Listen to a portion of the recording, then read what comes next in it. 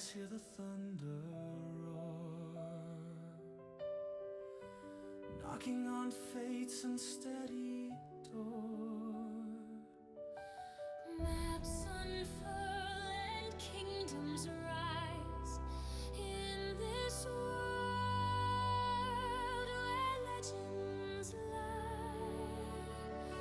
1,000 voices call the tune.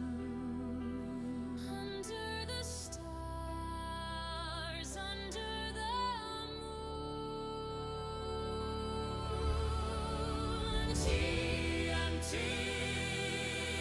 tabletop, where dreams collide, where time won't stop. Raise your sword, claim your throne, for an epic tale to be sown. Miniatures march, armies clash, imagination burning like a flash. Heroes fall and villains grin, but every loss holds where we begin.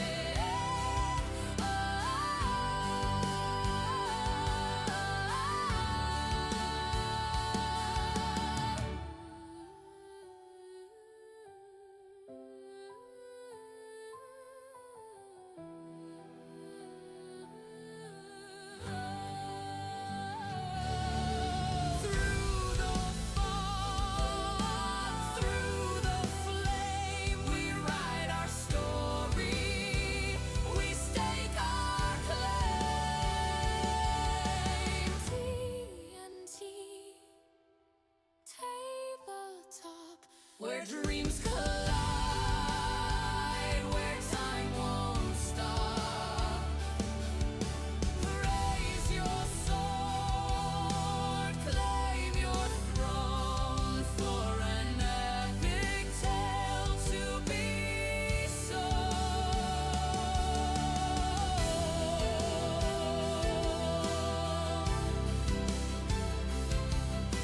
An epic tale to be sown.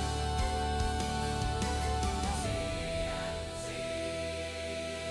tabletop. TNT tabletop.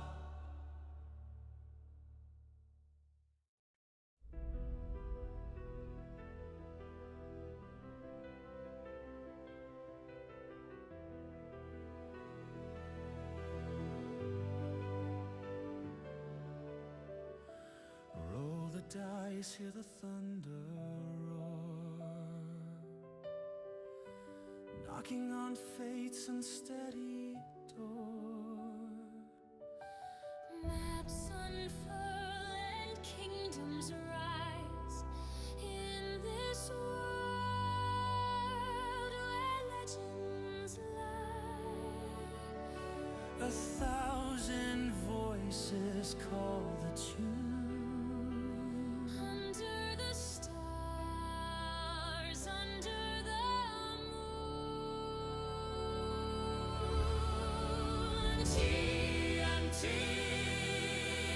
tabletop, where dreams collide, where time won't stop. Raise your sword, claim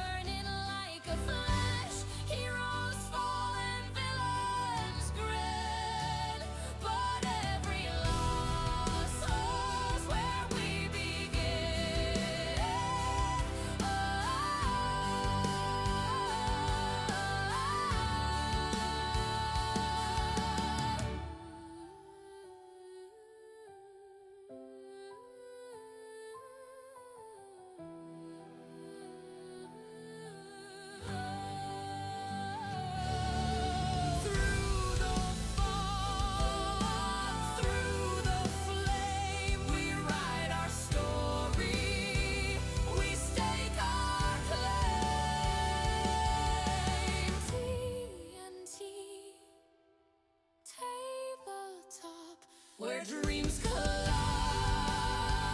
where time won't stop. Raise your sword, claim your throne for an epic tale to be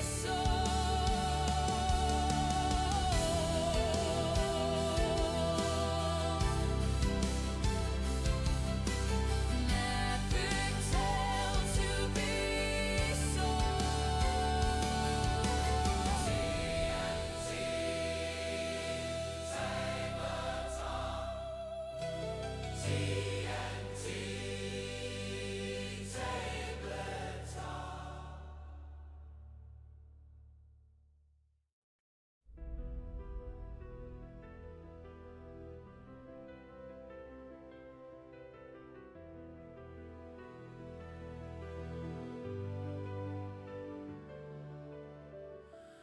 Roll the dice, hear the thunder roar, knocking on fate's unsteady door. Maps unfurl and kingdoms rise in this world where legends lie. 1,000 voices call the tune. Under the stars, under the moon. TNT tabletop, where dreams collide, where time won't stop. Raise your sword, claim your throne for an epic tale to be sown. Miniatures march, armies clash, imagination burning like a flash. Heroes fall and villains grin, but every loss holds where we begin.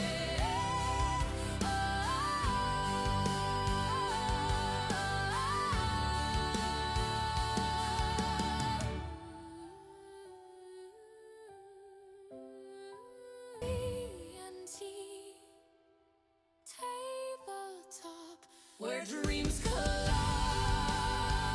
where time won't stop. Raise your sword, claim your throne for an epic tale to be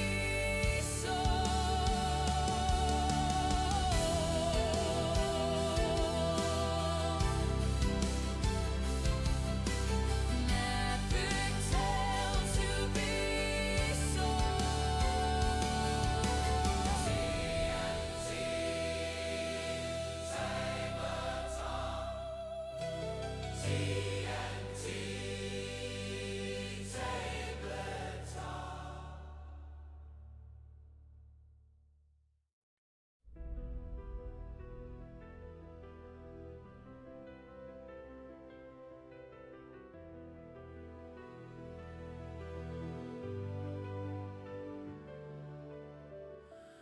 Roll the dice, hear the thunder roar, knocking on fate's unsteady door. maps unfurl and kingdoms rise in this world where legends lie. 1,000 voices call the tune. Under the stars, under the moon. TNT tabletop, where dreams collide, where time won't stop. Raise your sword, claim your throne for an epic tale to be sown. Miniatures march, armies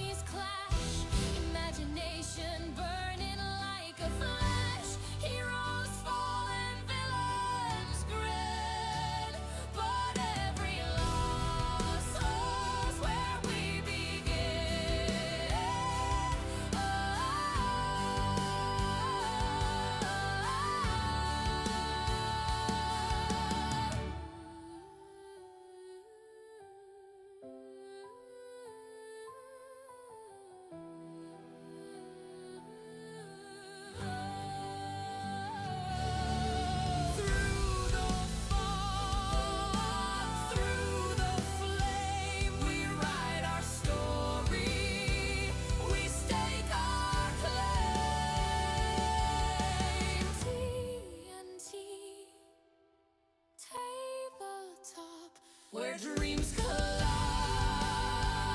where time won't stop. Raise your sword, claim your throne for an epic tale to be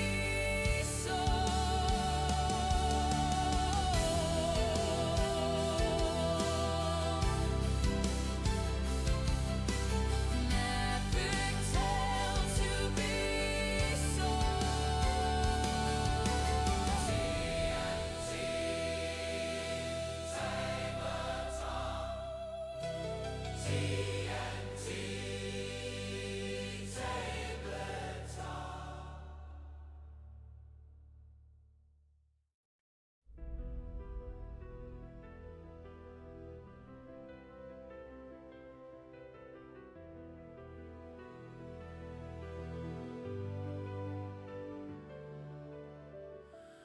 Roll the dice, hear the thunder roar,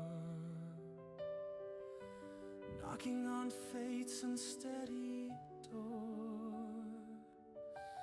Maps unfurl and kingdoms rise in this world where legends lie. 1,000 voices call the tune. Under the stars, under the moon. TNT tabletop, where dreams collide, where time won't stop. Raise your sword, claim your throne for an epic tale to be sown. Miniatures march, armies clash, imagination burning like a flash. Heroes fall and villains grin, but every loss knows where we begin.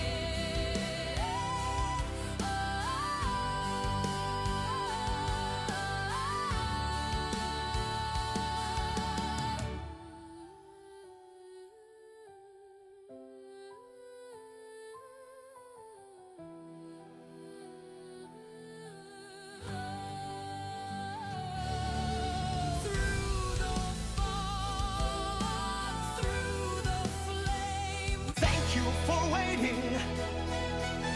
And now we welcome you to TNT Tabletop. So kick up your feet, enjoy the show. Here's your host, Tony. Hey everybody, how you doing? Let me check my mic. Kind of moved everything around and everything's kind of acting up right now. But how you all doing on this Friday? Everybody, welcome to TNT Tabletop. If you're not familiar with the stream, getting a little bit of echo, please forgive me. I need to find a way to get rid of some of it. Cosmic with the subscription! Thank you, Cosmic! How you doing, buddy? I gotta put that on my list. I gotta shorten these things. But it's good to see you. How you doing? The lights are working again, by the way. If you notice.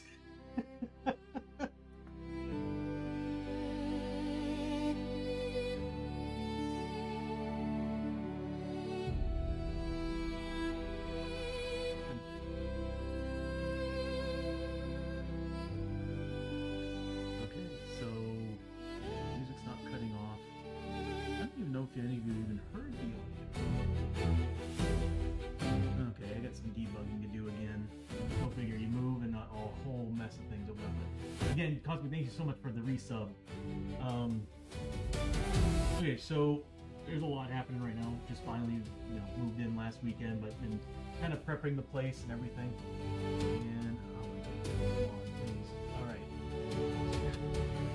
Sorry, I'm having problems with all my windows. This new setup, I love it. I have like several monitors in place, but the problem is that, of course, OBS is a pain. If I'm not actively in it, it gets rid of all the other all the other displays that I have. So I gotta figure a way to fix that. But if you've all noticed, I do now have 60 frames per second on the on all the cameras now, so it's a lot smoother. Especially this guy right here. I actually have that now set up USB. No, I haven't set up Thunderbolt. The main camera for the actual board is now set to Thunderbolt, so it's run smoothly and there's barely any delay at all. I can even put up to 4K if I wanted to, but of course this is a 1080p stream, and I don't think my Mac would really enjoy sending out 4K signals. So, I mean, we can try. Nothing wrong with trying, right? Alright, so anyway. For some reason, Twitch is constantly popping ad breaks. I don't understand why either. I have to figure that one out. Maybe a modem problem. I don't know. But either way, welcome to TNT Tabletop, everybody. Anybody who's not familiar with the stream, who's new to it, basically we play a game called Shadows of Brimstone. This bad boy, actually, that's the actual manual. That is an adventure book. Well, this is an adventure book too. But anyway, this is one of the base adventure books. So Shadows of Brimstone, I gotta remember the cameras in a weird way. But Shadows of Brimstone is basically a dungeon crawler. What I say to everybody is basically it's Diablo, but in a sense, man, my stuff's not showing up. Okay, so anyway.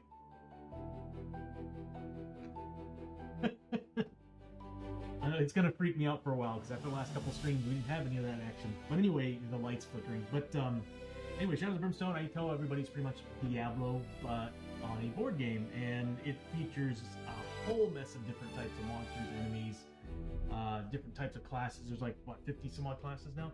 As a matter of fact, I can move the camera and show you the new wall of minis. So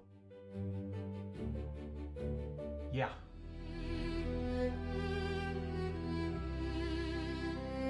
So that's the minis display now for Shadows of Brimstone. That's pretty much everything up to date, I think. I don't think I'm missing anything right now. But in general, what you're seeing is basically all the monsters and all, but right here are all basically the hero classes. So yeah. So Shadows of Brimstone is a huge game. It's popular.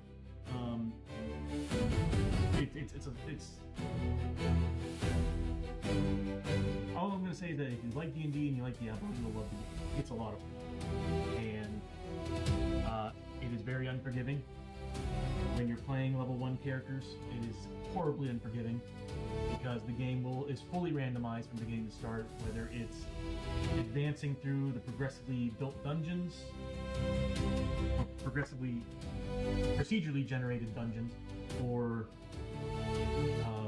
the randomized enemies that come out to attack you. I'm gonna get used to the camera being right there. My old monitor, I actually liked it being a little bit further down, but this is gonna work. But anyway, yeah, Shadows of Brimstone, it's a great game. I highly recommend it. And that's what we're going to be playing today, and probably on Sunday too. I am looking into adding another day a week. I just need to figure out my schedule, and I have a lot of other things I need to prep and set up before I decide what other days I'd like to have. Because I would like to get back into painting minis again. I miss it. And I based a whole mess of minis to paint, so I'm like, I need to jump on that. But anyway, we're going to continue the story or the adventure that we've been working on with the Knights. I want to go back to the Season 2 characters, but there's still a few more things I want to prep and set up before I bring them back into the game.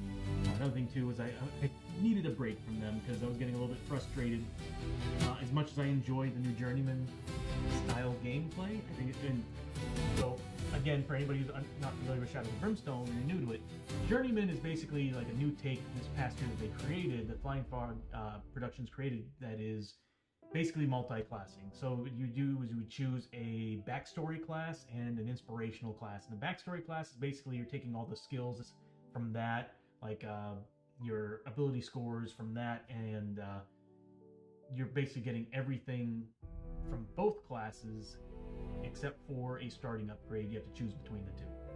And it's basically just multi-classing, and there's an actual journeyman tree that you can go down instead of the actual class trees in the game. Sorry, every once in a while I need to make sure that my audio is working. So there are multiple trees to go down. If you're playing as a journeyman character, you have, of course, your backstory and your inspirational class to kind of make your way through. But then you also have the journeyman class tree that you can go. And I strictly built those last characters to go straight down journeyman, because there are benefits for reaching level 4 journeyman that you can't get with a journeyman character unless you go down the journeyman skill tree. For example, everybody knows that the 4th tier abilities are amazing in every class. That's why you can really only get one, really, because max level's level 8. So therefore you would really get like 6 base skills or skill tree upgrades, and then of course the fourth tier. If you choose to go for 4th tier, you can still make a ridiculously powerful character, not going for 4th tier. But 4th tier stuff usually makes your character very dangerous. But if you want to get a 4th tier ability as a journeyman, you can't go down a skill tree. Straight up go down a skill tree. You have to go down the journeyman skill tree to get to the 4th one, unlock the 4th one. Then you get to choose any of the 4th skill abilities in either one of your classes that you chose, like either the backstory or the inspiration. And that's kind of what I've been doing with these with the season 2 characters. And I'll be honest with you, I'm not digging it, because I don't feel like the upgrades for going down journeyman just seem not great, not special, and I'd rather have a little more control over what I can get from my character going down a regular skill tree. Because a lot of the skill trees that you go down in other classes usually give you a strength bonus. If you desperately need strength, well, there's one skill that might have one skill part of the skill tree that has a strength bonus plus max crit or something. At least you get to kind of move your way down and choose. Some of the stuff from the journeyman skill tree requires you to randomly generate something, and it could just not be good for you. So, anyway, so that's what we're doing. We're still playing as journeyman characters, but right now I'm playing as the knights. And I always told myself with the knight characters that I wasn't going to do strictly go down the journeyman skill tree anymore. I'm going to do one level in the journeyman, because the first level in journeyman is totally worth it. Restarting upgrade can make your character insanely good. But what I want to do is, after level 2, I'm just going to start picking and choosing from any of the 2 classes that are in there. And knight has some amazing abilities. Right out of the box, they're borderline broken. They come with a lot. Or at least for just standard, you know what, I'll say it, for standard adventuring, they're really, really good. Like, you can play one player with a knight and still stand pretty well against enemies. I say that, but no, I've been having pretty bad luck. My rolls are pretty bad. But anyway, so yeah, so last we played, we finally got through the dungeon, and if I remember correctly, we succeeded. I need pencils. I'm gonna have to I'm telling myself at the beginning of the stream, get some pencils. But anyway, so what we had last stream was we went through the first adventure to do a search party mission where we're searching for the 2 heroes, the other 2 knights that were taken down by a bunch of hell rats during their first adventure. And we succeeded. We actually found them, and my whole rule for that was they didn't get their injuries. We found them in time before they got their injuries, is what I'm thinking. So they're safe. And I could always bring them out. I thought about bringing them out for a 4-player round, but I'm like, let's get these characters to. Oh, by the way, yeah, I get them out now. But I figured let's go ahead and pull these characters out first, get them to level 2, and then we can think about doing a 4-player. Because I'll be honest with you, one person playing as 4 journeyman characters, 2 is enough. 2 is actually pretty decent, but playing as 4 journeyman characters is very, very difficult. But anyway, we found some decent gear. I don't have the card cam working right now because after moving everything into this new setup, I love it.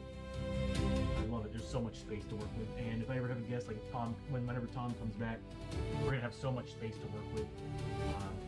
I'm hoping that you all enjoy it. I got a custom mat that's coming in. That's gonna be a 4x3. Kind of wish I made it 5x4. But anyway, it's a 4x3 mat that's going to be sitting there, and that's going to be the general play area for the tiles. Like I said, one day I'll probably upgrade to the 5x4. But when I do that, I'm thinking about actually making it custom, where I can actually have like hard layouts and stuff. And I might order a bunch of them. See what happens. But anyway, yeah, we rescued the team. We went back to town. We actually did pretty good on our travel hazards. We went back to town, basically just stocked up on supplies, and characters left. One thing is, we need to do this right now, and you'll see it when the screen pops up at the top of the screen. When we get back to the main game, we do have a problem. We have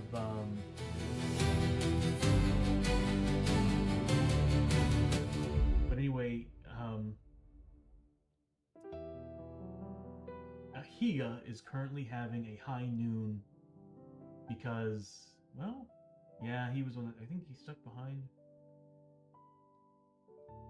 Yeah, he's having high noon, so he's got to fight somebody. Luckily, he's got some speed, so I think he's at 5 movement. Yeah, so he should be able to cut the person down. Anyway, so let's get back into this. Let's see if the brightness of these screens is going to be enough for the stream. If not, I'll have to play around with the settings a little bit. Because it's one thing I forgot to do today was I tried to do my best to get rid of as much glare as possible. Problem is, I think those two monitors there might create, not two monitors, those two lights I put there probably create some glare. Alright, so here we go.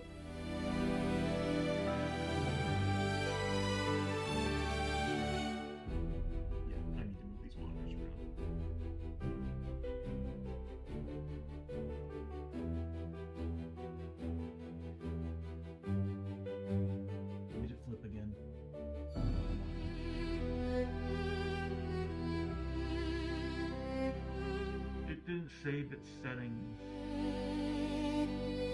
Okay, give me 1 second here. I think I can fix this in 2 seconds. Oh, like 2 seconds. There.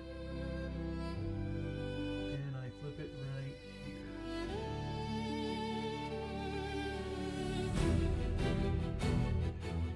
One button. That's better.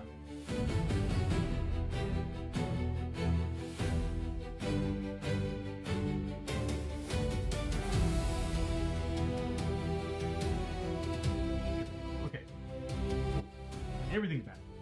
The problem is that now the controller's kind of in reverse, so it is really weird. No, this looks great. Awesome. Camera's a little bit off. I do probably need to center it.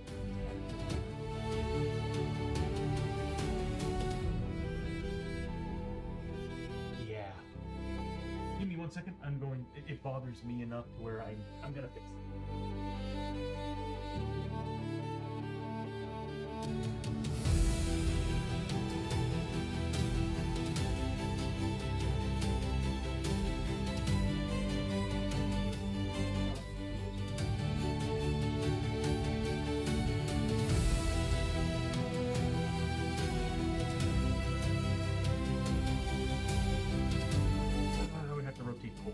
Okay, so we have to do a high noon. This bad boy right. Looks pretty good with the lighting being the way it is. Not too bright in here.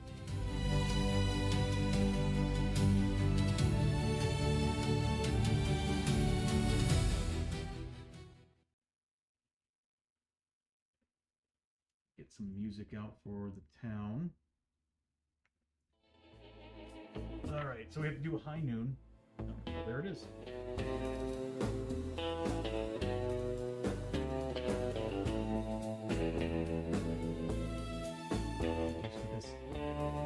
Okay, let's let's see. High noon. Looks like a good day for a hanging. A group of corrupt U.S. Marshals have... Well, actually, it's hanging high. My dyslexia wins again.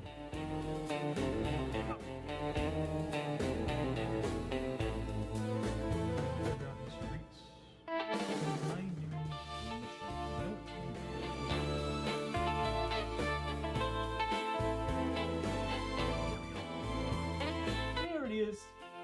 I have to get another one of these cameras because they're so many. Alright, the sun is high in the sky and there's a silence in the air. Oh, stillness in the air, sorry. The old vision ain't doing well. Here, like as if you're in this camera. Anyway, the sun is high in the sky and there's a stillness in the air. Challenge to a duel in the street by one of the locals. You face off a few paces from one another. Townsfolk watching from windows and doorways, fingers twitching over holstered weapons. The church bell rings. It's time. So set up solo mission. So it uses the town adventure board, which you get set up. Place the hero and bandit figure in the center of the street 5 spaces apart.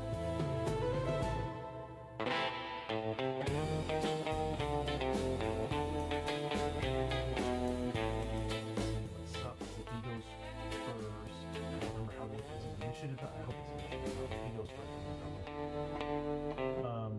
So I have to spend grit to get to him.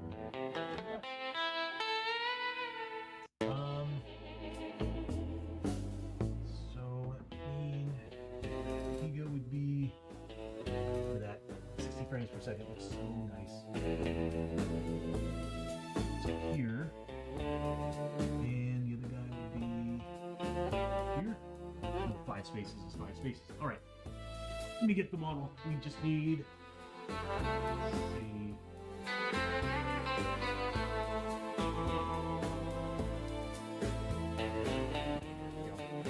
I'm not gonna bother putting the base on. That's pretty cool.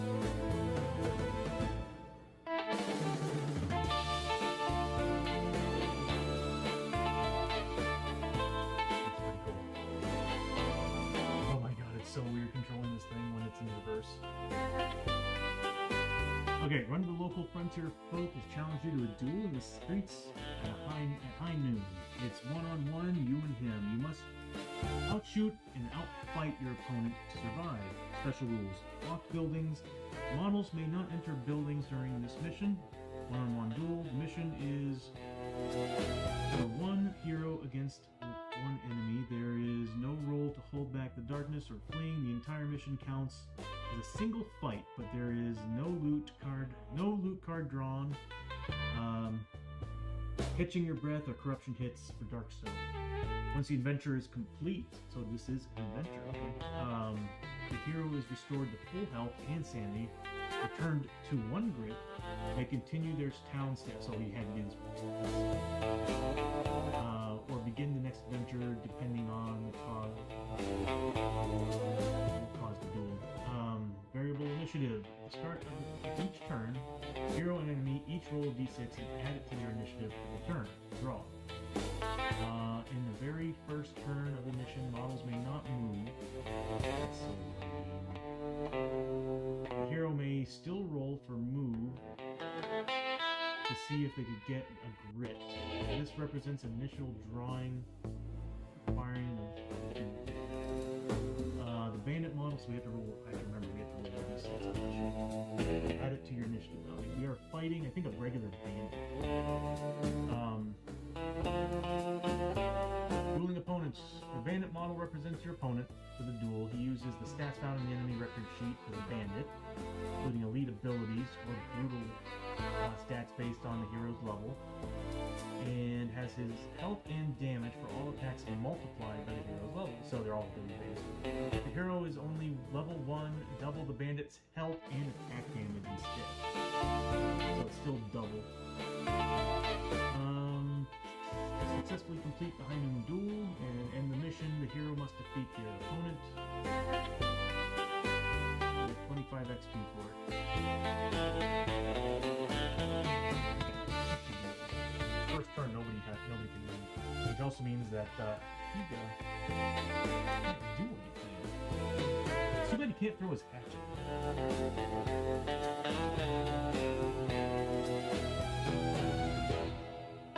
Get used to that. Actually, have to move that camera.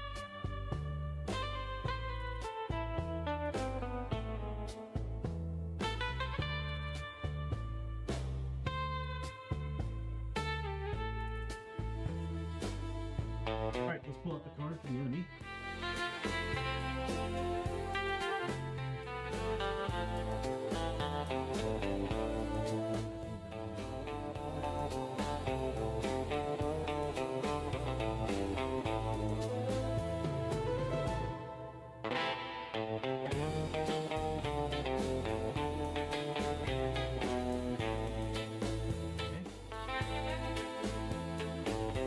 He still has a really good chance of going before me, but I have a chance of taking, what's his health?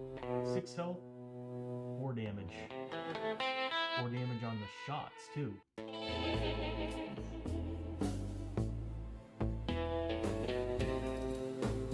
Pretty rough. Except for one thing. First turn of a fight, which this is technically a fight. Oh wait, I'm thinking of my gunslinger, aren't I? There is something that I got.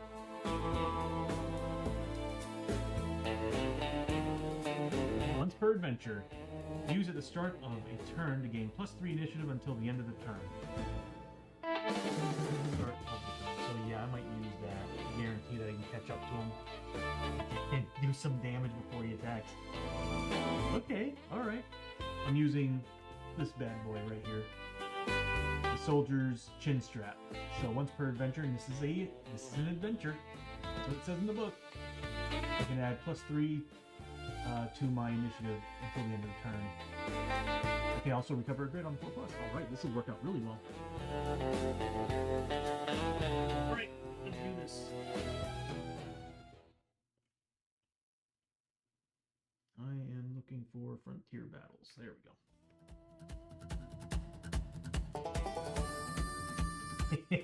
Let's do this. I kind of want to give him an elite ability. Make it a little more difficult, but I kind of want to move on.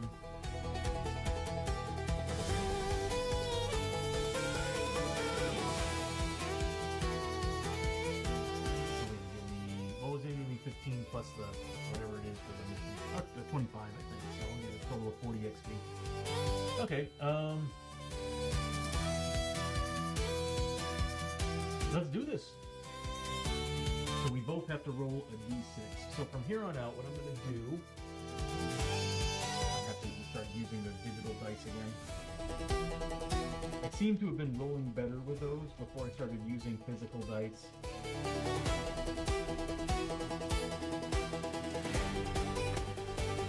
Red will represent the enemy. Typical gold dice will represent. Oh, I got the blue. I do happen to have the Indian Scout dice. I'm like, I could probably use those. Gold. Green and gold.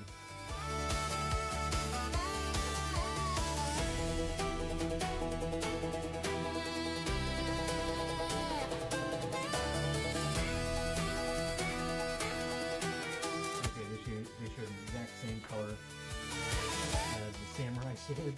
So I'll just use the 4 for now. Okay. Alright, so beginning of the round, I'm getting +3. So I'm at a 10. He's at a 5. If I roll a 1 and he rolls a 6, he could go first.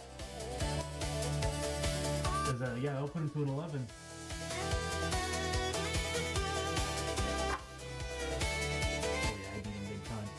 So Higa gets to go first. Higa's a 5 movement. first I'm going to roll to see if I can get back grit on a 4+. That is a 6 right there. So I do get a grit back.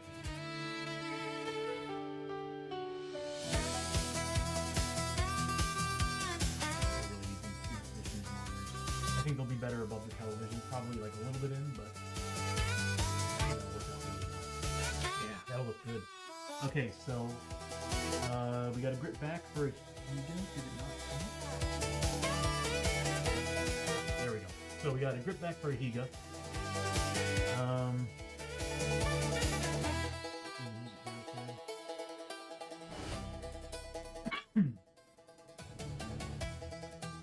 Okay, so he got a grit back. Start of his turn. He's at max grit, so I don't have to roll for movement. He's gonna move. Oh, he can't move.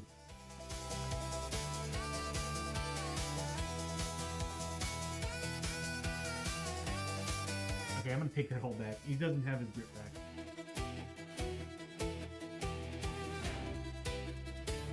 He doesn't move.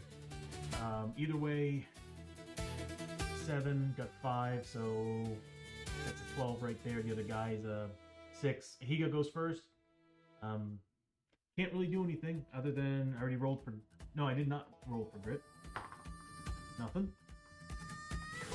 So he does nothing. First turn, you can't do anything. The next guy, the bounty, the bandit, takes 3 shots at 4 damage.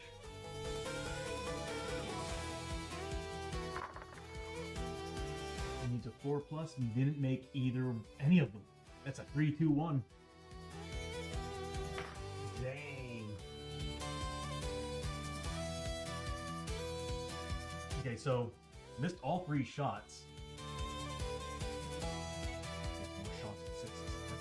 Okay, so that's it. There's no hold back to darkness or anything, so we just go back to the beginning of the round. Again, I'm popping that thing.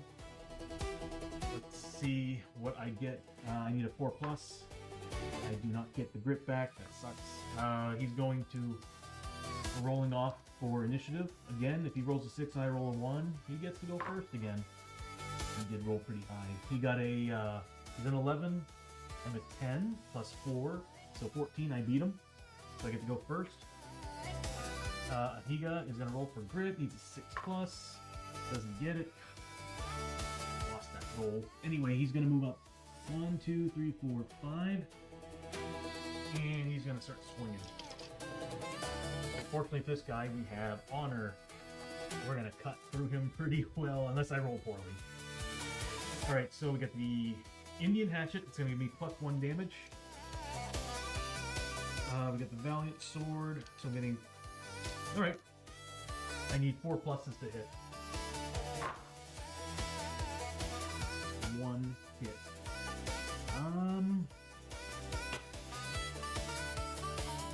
That sucks. I'm going to spend a grit to reroll that. I think I get a grit back at the beginning of adventure anyway. Yep. Guiding Visions. Beginning of adventure +1 grit. So I'll still get this back at the beginning of the adventure. Kind of sucks that I'm losing it though. So I'm re-rolling these 2 bad boys. That is 2 hits. So 3 hits total. Again, there's so much space now in this new studio. I actually have to like reach out over just to get to the... Oh, actually I forgot. Let me bring these bad boys out again. Oh yeah, alright.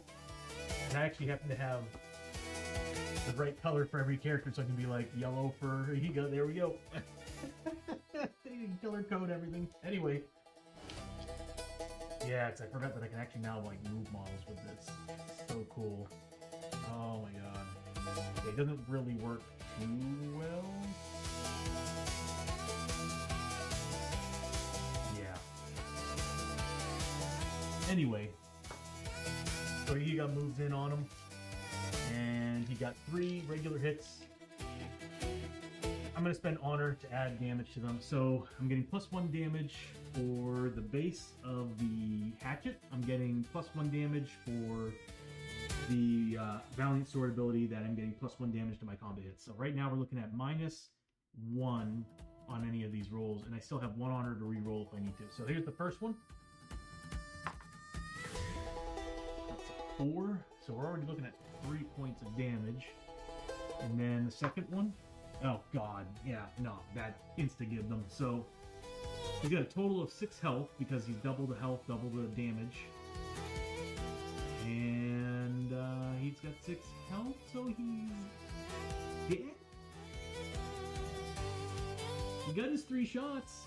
He should have made them. Or he shouldn't have picked a fight with a knight who's super, super fast.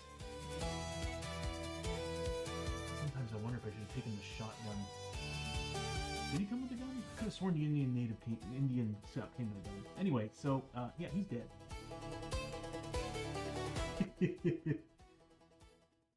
That went a little bit faster than I was expecting, if you want me to be honest with you. Okay. So he's down. We got some experience coming our way. We got 15 experience for that. For taking him down. What do we need here? He's still not leveled up, is he? I don't think we leveled him up yet. Because I don't have a pencil. Yeah, I didn't choose anything. We're gonna need to do that. So he got 15 XP for taking the dude down.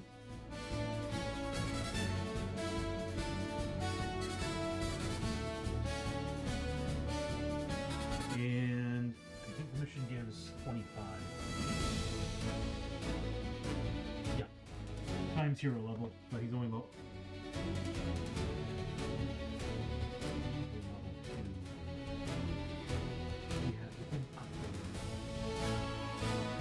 he would have been better off with it, but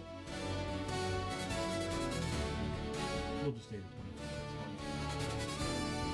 Nah, yeah, we'll see. Okay, there we go. Give me a second, I'm gonna go get a pencil.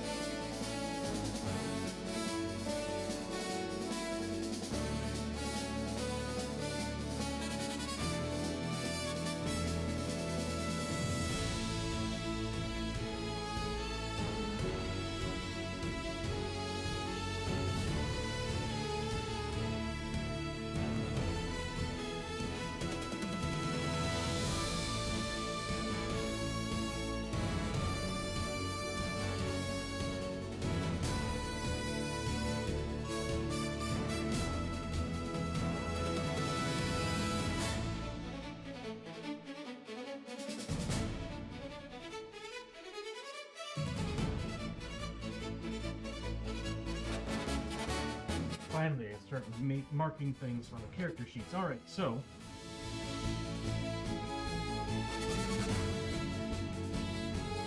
we get some XP. Nice. We're done. With that small adventure that lasted 1 combat round. Well, 2 combat rounds, because I couldn't get... Ahiga couldn't get to him in time. He's down. Let's go ahead and level up Ahiga. And hang on, well, why not? So it's going to cost 600 total.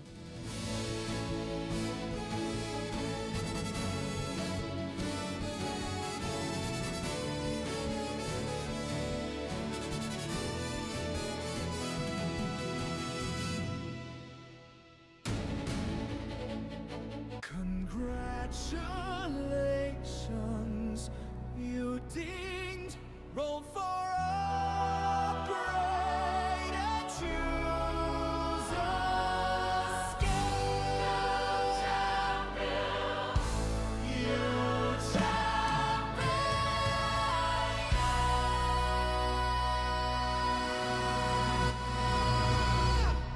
Okay, so what we're looking at is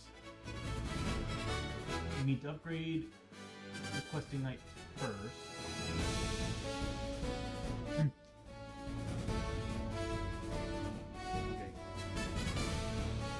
I really want my green screen back already. So we need to roll 2d6 and again. I'll put that away for now. We got a 4.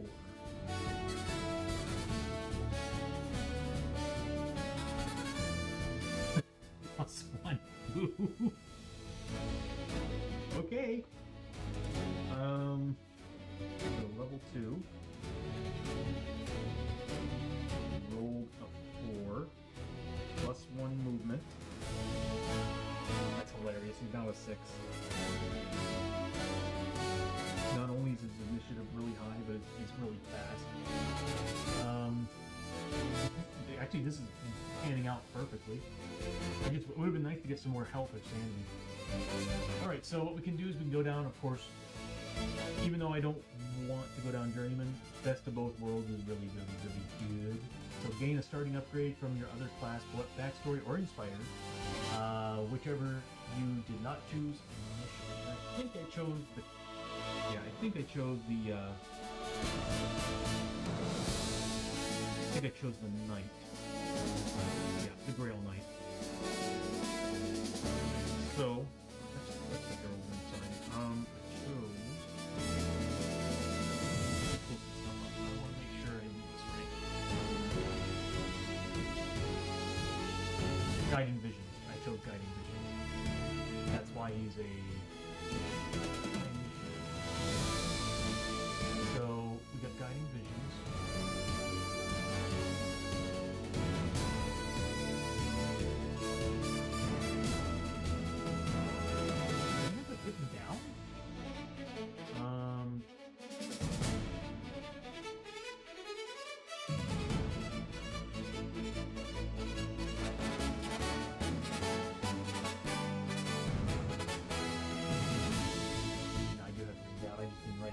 Okay, so once per adventure, when you add a quest marker, you need to get new quests too. Okay, awesome. So that means we need to go to the Old West and look up. The Indian Scout is not in here.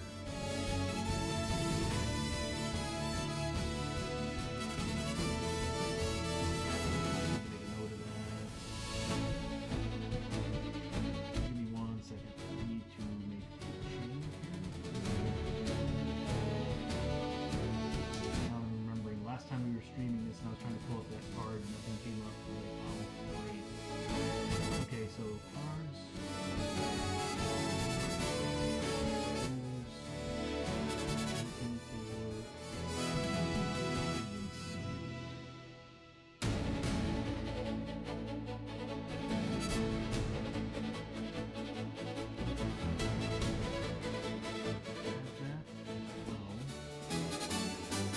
Make this easy on myself here. Actually, what I'll do for now, let's pull this information there. Alright. That, and we'll pull up the Indian Scout information.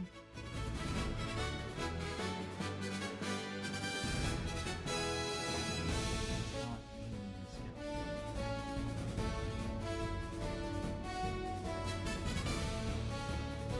Copying.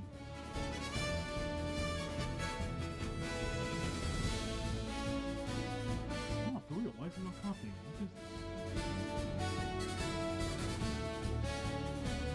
Give me 1 second here.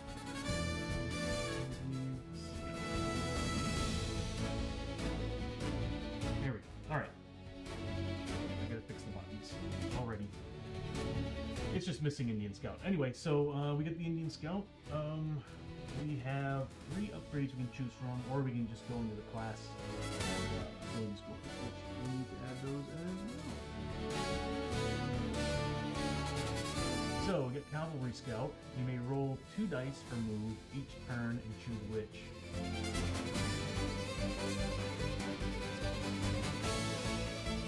Awesome. I might take that. Heightened senses. Once per turn, you may re-roll a single hit roll or be controlled. That's really good too. That would go really, really well with Honor. Use 1 grit to gain +2 combat to the end of your turn. I think I know what I'm choosing. Oh my god.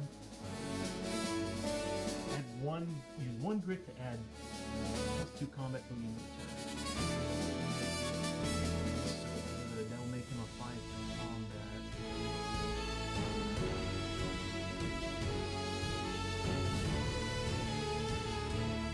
I'm not gonna lie, 2 dice on move, that's 2 chances to gain. And grit is very important, so I'm thinking Cavalry Scout. Although Savage Attack is so good. All 3 of them are really good, to be honest with you. But it's definitely between Savage Attack and Cavalry. I'm thinking Cavalry. Higher chances of getting grit is a big deal to me. So we'll choose Cavalry Scout.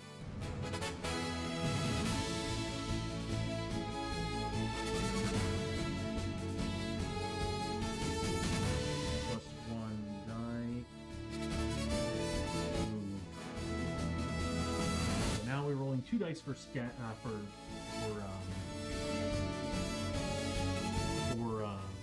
grit roll instead of 1, which is really, really awesome. I just remember the Bandito having it right though.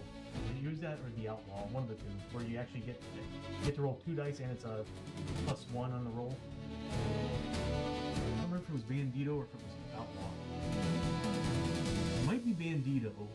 It would be cool. I wonder if that's what it is. Bandito and Outlaw mix would make a really nasty character. The problem is the range on both classes is so bad that you would have to make the character. It would be better to make the character a melee character. And Bandito melee is really good though. Anyway, so we're done with the Higa. Next, let's go ahead and level up. I gotta fix that. Let's go ahead and level up Liana as well. So we're gonna remove 600 XP from her.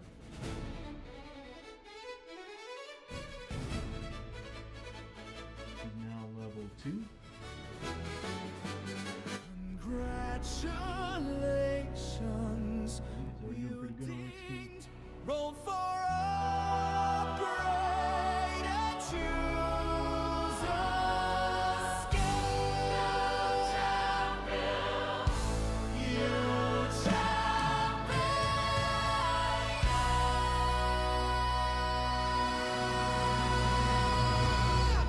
I'm pretty sure I chose the Knight upgrade. So let's see what we got for. She is a Darkstone Shaman. Well, first we gotta do the upgrade. So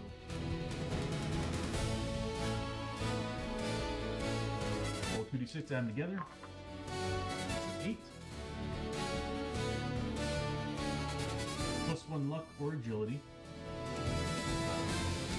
You need the most luck. So, level 2. +1. I need to put down what I rolled. I always write down what I rolled, so this way I can always reference it later.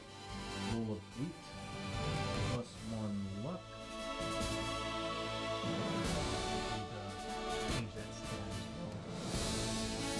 well. +1 luck. D6 6. Doesn't need that much. She's doing really good on Sandy. Let's see what she's getting. Whoops. Can I use that? I accidentally flung it and I rolled a 6. I want to use that. That wasn't on the screen though. I want you all to see it. So.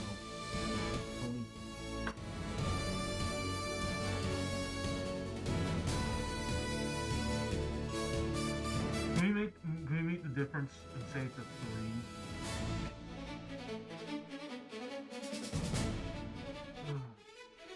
Man. I swear. That's ridiculous. Okay.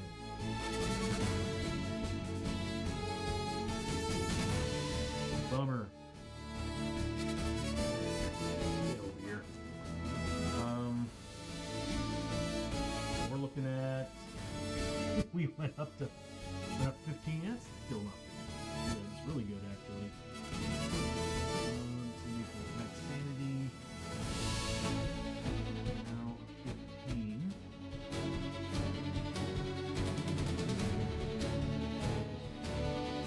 And one more. Say, can we split the difference? Make it a 3. And then we need to use a Darkstone Shaman.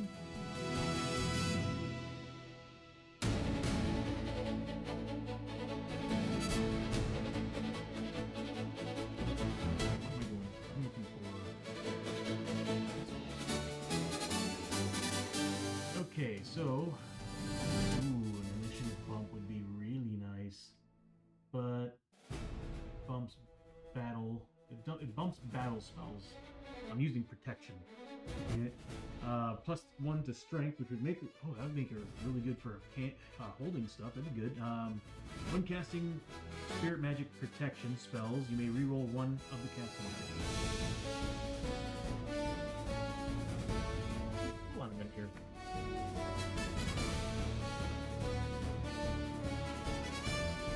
That's what I chose.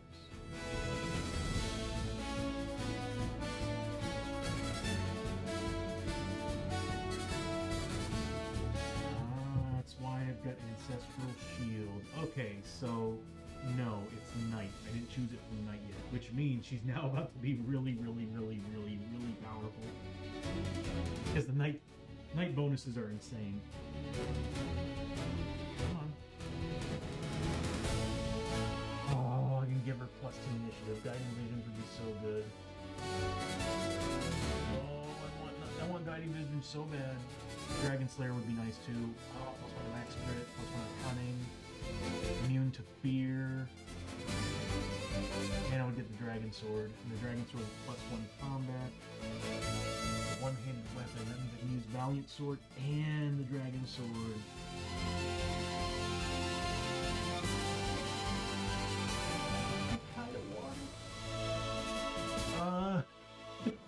Really good.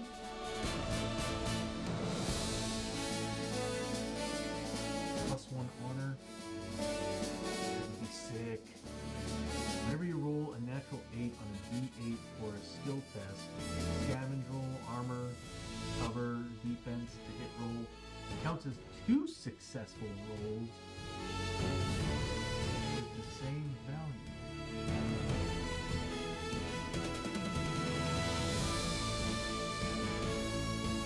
Cover and defenses can block an extra hit. That would make her a 3 honor.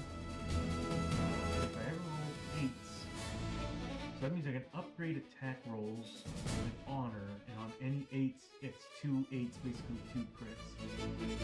That's not on damage rolls. Oh my god, that'd be insane. That's still really good. All around, Gallant is really good.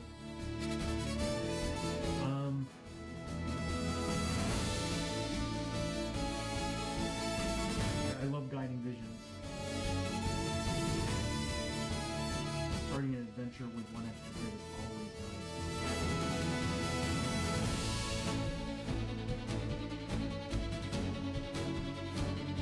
I'm probably gonna choose Gallant. I've already got a character with the Dragon Slayer ability, and I've already got a character. I think I have 2 characters with Gallant with Guiding Visions. Let me take this.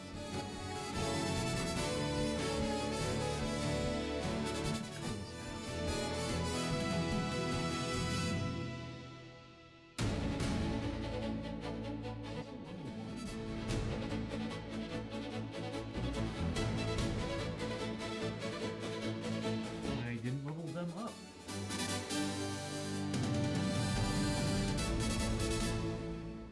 I very much did not level them up. I gotta look back and see what I need to do with these 2 characters because I did not level them.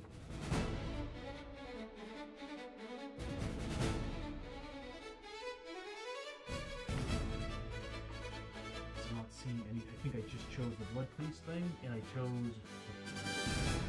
Yeah.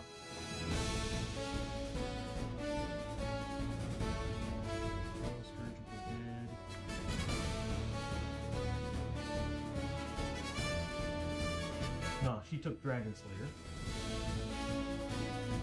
He took Skull Collector. Okay, so... Alright. Yeah, I'll choose Gallant. So, Gallant. I'm actually excited for this. 3 honor is really, really cool. So, +1 honor.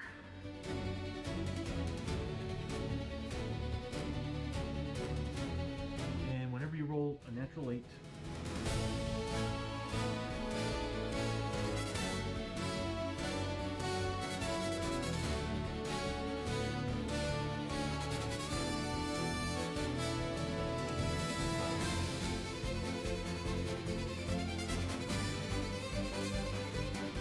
and first skill set, that's really good.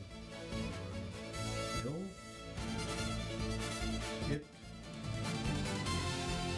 armor, cover, defense, damage.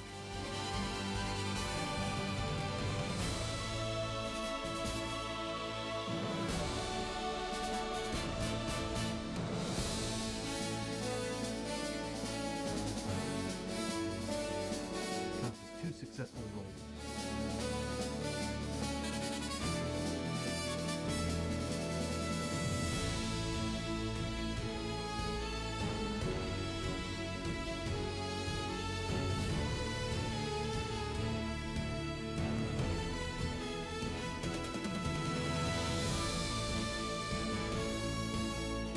That's awesome.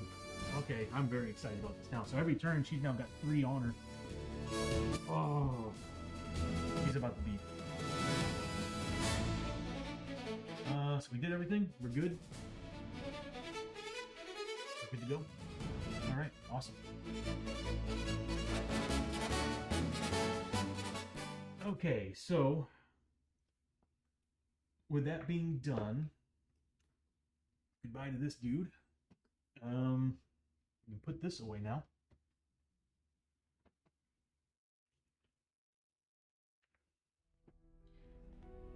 Only problem with this is the way the board is set up. There we go. I always get worried it gets torn apart. Oops. Alright, so we're still in the frontier, so but we were in, I think we were in the rail town, so we actually can choose anywhere we want to go. Come on, get up. So what I'm thinking is maybe we can go to Feudal Japan. Yeah, maybe we can go to the Forbidden Fortress. I'm thinking that. Let's go to the Forbidden Fortress. So we'll do a Forbidden Fortress mission. We're actually... Yeah, we'll do a Forbidden Fortress mission.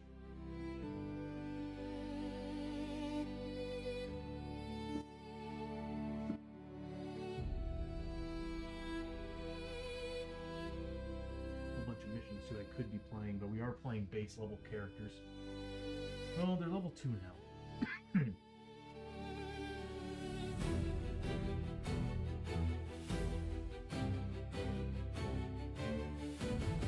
Crazy, we can do the campaign missions now. We should be able to set all these boards up. I'll have to look into that. Now that we got the whole layout, we got like a whole area to set up, we might actually be able to play missions like that, where it's already set up. That's pretty exciting. Ad break in 3.5 minutes, everybody.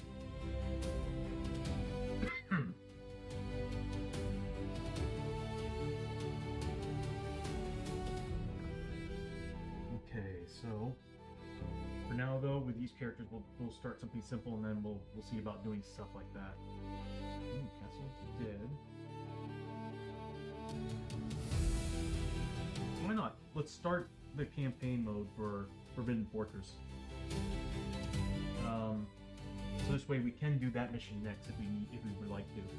So what we'll do is we'll start with the Forbidden Fortress mission 1, Castle of the Dead. We've done this one twice before.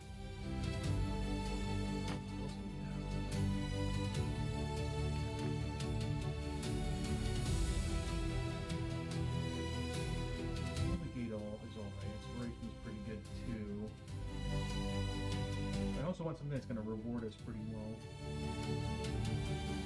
Yeah, we'll do the Castle of the Dead, so we get extra loot. So the nice thing about going to the base mission is we get Darkstone and like upgrade our gear. We don't have the money for it though. What do we collect on this one?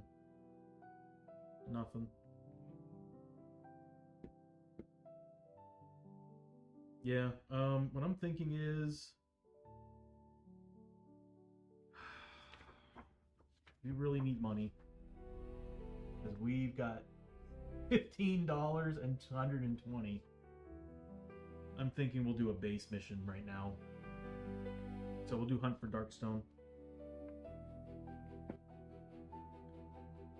But we'll do it in the feudal village or feudal Japan era. Alright, so sitting in a tavern one afternoon, you overhear talk of an abandoned fortress up in the hills that has a large stockpile of Darkstone, just waiting for someone to come and claim it. It sounds too good to be true, and it probably is, but the haggard old soldier swears up and down that he would go claim it himself if he were 20 years younger. If it's not hard to figure out which fortress he's talking about, based on the landmarks he's mentioned, and though the other patrons he tells just dismiss him, this could be the rich opportunity you've been looking for. So setup is fortress map tile.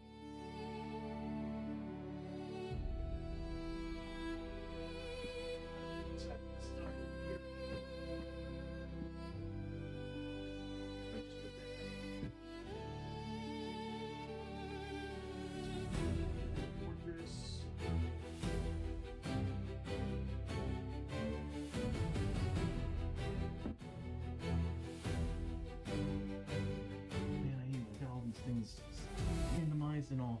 Anyway, we're gonna do we'll do a medium stockpile since we're level 2. So we need to find 3 clue tokens.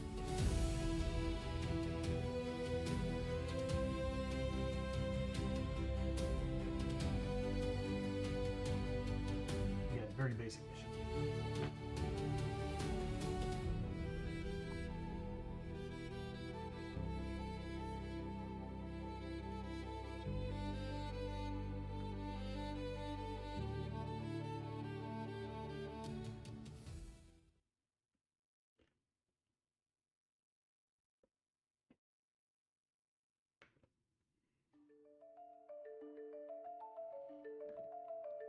Alright. Yeah, I'm loving this setup. I can actually see like every little thing now. Alright. So, we got our 2 characters up on the board. I don't want to bring the other 2 out, but I need to level them up and get them ready. And I don't have them set up on this stream. Yeah. I'll get them ready for next stream.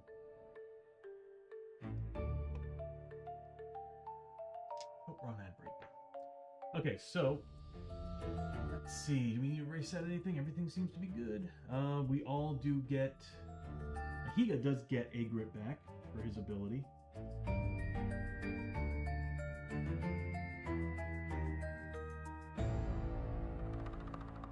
And yeah, because he's got.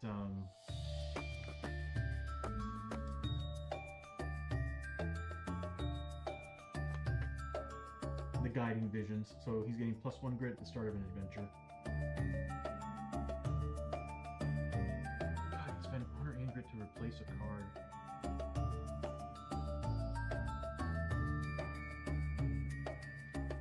One thing we need to do before we continue.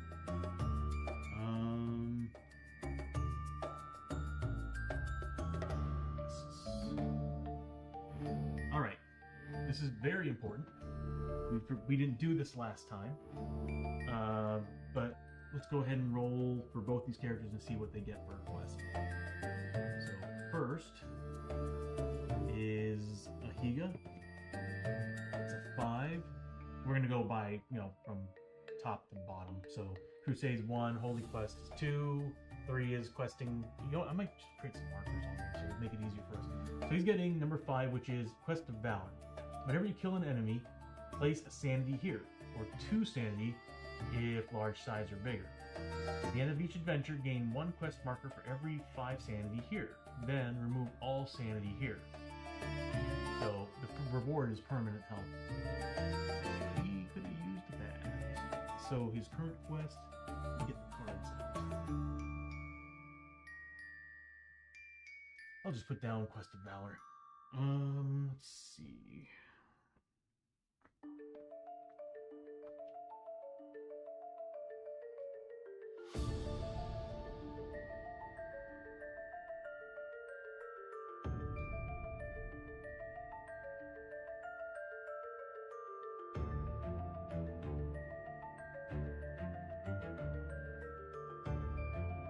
I'm just thinking, I'm like, I wonder if there's a way for me to add that to the actual character piece. But anyway, I'll just put a little marker here. And then for Ayana, we've got a 6. So she's got the Relic Quest. Draw 2 artifacts from a random world and then choose one of them to place here. Whenever you find a clue... Random world. Okay, whenever you find a clue in a world that matches the artifact, gain 1 quest marker. Whenever you draw a nothing here scavenge card, 1 quest marker. So scavenging. Welcome back to the ad break, everybody. We're currently setting up quests for these characters. So Relic Quest. So whenever we're in a world that represents that, I've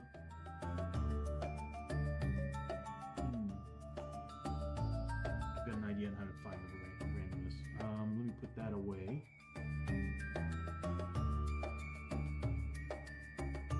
This is gonna decide what realm she needs to find stuff in. It's a world portal. Go figure, the Forbidden Fortress. Okay.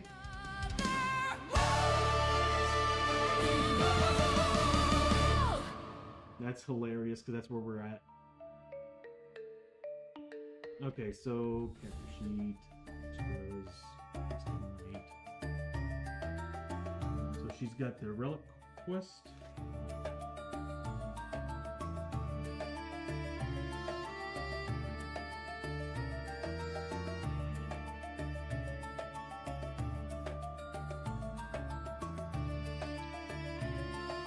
We draw 2 artifacts from that world.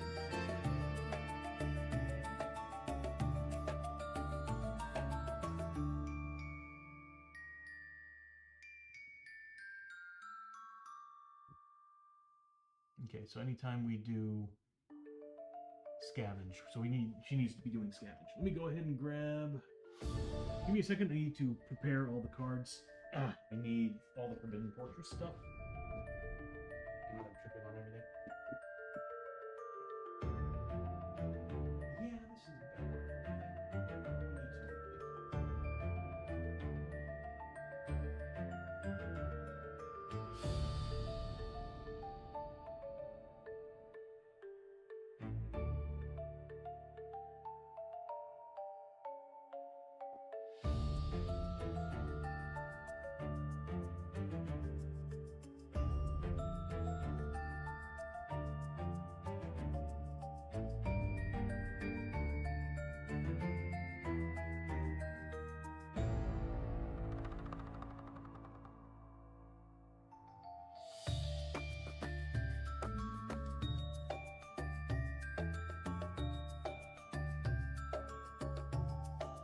okay.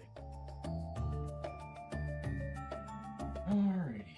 So we need to draw 2 cards from the artifact deck and choose one, and that's going to be the item that she's trying to retrieve. Yeah, I wonder how a knight samurai, a wandering samurai would do. Because the fact that you can use honor to get bonuses and damage and all that, and then on top of that, being able to turn 2-handed weapons into a 1-handed weapon is insane. Okay, so set all these up. So the 2 cards that I'm going to draw.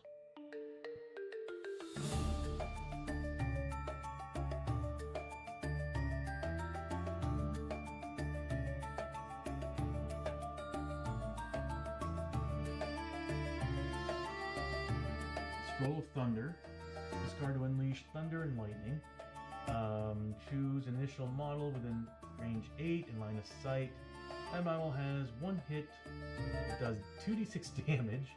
As long as the model takes at least one wound, choose a different model within 3 spaces of it to take a hit that does d8 wounds. Repeat the step until a target model that takes no wounds, or there are no other eligible targets from the last model hit. The model may be targeted more than once. That is really good. And of course, with legendary item, I think I know what we're choosing. Yep, the Amulet of Kanto. I think we had this before. Break the amulet, discard it, and shout Kanto to the heavens to unleash the fury of the ancestors. Choose one enemy model within line of sight to immediately take one hit that does damage equal to the amount of XP you currently have. Oh my god. XP you currently have. Do not gain... Hold on. Do not gain XP for this damage, but instead gain 10 times your hero level in XP. The Amulet of Kanto may not be used by the same hero more than once during their entire adventuring career. Wow. XXL boss fight. Dead. I'm not gonna lie, the Scroll of Thunder is actually kind of the one that I'm looking at right now, because you can actually get XP for using that. Amulet would be amazing if we were like level 6 and we had chances of running into a really bad legendary. Yeah, I'm gonna choose the Scroll. I feel like I'm stupid for not choosing the Amulet. If we do choose the Amulet, we get more money.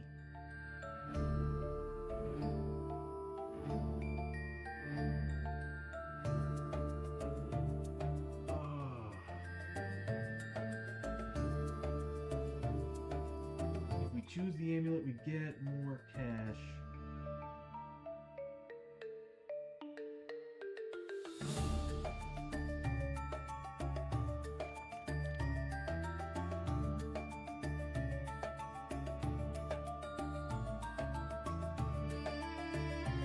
It's the Ferriola that gets bonuses.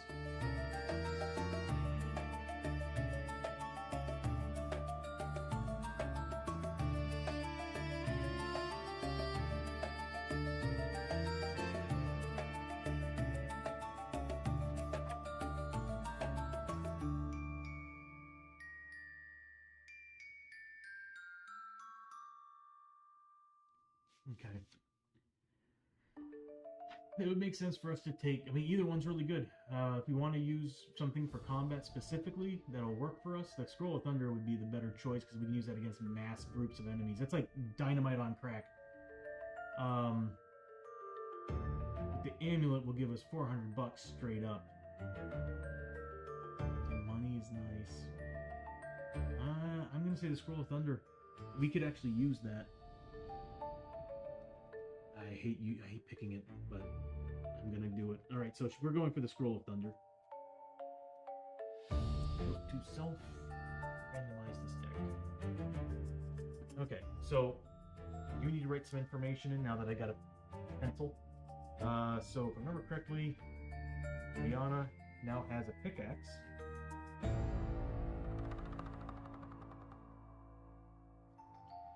So it's gonna be worth 300 bucks plus 1 combat, so she's down to 4 combat if I choose to use this instead of the shield.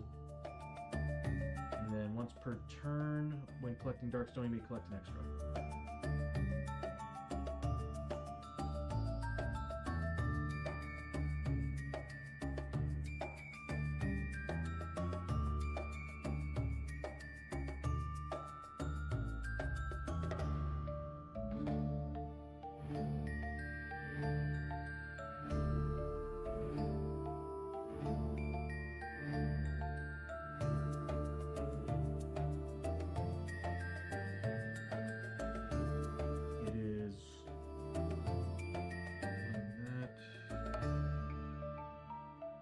Plus 1 luck, right? Yeah.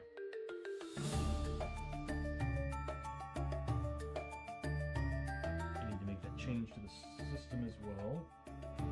So let's see. pickaxe, one-handed, so she can dual wield it. One weight. She's got 1, 2, 3, 4, 5. She's got 2 more item slots left. Okay. I think we are good on that. Need to build that anymore. Chin strap. It's an upgrade if I remember correctly. I'll have to add that later.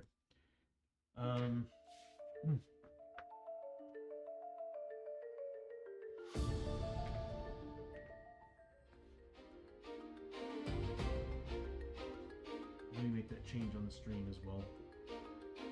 Let's see. Your stats. Looking for luck. 2.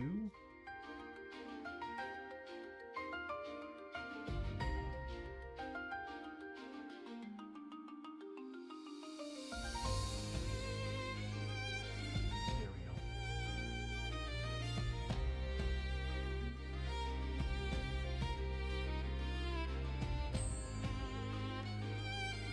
There we go. Okay, yeah, I'm looking at the wrong character sheet. I'm like, these aren't matching up. Can't believe the 6 movement. That's insane. I rolled perfectly for him. Alright. Let's start the new adventure. So we're looking for three pieces. Or 3 clue tokens. Let me reset. Initiative 7. We are good to go. Alright, start of the round. We start with Ahiga.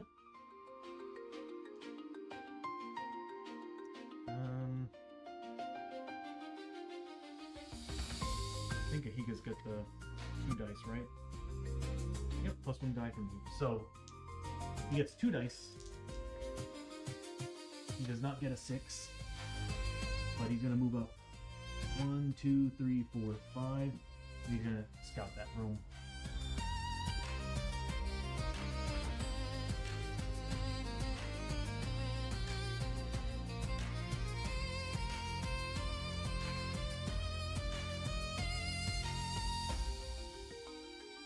Finds. Oh, it's a long passage.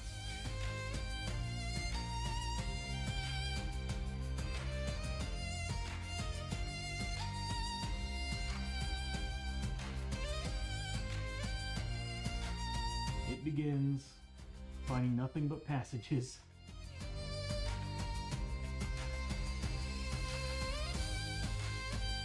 Okay, that kind of sucks. Make a custom game mat that actually has. I'm gonna have to make one that's 5x4. You know, I remember even like looking at this bad boy, the 3x3, and I'm like, you know, when it comes to Shadows of Brimstone, 3x3 is not big enough. It needs to be a lot larger than that, and I'm like, a 5x4 would be perfect. Because you would have enough space for your map, and then you can put like maybe a small section for cards. Now I want to run a line of just card inlay locations. Okay, so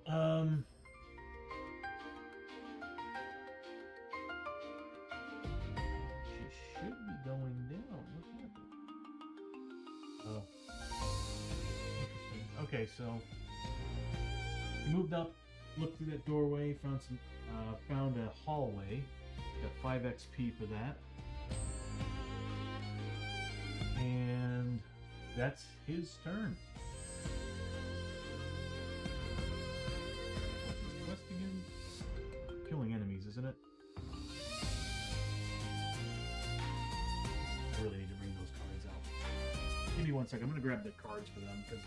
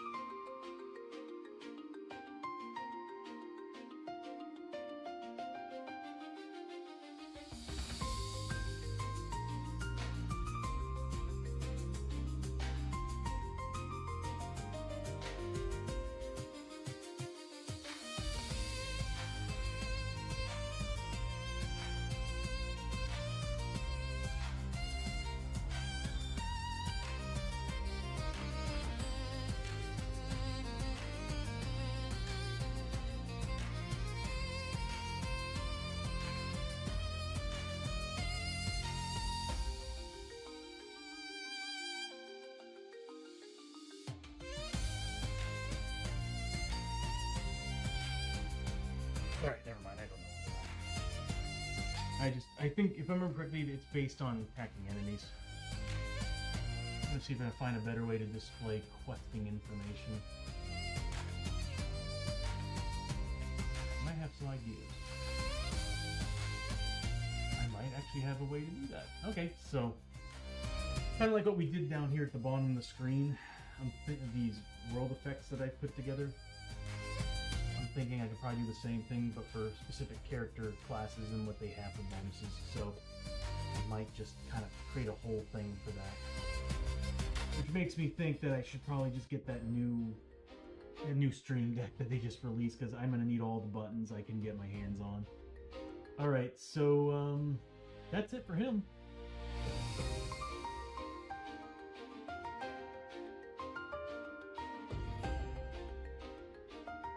God, I love how it looks at 60 hertz. All right, so that's it for Ahiga. We now move on to. Really need to just instantly go to the next initiative level. Next is Ayana. Ayana gets 1 die. Nope, does not get grit back, but she does have a 4 movement. 1, 2, 3, 4. And she's gonna roll for Scavenge. This way she can get closer to fulfilling her quest. Nothing.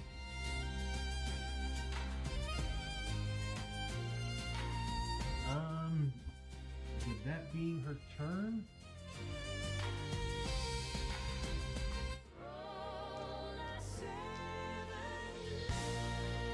Ayana holds up the lantern to try to hold back the darkness from coming out of this thing.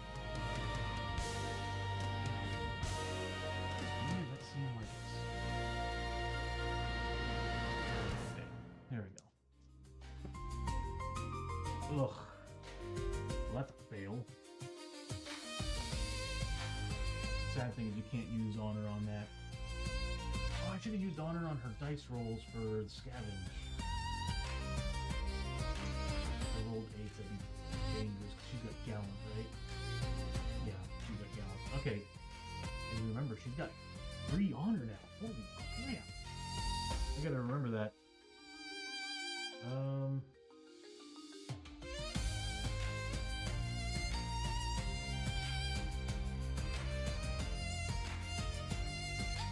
Honor, that just blows my mind. I could have used all 3 of them on that dice roll.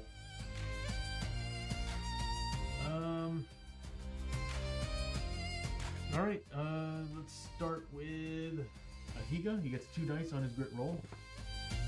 5 and a 3. He's gonna move up 1, 2, 3, 4, 5. And he's gonna search that hallway, I'm guessing. Nope. Get a cursed courtyard from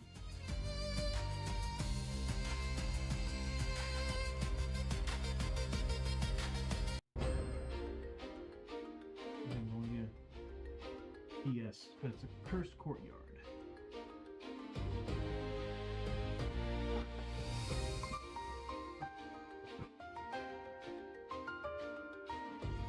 There we go.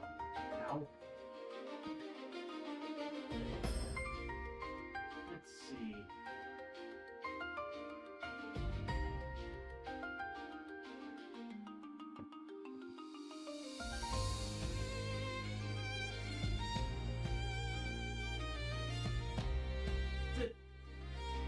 Okay, so we got a cursed courtyard.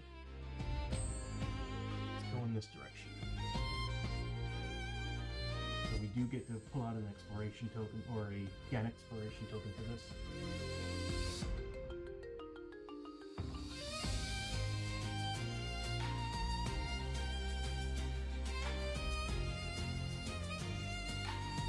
I wonder if I should turn some filters on.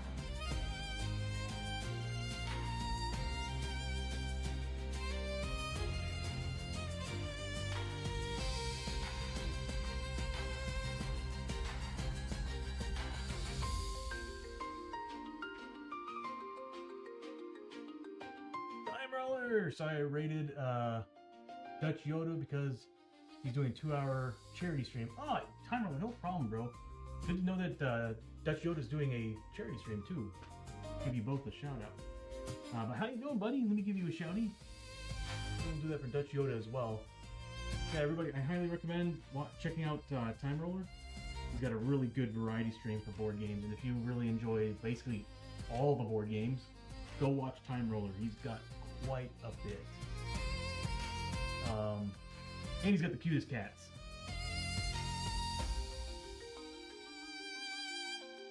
It works.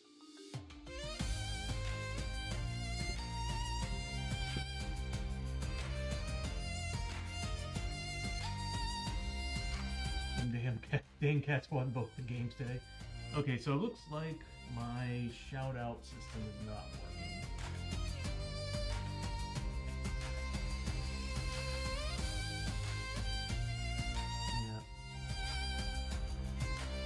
Yeah, it's not working. Oh, man. There's always something.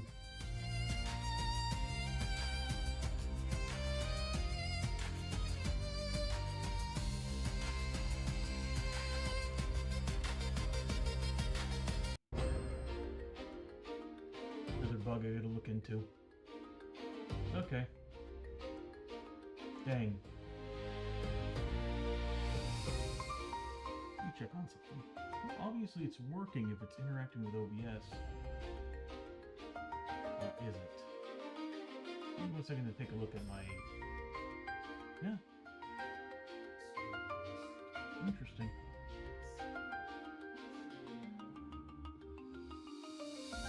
Cosmic with the cheer for Hosho. 1d6 sanity. Oh,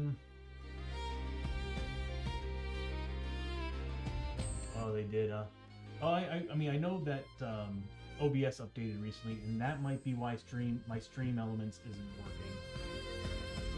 That could be possible. Oh no, voices in the dark.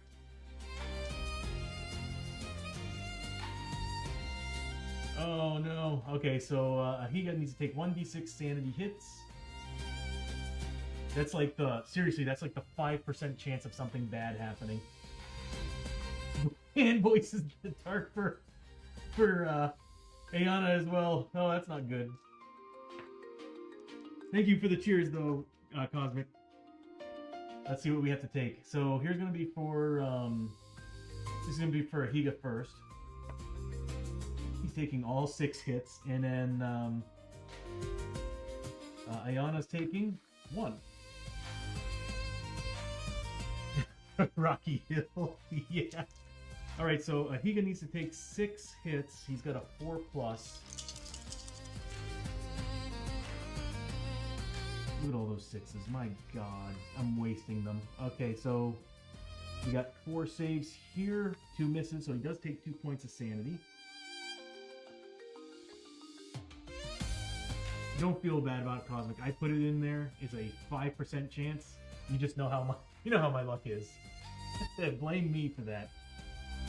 So we got to take 1 also for Ayana, and she's actually I think a 3+.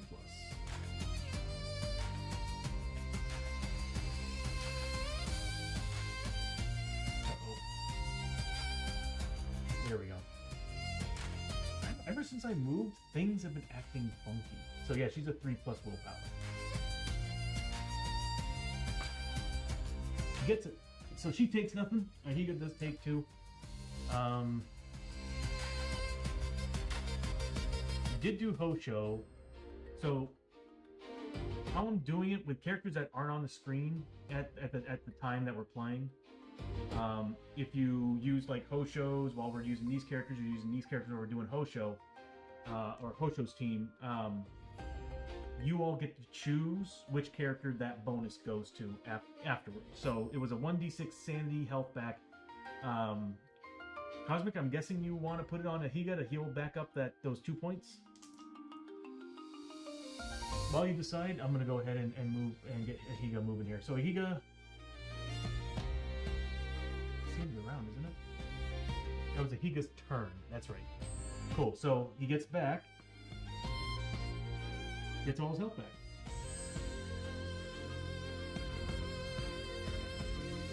or sanity back. There we go. That kind of worked out. Okay, so he moved up, searched the room, searched this doorway, found an actual room, and he's going to get back 5 XP for that. Yeah, I think it'll be better if I put the monitors right there next to it. Because I'm constantly looking over here for information and the chat room. So, sorry, I'm talking to myself. But anyway, I do that a lot. So, alright, so, searched the room, did that, he got his 5 XP, we now move on. We really need to build this so it goes to the next available initiative instead of having to constantly press the button. Ayana's gonna go first, she gets, not first, she gets to go next. She does get a grit back with a 6.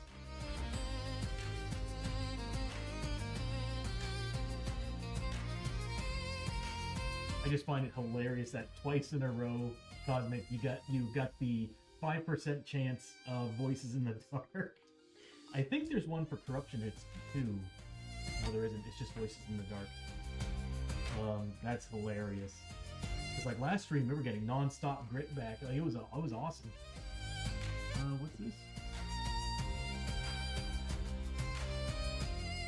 Oh, that's right. That's 2 things tied together. All right, so she gets a grit back. She's going to move up 4 spaces. She's a bit slow, and she's going to scavenge. Did I hold them? No, she's going to scavenge using all her honor. She's upgrading every. Oh, is it once per roll, or is it once per? You know what? Let me pull up the stat sheet for that. It's reaching the point where it's like I'm just better off pulling up the actual character sheets. Let's see.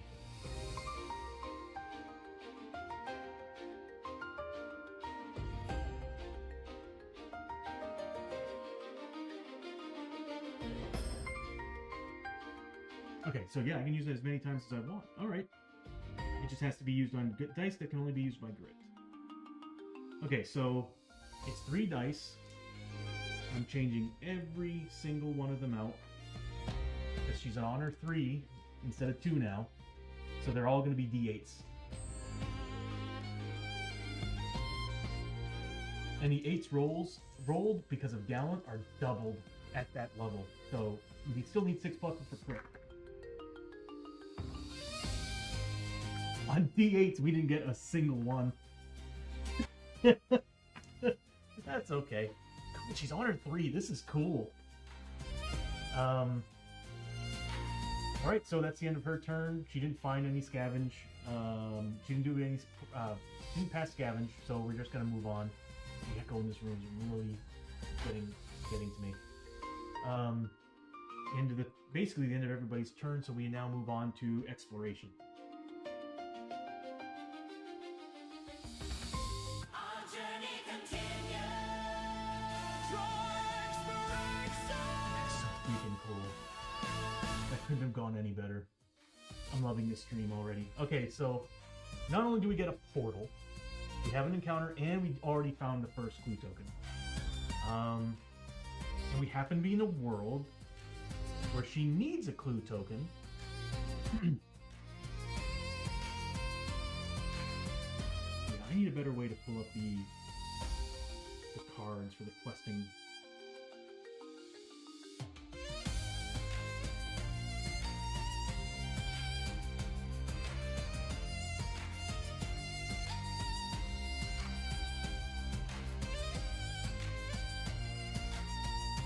Okay, so relic quest. Whenever you find a clue icon, a clue in the world that matches this artifact, gain 1 quest marker. So she does that. She doesn't have guiding visions though. Guiding visions would allow her to get an additional one once per adventure, but still, that's sick. So she does get 1 out of the 8 that she needs. Wow. We're about to leave this realm. We just got here. Okay, so first thing we need to do is figure out where the portal's going. Just love the 60 frames per second. Looks so much better. And let me know if it's looking better on y'all's stream too, if it's running better. I have everything hardwired in today, so I'm running at fiber internet, so everything should be running perfectly. Here we go. 3 all the way across.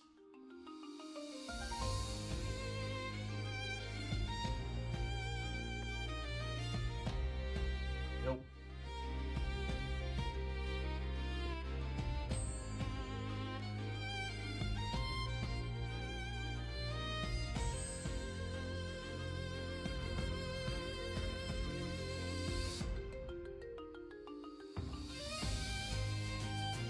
There. Bigger play space is so awesome. I just gotta remind myself I have this bad boy now. Okay, so we did that. I could put those up. They're all the way there. I'm not gonna bother. Okay, so these two are closed off. This is open up to a portal. We need to get over there and find out what that portal leads to. You have someone with 6 movement, so getting over there won't be a problem. But we do have an encounter we need to do here. I really need to get my card screen back up and running. I just need a better solution for a green screen. Unfortunately, my 3D printer is down, so just printing out a flat sheet isn't going to happen.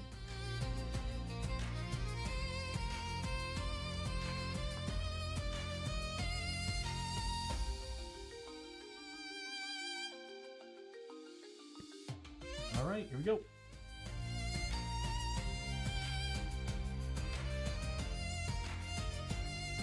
So, fallen bodies.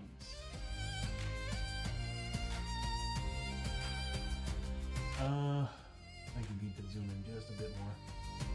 The area is littered with bloody and broken bodies of fallen samurai. As you step over the dead, a cold shiver runs down your spine. Everybody needs to make a... I'm glad we upgraded luck.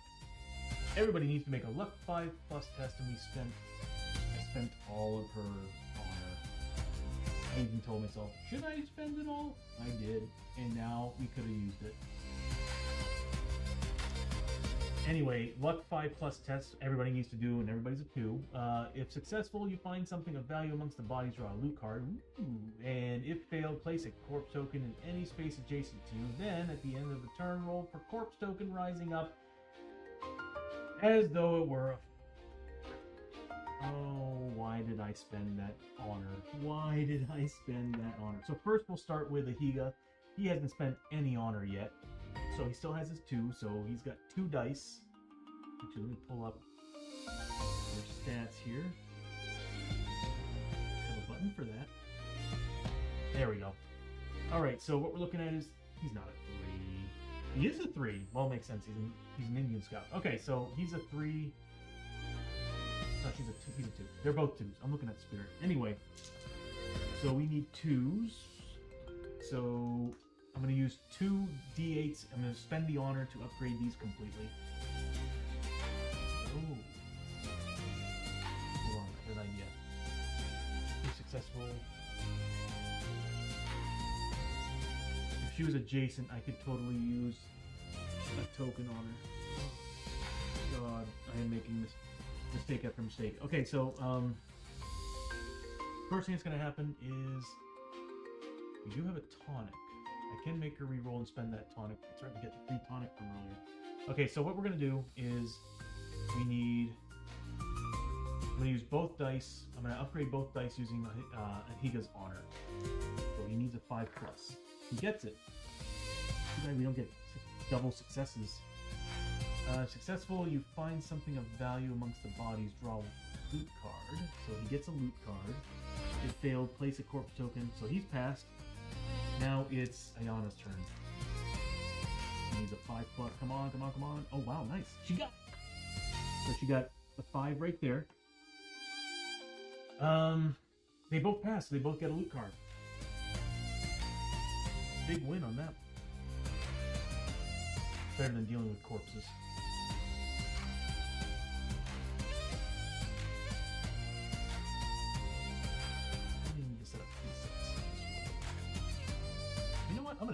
right now, so I don't have to do this anymore.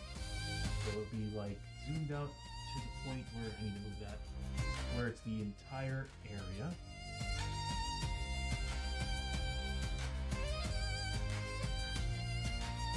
I'll figure things out. One of these days, I'll figure things out.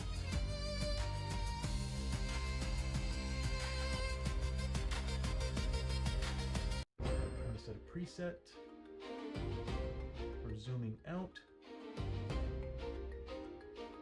and then one for a nice clean zoom in where we can read the cards.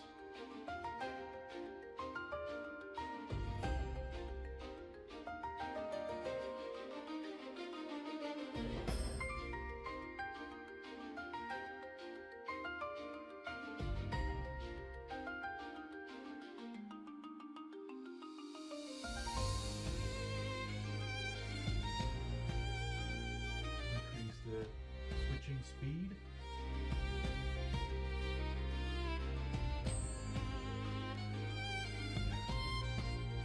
See how this looks.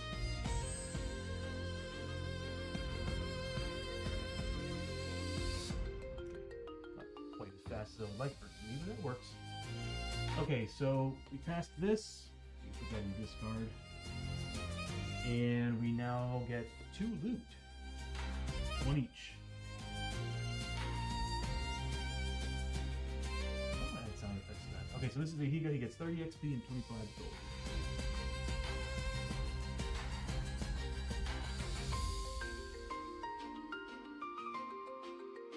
And 30 XP. Next up is Ayana. Same thing, 25 gold and 30 XP. Is this thing working properly? I'm gonna test something here in a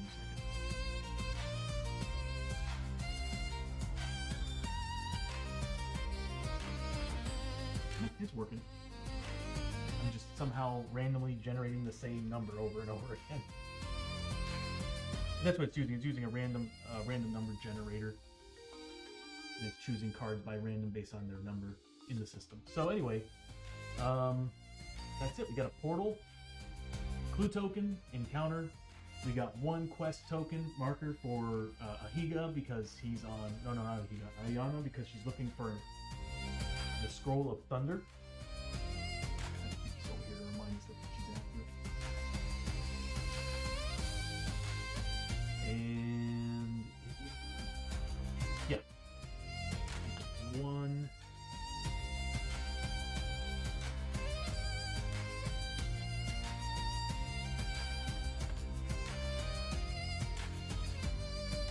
Road quest. Giga does not have one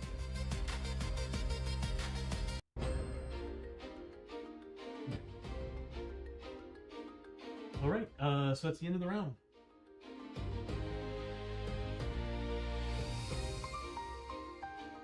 There should be 2 of them. We roll a 7+ here. And again, we did not make it. This is not looking good. Darkness is escaping. We are in trouble.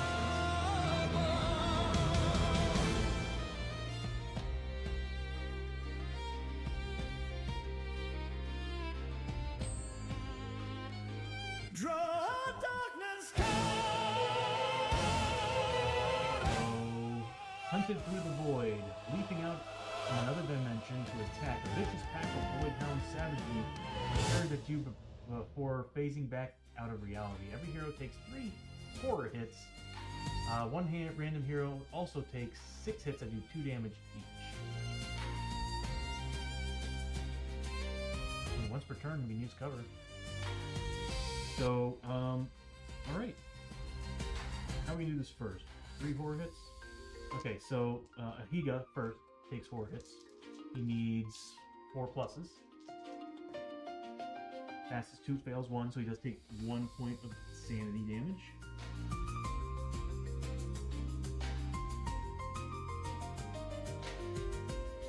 Next is Ayana. She's got a 3+. Takes 2.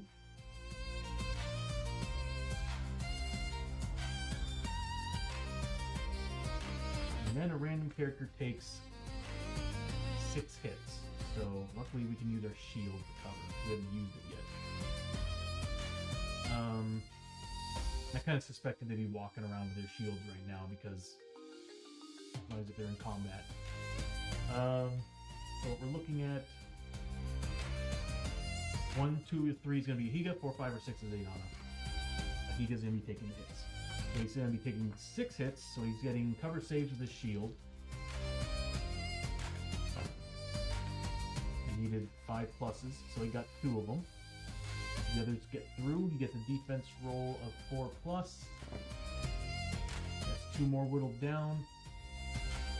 They do 2 damage a pop. Okay, so we're looking at armor saves. He already spent his honor. He can't use anything else.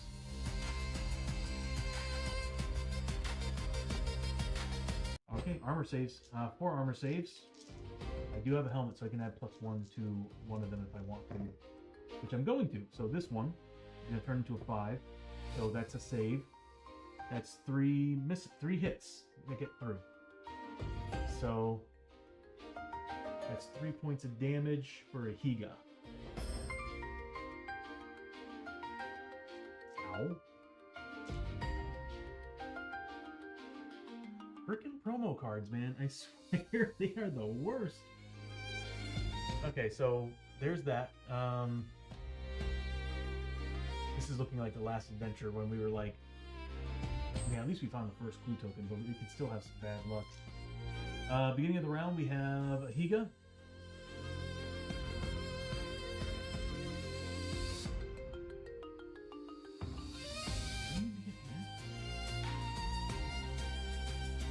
Oh, that's right, she ended up getting it. Alright, so he needs 6 plus on grit. He gets it, so he's now at max grit as well.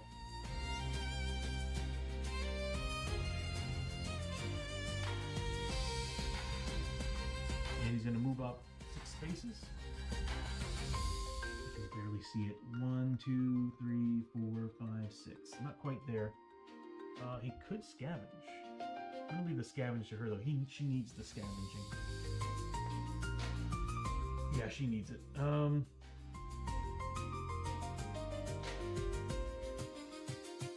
Janice, how you doing, Janice? Good to see you. My shout out system isn't really working right now, just FYI,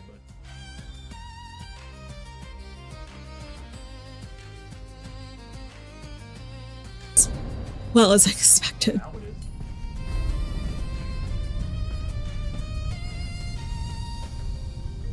Oh, the UV flashlight. Okay.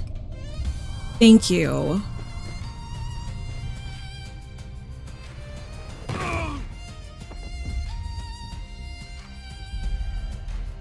Damn it.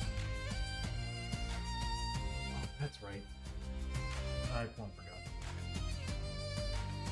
How you doing, Janice? Good to see you. So he got moved up, did his thing. We're now moving on to Ayana. We really need to build that into the system. I'm tired of pressing this button multiple times and have characters that have really high initiative. Okay, so Ayana's gonna go next. She's already got max grit, so there's no point in rolling. Unless I want the movement points. So, no, not quite. So she's gonna move up 1, 2, 3, 4. And she's gonna use all her honor to upgrade all of this to 3 D8s instead of...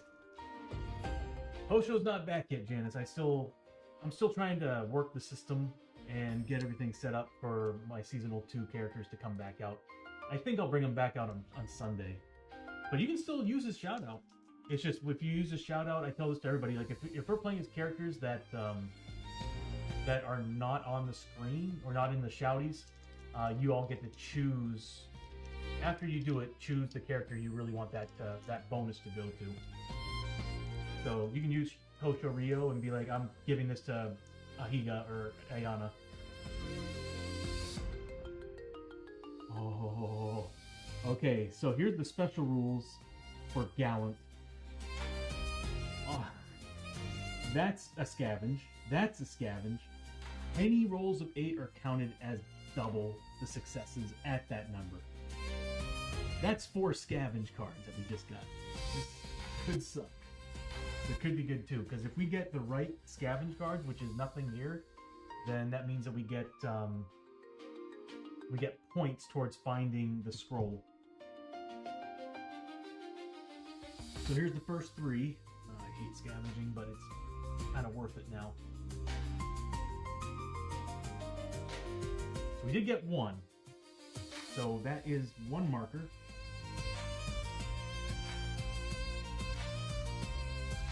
Out of 8.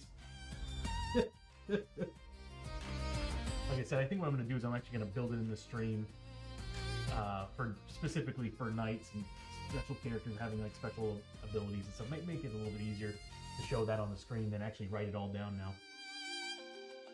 She's going to be taking 3 horror hits that do 2 damage a pop, and she gets 50 gold. We still have 1 more to do too. So 50 gold. And 30 XP actually. This is insane. Being able to use D8s. And 3 horror hits. So I'm going to put these away so you can see what I roll. This is when I kind of wish I had the honor. Alright, so 3 horror hits. That's 2 big passes and 1 miss. That's 2 points of sanity damage. And we still have 1 more scavenge. Please be good. Nice. So 10 XP and a gear card. I really need to put that back where it was.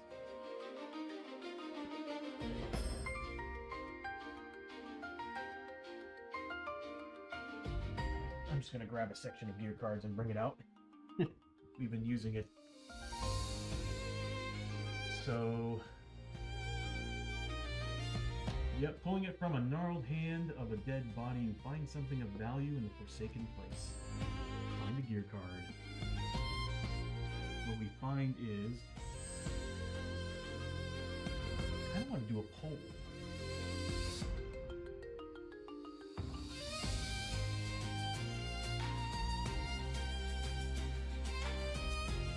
What we find is void oil.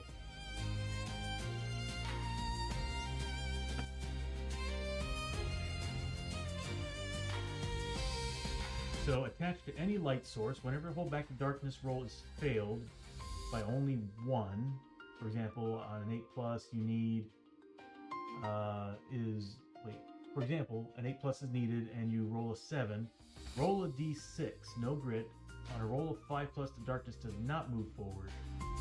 Does not move or fail. Okay. That's really, really good.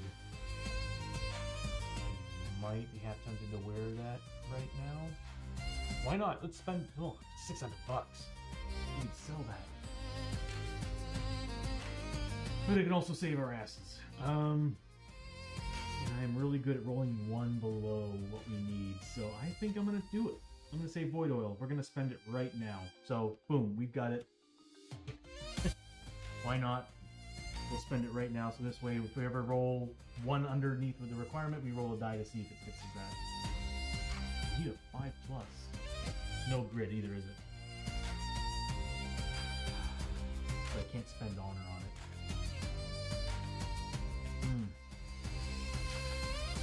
I think we'll save it for money. Yeah, we'll save it for money. Okay, so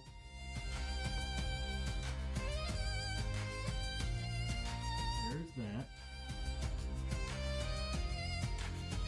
Hello.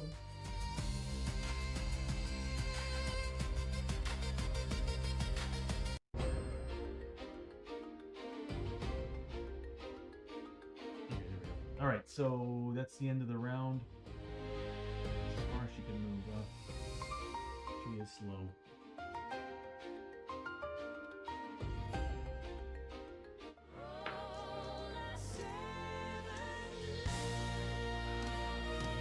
Should I drink it? Or not drink it, but should I apply it? I feel like I should.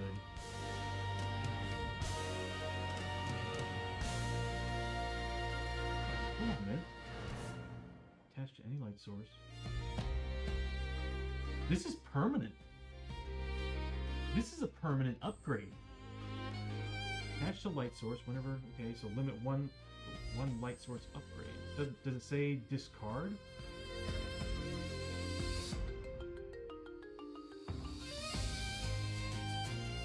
We're gonna attach this.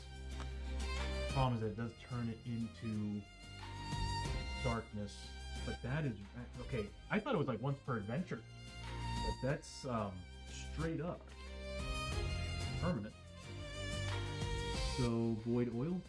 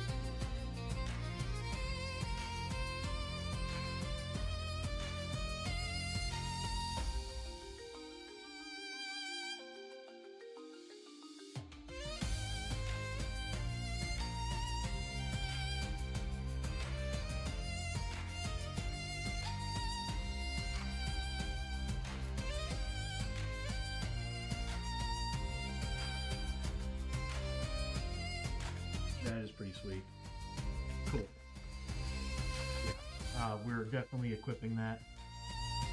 We are definitely equipping that. Okay, so he is gonna go. He's gonna roll. Did he use his grit? No, he did not. So he's gonna move up 1, and he's gonna search through that portal. It's a world portal.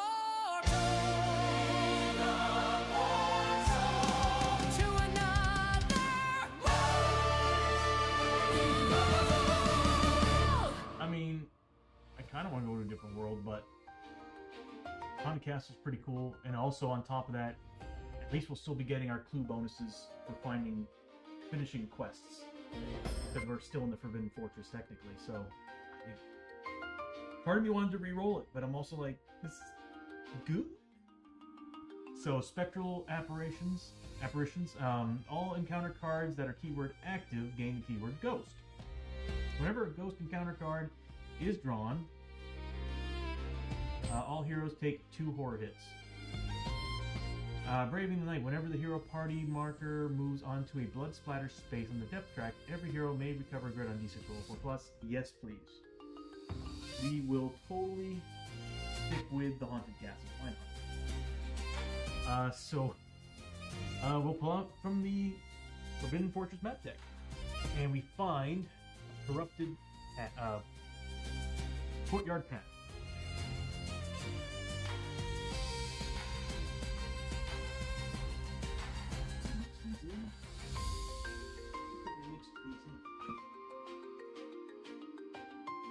I need to fix my tiles. It's going in this direction.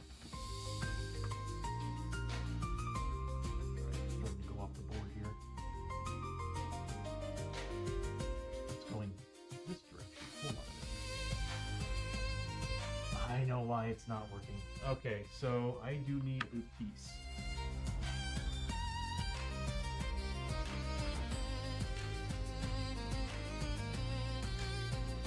I'll definitely need these, because I made that portal to go to an actual other world, and we're still in technically the same world. So I will need this guy, I think. Now, when it crosses over, there it is. We'll just kind of use this. Get my 3D printer working. I miss doing this. All right, so we'll say these don't count as spaces. These will be the spaces, because technically this should have gone to here. So we'll just do that. We'll just move over a little bit.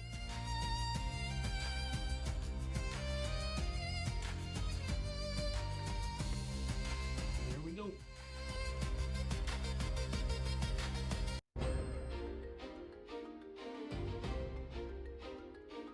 So much space to work with now. Ad break in 1 minute, everybody. Announcement. But anyway, so we found another room. We found the haunted castle. So any encounters in there that are active are not considered ghost, and anything that's got ghost inside the keywords of the card, we have to take horror checks. Okay. Okay. So that's 5 XP.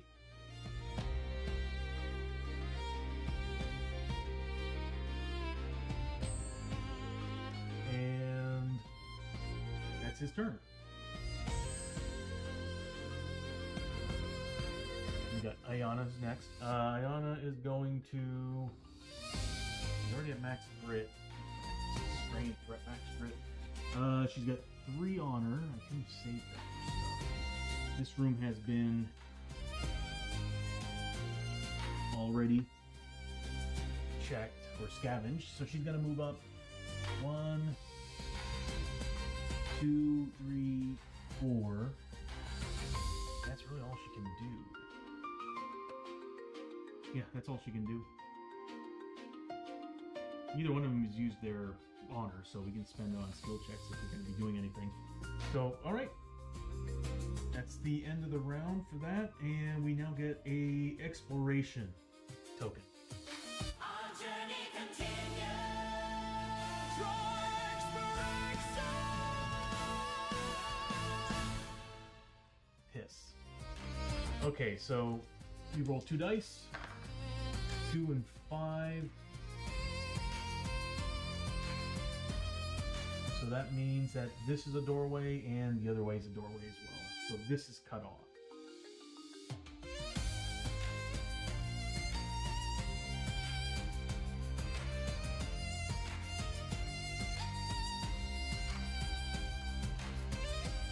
And we now have an ambush. No! No, wait, hold on. No. No. I know what I'm going to do. I'm going to use a Higa's special ability. Once per adventure, discard and redraw an exploration token or encounter card for redrawing that exploration token. Maybe it'll give us something better. Unfortunately, I do have a redraw token. No special animations or anything. Might have to add something, but whatever comes up next. So 2 encounters. So no. We should just do the ambush. All right, so we have 2 encounters and 2 rooms. So these are still going to be 2 doorways, and we have 2 encounters to deal with now. So let's go ahead and zoom in. Let's zoom out. That's the wrong button. Okay, there we go. And we've got 2 encounters.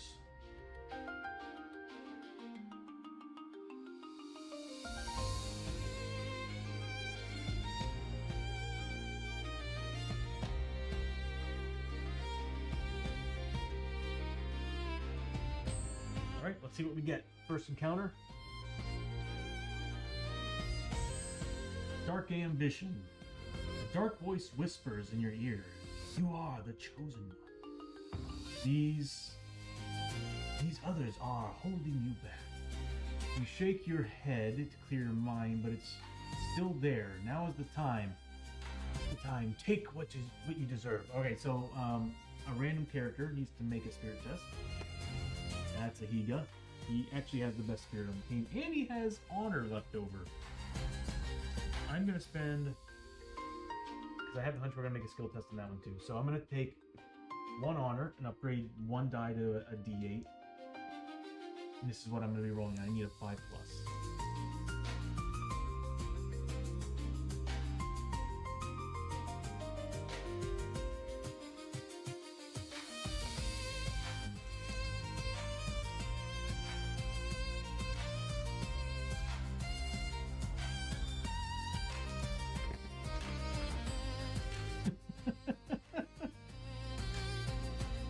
gonna spend a grit to reroll all of that.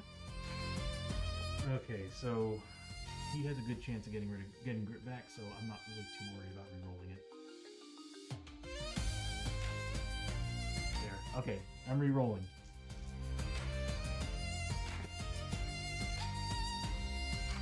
Yep, it starts. The bad rolling starts. Welcome back from the ad break, everybody. I am rolling piss poor right now. All right, so we failed both attempts, even with a D8. For each die rolled that did not roll a 5+, take 1 corruption hit. If the test is failed, you must also choose 1 gear or artifact card that another hero has and take it from them. That hero may make a strength 6+ test to prevent this.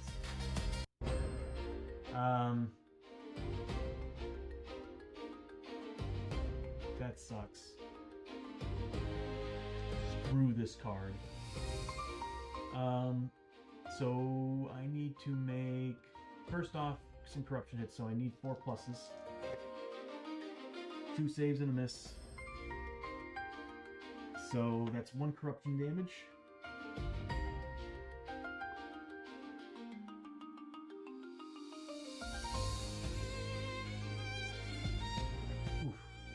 And then you must choose 1 gear. I don't want to choose. Well, I do want to choose. I want to choose something that's bad.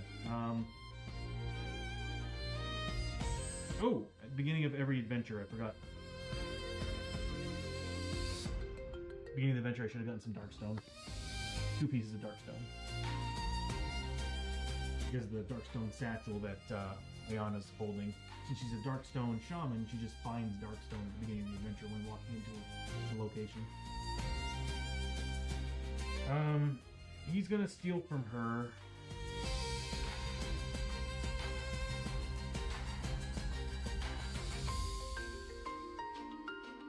I don't want to do it. But it might be the pickaxe. No, it's not gonna be the pickaxe. We'll say the Darkstone satchel. It's an item, right? Gear or artifact. Oh, gear or artifact. Well, I mean, technically it's a gear card. Do we have an... Oh, you know what? He's gonna have to pick the pickaxe. Yeah. Okay, so the pickaxe. She needs to make a strength test. She's a 2. You know what she's gonna do? She's gonna spend 2 honor to try to avoid this. She needs a 6+. Come on. That's 2 8s. She quadruple passed this. Okay, so she definitely held on to that satchel.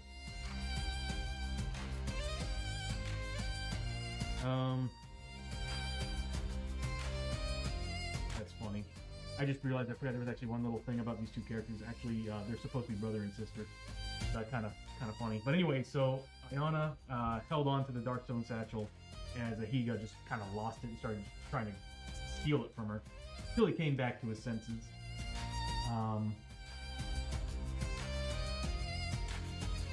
Yeah, that's it.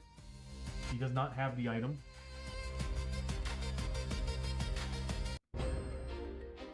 As long as you're carrying the item, you're negative 1 corruption. Okay, so we're good. She still has...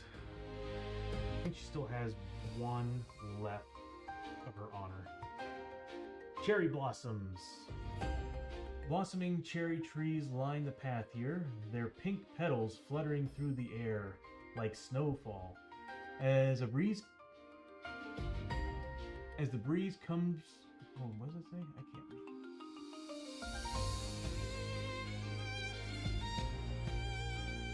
Carries. We'll take an M. As the breeze carries them to the ground, it brings a peace to your heart like no other. It also brings a sense of epic drama as you reflect on the heroic nature of the mortal dangers of your quest. All models on this mat tile do +2 damage on their attacks. It's all models. When first revealed, each hero may heal 2d6 sanity damage or recover a grit.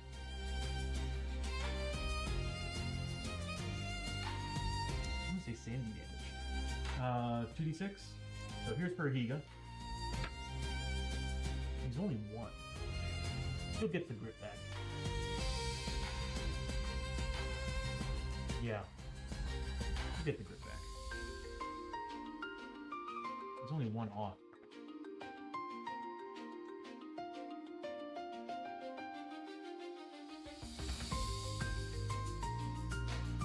Okay. So he's getting one grit back. And then Ayana's getting back. Oh, that's a lot. 7 points. So she's back up to full.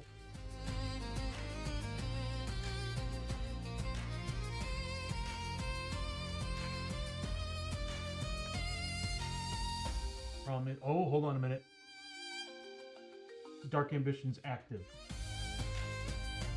We need to make sanity checks. Okay, because there's ghosts in here and stuff. So what we're looking at is, let me take a look at that card one more time. There's so many rules to follow in this area. Yeah, all encounter cards. So we do, because of the Dark Ambition, we do have to take horror checks. Yep. We're gonna move on a blood splatter spot, which we technically just did. Cover grit on a 4+, we are at max grit. Okay. Alright, so here's for Higa. This is for the ghosts that came out of the Dark Ambition card. He needs a 4+. Passes one, fails the other.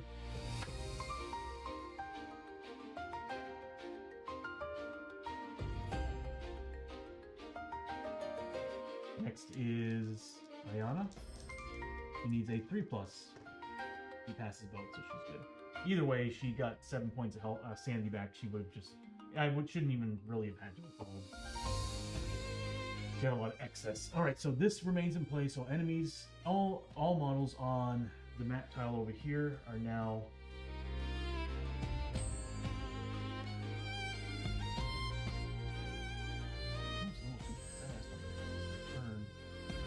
Anyway, all the models that are on the Haunted Fortress map tile are now +1 damage. So, this guy right here. Okay, and again, this is not a space, this is. We had to do a switch over. Stay here to remind us that we have to deal with that. It's gone.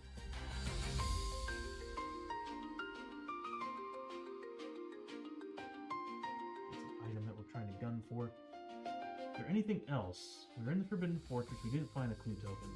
So that's it.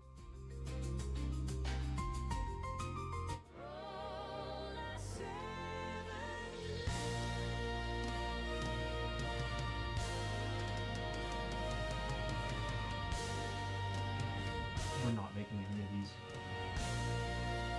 This is not going well. Okay, next up is a Higa. He's at max grit, but he's gonna move. Well, you know what? You can always get extra movement points. So,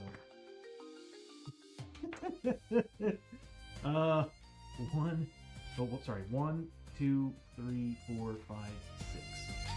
He's gonna look through that gateway. And what he finds is the fissure. It is part of which expansion? Is that Forest of the Dead? Sure is.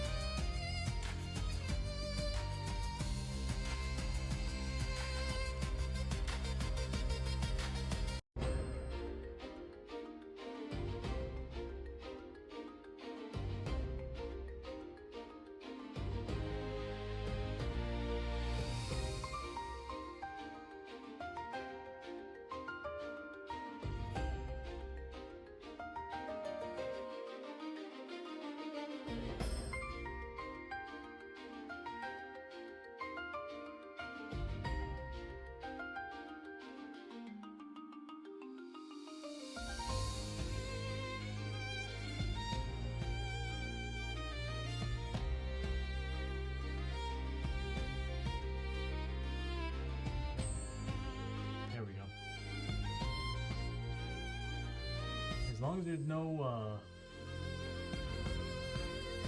glare from the lighting, I'm happy. Okay, so he moves up, finds another room. Gets 5 XP for that.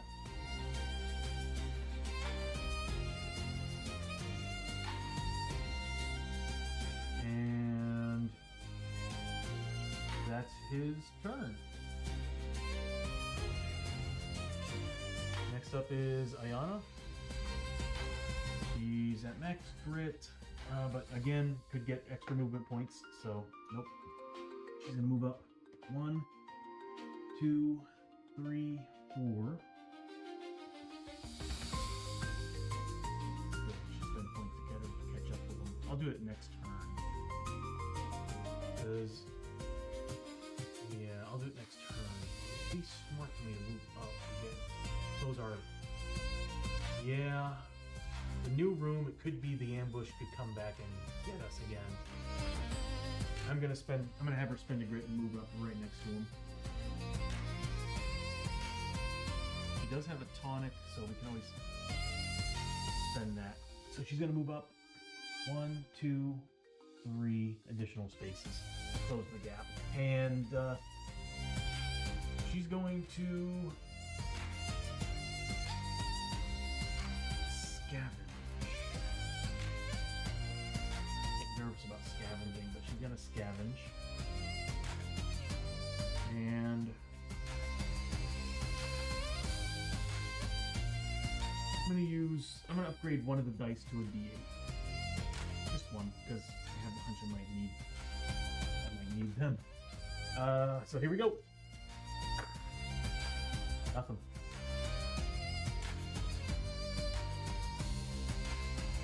Alright, moved up to that. It's the end of that, so now we go to exploration. Our journey continues. I knew it. I'm so glad I held on to 2 on her.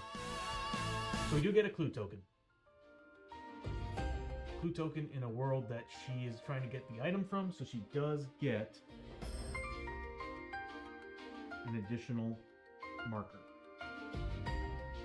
Again, these quest markers, she's got the quest relic quest, and what that is that anytime we find a clue token in the world that is part of the item that she's searching for, which this is artifact from the Forbidden Fortress. Anytime she finds a clue token, we get a marker. Anytime she successfully scavenges and finds nothing, I know that sounds funny.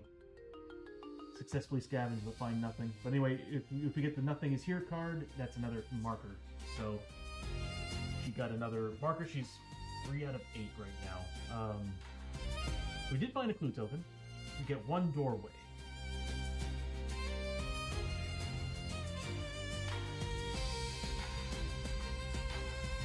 I'm hoping it's a big number. Good. Okay, so it's going that direction.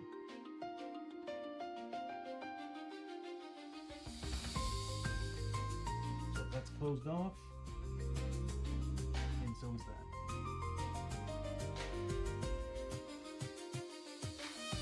We also moved down the depth once.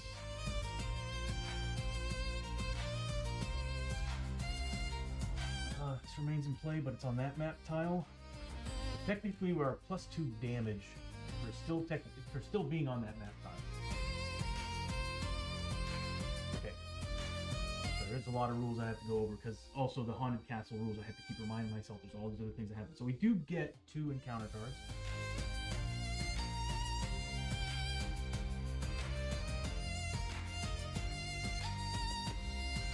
And I'll go ahead and put them out.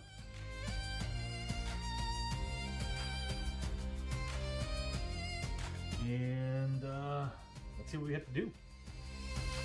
First one, Trial of Blood. A smeared trail of spattered blood and dripping handprints leads away from the scene of a scuffle.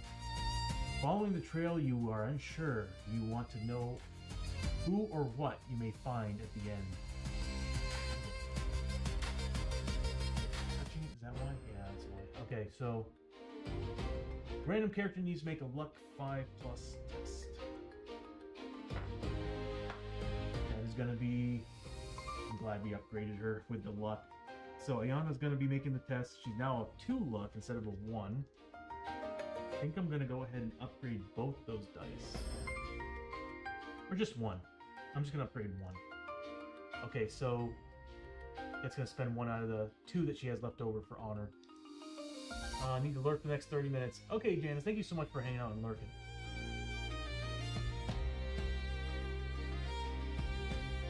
Bishop! Greetings. Just getting home from work now. Awesome. How you doing, buddy? Good to see you. Currently on a new mission with the Knights.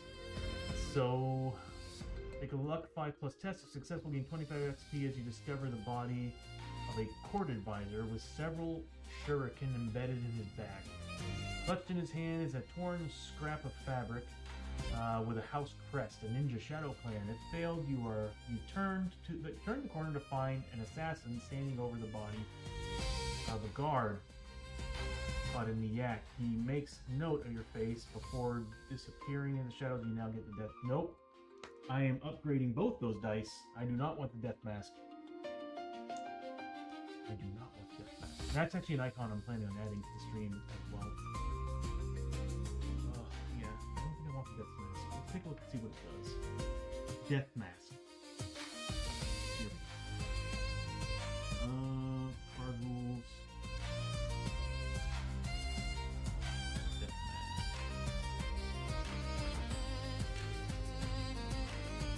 Death mark. Sorry, death mark.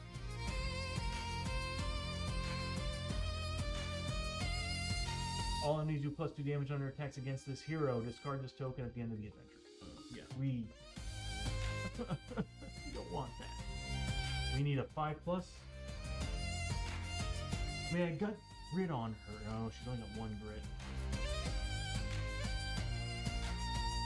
I just feel like I'd be wasting it spending both. So I'm just gonna do 1 die. So I have the hunch that the next encounter card is going to be another card that's going to screw me over. We need a 5+. We got it. Oh, it's double 8s right there because of Gallant. Awesome. So yeah, we found a court advisor with shuriken embedded in his back and got a fabric with a house crest on it. So we get 25 XP for that. Or Ayana got 25 XP for that. Awesome. Yeah, that death mark is like the worst thing. And then the final encounter. I knew I was going to need it. Another random character spirit test too. Twisting Shadows. A movement in the shadows catches your eye. Cautiously, you take a step toward it, focusing your eyes to make out any hidden attackers in the dark. Random character needs to make a spirit test. I actually hope it's her. She's a 4, he's a 3. It could be either one, but she's got a better chance. So but he does have 2 honors, so I'm upgrading both 2 of those dice to D8s.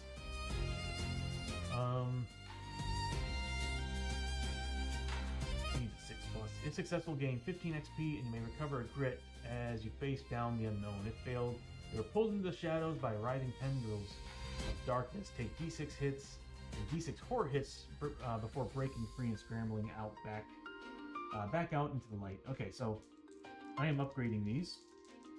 2 of them. He has 2 honors, so I'm upgrading 2 dice to D8s.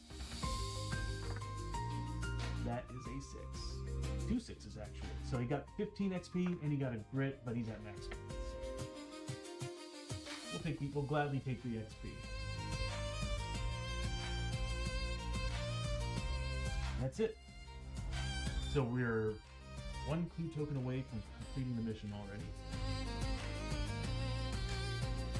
Sad thing is, you know what happens here. Every other clue token shows up. Since I didn't see the previous 2.5 hours, did you end up doing a town stay at High Noon Duel? Yes, we did. And Ahiga ripped the guy to shreds. So the first turn, the guy got his 3 shots in, doing 4 damage a pop. Missed every single shot with like a 3, 2, and 1, and then he got with his 5 movement just charged, because you have to be 5 spaces away from each other. He happens to be a 5 movement, so he just charged right in, and yeah, he ripped the guy to shreds. And then we leveled them up. They're now level 2. So now he's got +1 move, so he's now a 6 movement. That's what I rolled for, and that's the one I'm picking. Yeah, he's got +1 movement, and he's got Cavalry Scout, so he's getting +1 die on his movement check. So that means he's getting 2 dice now for his crit rolling. And then Ayana, we upgraded her. She got +1 luck, and she only gained +1 sanity out of 6. Of course, I rolled a 1 on a d6. But she's got Gallant now, so she's got 3 on her instead of 2. And on top of that, any rolls of 8, natural 8s on a skill test, hit roll, scavenge, defense, cover, armor, counts as 2 successes with the same number. So now, if I have her attack, she's right now a 4 combat. Yeah, she's a 4 combat. I can upgrade 3 of those combat to a 3. Any 8s is counted as a double crit. She's gonna be a powerhouse. She's gonna be. I need to like gear her up. Yeah, and it's funny because it's like I'm kind of looking at all that and I'm like, man, I kind of wish I gave that all to Higa, because it's like I think Gallant would have worked so much better on him because that's what he is. He's close combat. And I'm like, I should have straight up gone with that with him. But they're still level 2, and I've always had a special rule that up until your 3rd level, if you need to make tiny little changes, but actually no, up until your 2nd level, you need to make little changes. But what I could do is go to a town that actually lets me change that. You can only do it once though. Once you change it, it's done. I want to make sure this is still working. It does. This lighting is actually working perfectly. Okay, so we're done with the exploration.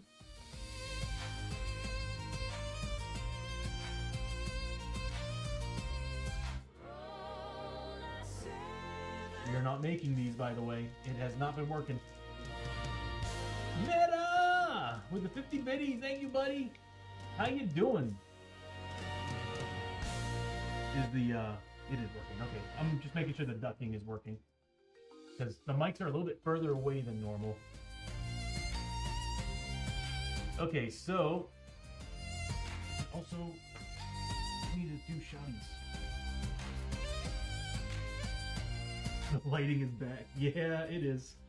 I found a way to get it back in easily too, by the way.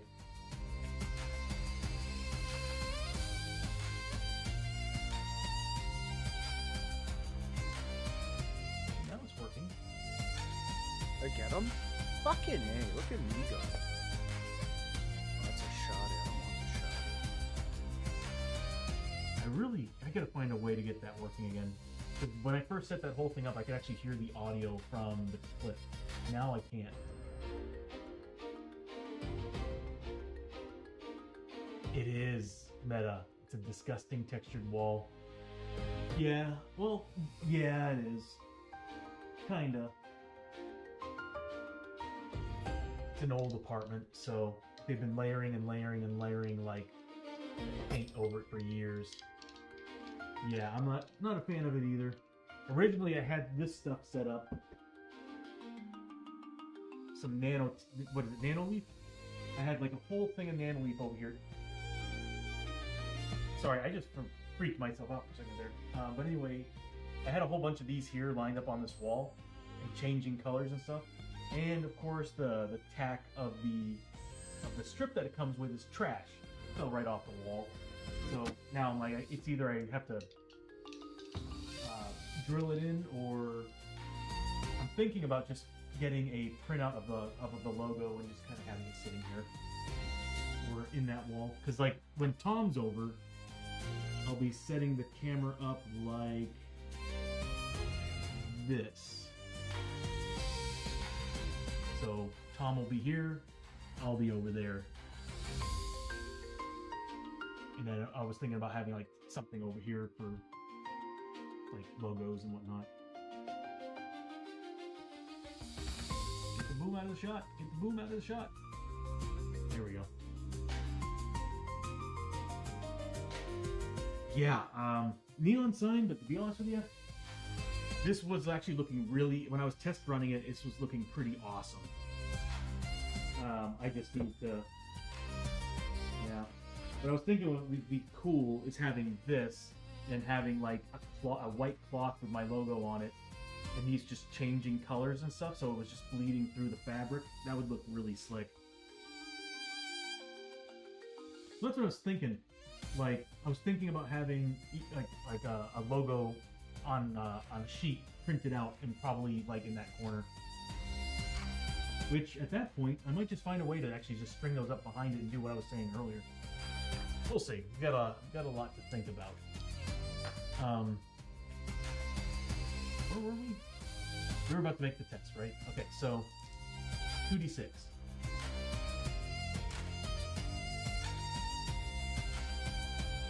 Yeah, I agree.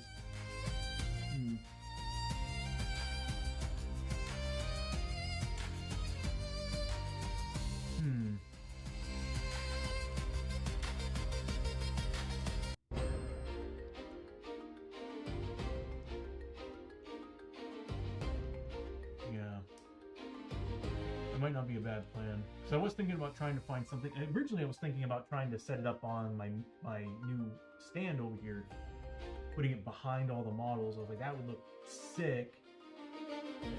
But at the same time, like I kind of wanted something to be here. So I'll figure something out. Still really early in setting this up. All right, so we need to make a 7+. Just ain't making these, man. We just ain't making these.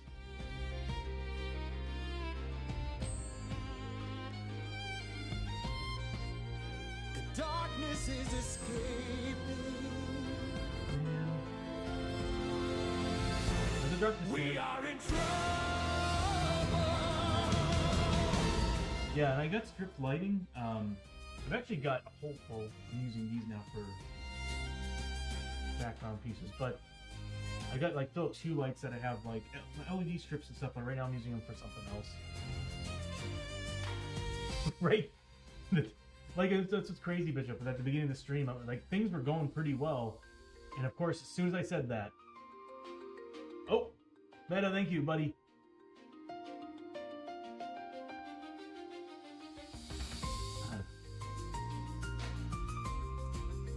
Okay. So we need a darkness card. Draw darkness card. In the shadow of... Oh, hold on. I realized we are in the haunted forest, the haunted castle. Sucks. Okay, in the shadow of darkness. While the hero posse marker is below the darkness marker on the depth track, all enemies are... Oh, man. Okay, so here's the problem. We are in a haunted castle, and any card that is currently considered active is considered a ghost card, and all ghost cards trigger horror checks.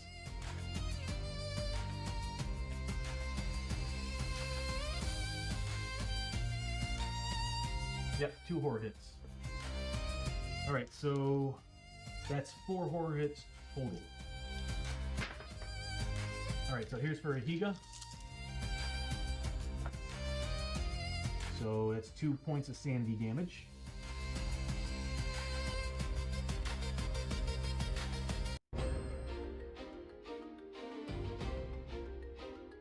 And then here's for Ayana. Oof. You need a 3+.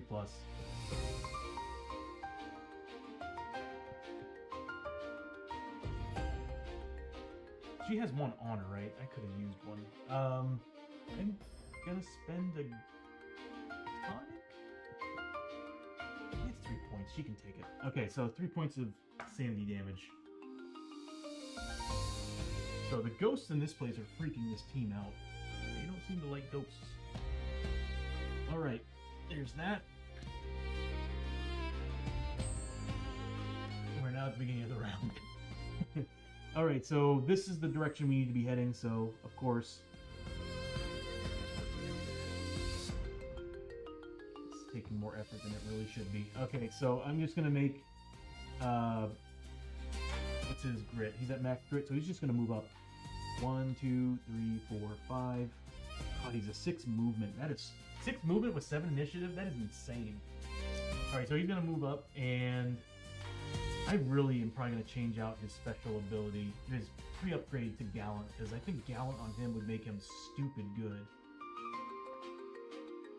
I mean, he would get 3 honor instead of 2, and then on top of that, any 8s, natural 8s rolled on attack are now doubled.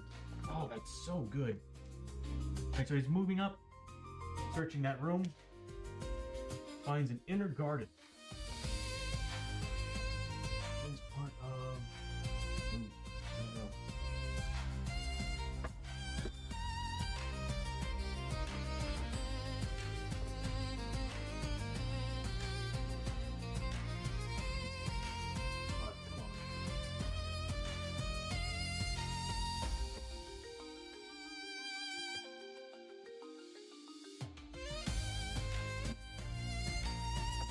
doing these found in the wrong spot.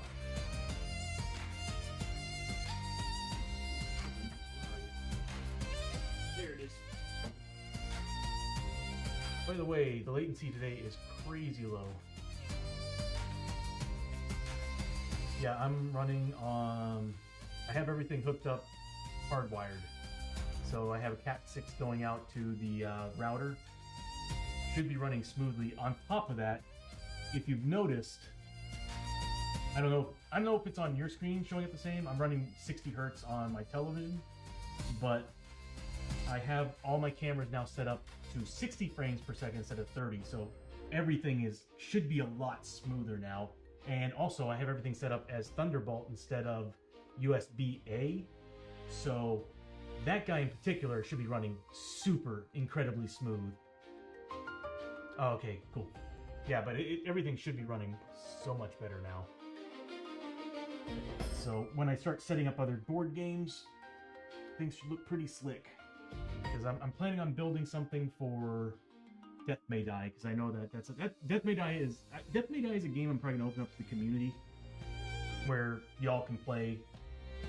Well, just because we're just playing off of character cards and stuff, and I might actually build it so that the stream interacts with those character cards. I'm just going to, well, there's a lot of character cards, and I haven't even opened up the Kickstarter 2. I don't know, Death May Die is one of those few CMON games that I actually really liked. I mean, Zombicide was fun, but Massive Darkness, like, I had high hopes for Massive Darkness, and it was a good game. It's just the problem was it was a good one-off. It's just campaign mode. It didn't have anything to it. But I don't know, like every time I bought so many CMON games, Rum and Bones, and what else? Starts with a B. Well, either way, I bought a whole bunch. Like when I first started getting into really seriously getting into the board game thing, and primarily Kickstarter, I had a whole bunch of those. And honestly, it's like I played them once, and I just was like, eh. And I was the same way with Steamforged too. It's like I love Steamforged. I love their models. They're beautiful. But it's like I always felt like the gameplay needed a little bit more. Like Shadows of Brimstone, I feel like I get so much out of it, leveling up and moving on with it, and everything works so well together. But whenever I play stuff like Monster Hunter and even Dark Souls, the Dark Souls board game, I felt like one off and that's it. There's no point of doing a campaign.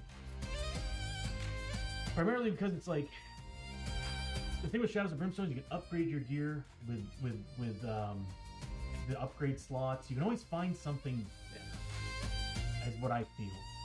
But like, Massive Darkness, when I finished the first level, I already had level 5 gear. That's the best you can get. And I was like, what's the point of continuing? Like, the hunt for loot's gone.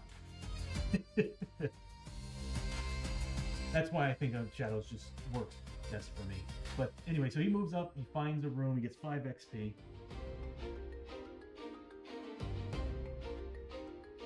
I'm also thinking about getting that stream deck because I'm thinking if I can set that whole thing up, then I can kind of free up these guys, leave these for Tom or a guest that sits here.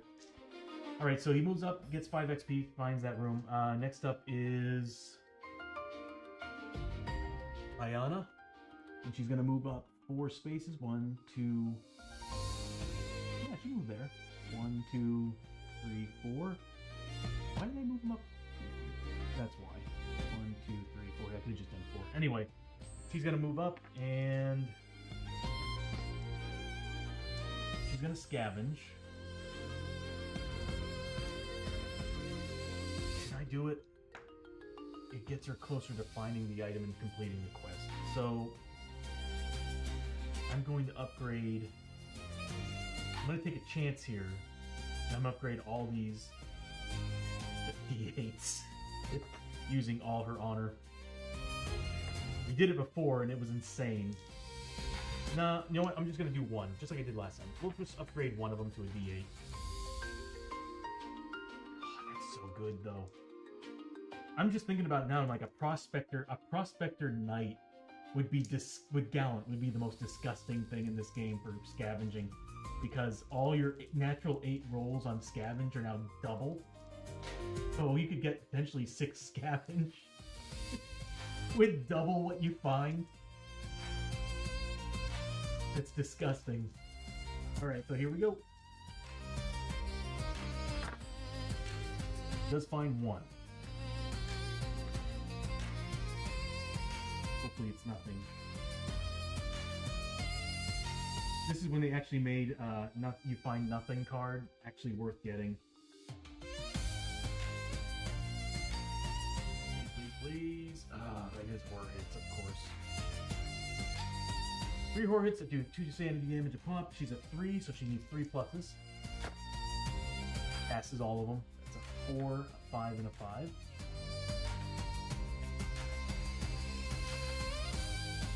We don't have to worry about that kind of stuff, but she does get 10 XP out of that.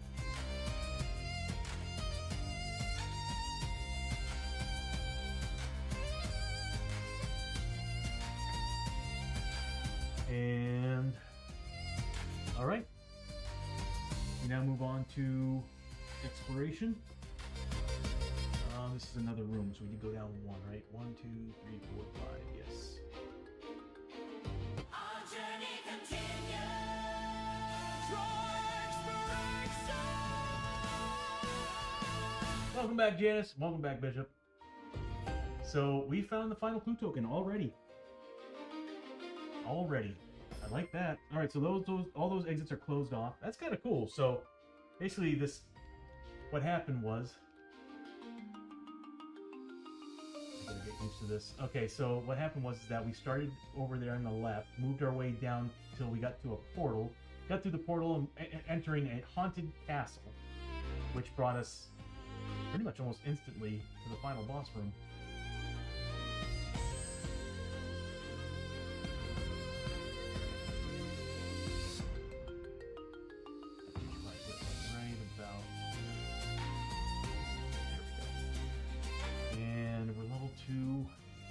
I'm gonna say we're still gonna fight a high threat instead of a level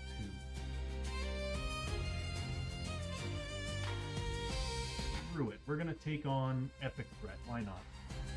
No, we're gonna take on high threat. I like reserving an epic threat for level. Honestly, I've always been like that person that's like level 4 or was it 5 is epic threat is for final boss fights. But I think I'm gonna set it to 3. So, like the first couple levels is so unforgiving, especially with my rolling. But anyway, there's moments where we've hit high threat that are almost worse. Okay, so those doorways are all closed off.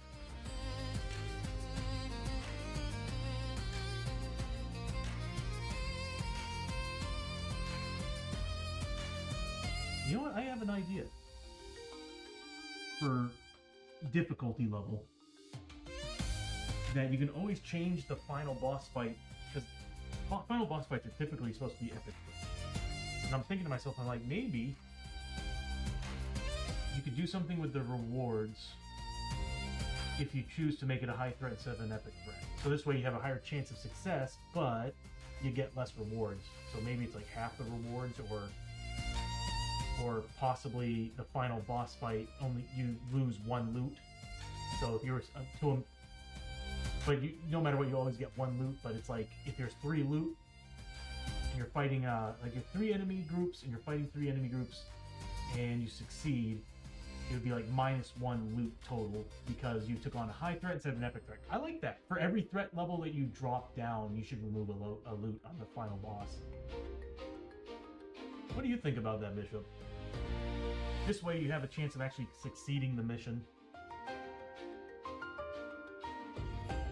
But you do lose some good things from it. But anyway...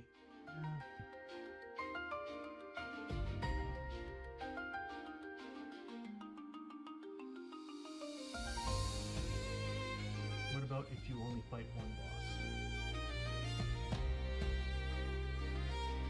You talking about like the epic threat card? Like the whole time you didn't fight a single enemy and all of a sudden you just ran into 1 boss?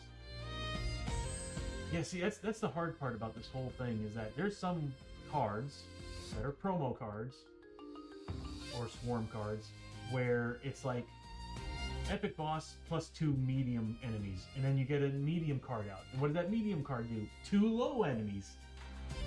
I've had it before where it's actually, I think it was on this stream where I fought 5 enemy groups because they just kept stacking. Yeah, see, that's the only problem I have with this game when it comes to the randomness. I'm wondering if there's a way we can fix that.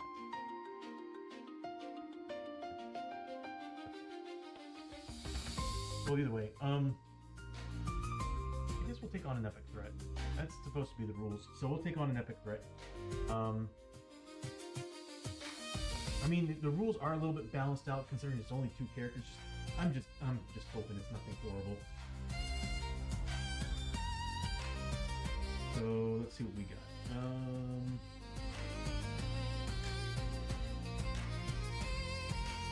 Get 1 card in. Oh no. Okay, well luckily we're not there. And luckily we found the final clue. Because we are actually in the 8+ realm now. Yeah, I've only got I mean, I could add 1 more. I could actually add several more cards if I wanted to. It's actually not hard to do, to be honest. Oh, no, it's actually not hard to do. I could add 2 more enemy groups, but XXLs, I have 2 XXLs and 4... It's like right here, hello. I've got 2 XXL monster cards and 4 regular monster cards. So I could really add, I can add as many as I want, to be honest with you. I might actually have to do that after the last time we fought a big group of monsters that just kept coming out. Yeah. I might actually sacrifice... See, I got 2 XXL monster cards because I've always told myself there's always a chance that we might run into 2 XXL monsters at one time. I just wasn't expecting us to go over 4 on the regular monster cards. Okay, so let's see what we got here.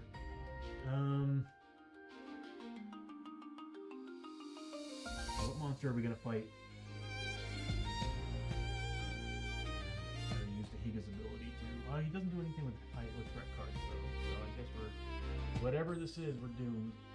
We didn't get any growing dread either.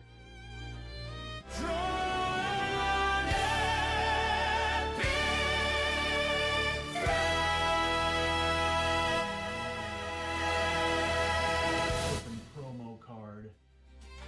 On top of that, that is a legendary villain with scavengers. Oh, this is gonna suck.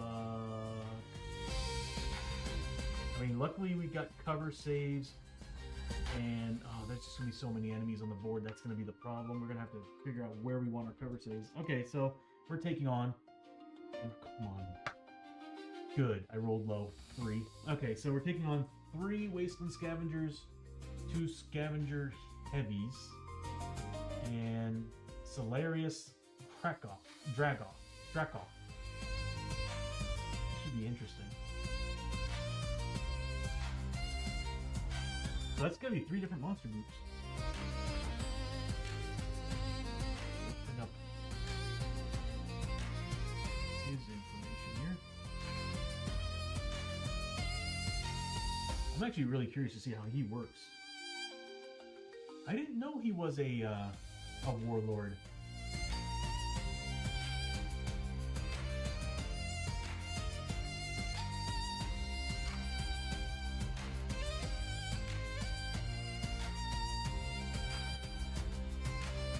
Jerkoff. Solarius Jerkoff. That's what we'll call him. Oh, he's initiative 7.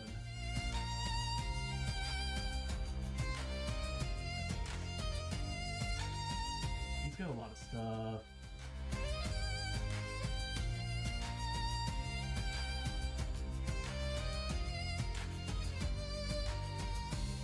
He's got a lot of stuff.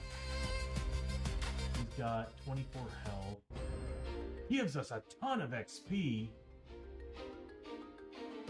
Yeah, I'm gonna put that away for a second. That's hurting my brain. Oh, his initiative is a 7. Let me put that away just for a second, because I don't want to look at it and get annoyed and pissy. And Wasteland Scavengers.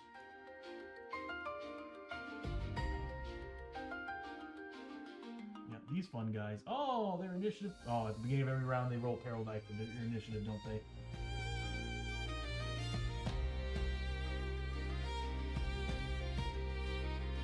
So I'm going to need to get the Wasteland Warband cards out.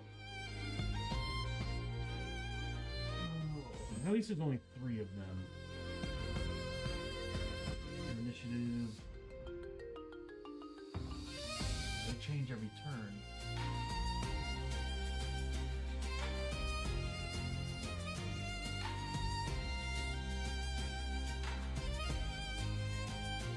Or is their initiative just random at the start?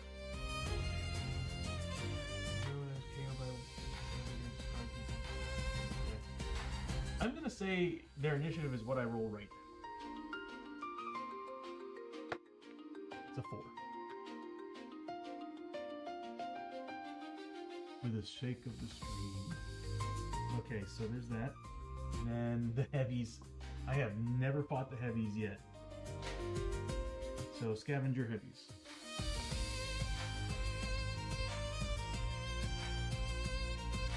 I had the hunch. Let's try it one more time, see if I typed it in wrong.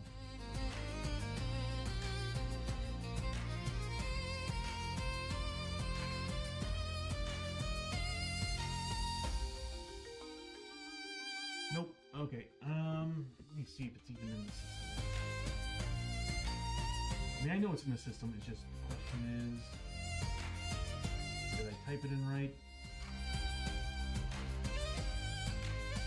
Enemy cards. No. I'm looking for Scavenger Heavies.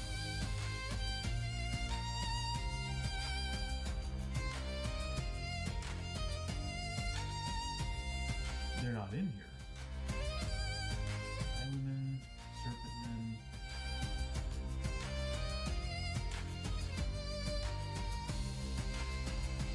Wasteland Scavengers?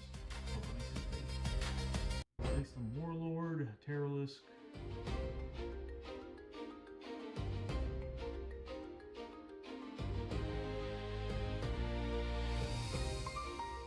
Did I not scan an enemy card?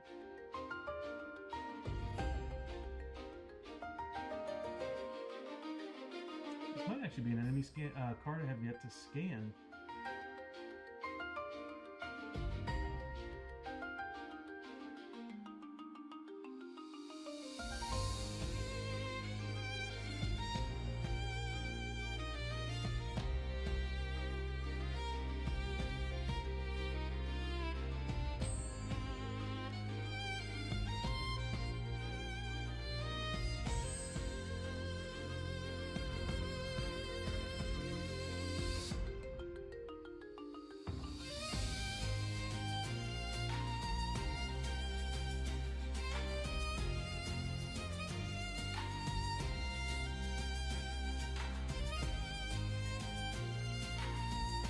I don't think they actually have an enemy card. There's an actual... Okay. Wasteland Scavenger Heavy. Okay, so there's an actual rules card that we have to use, is what it looks like.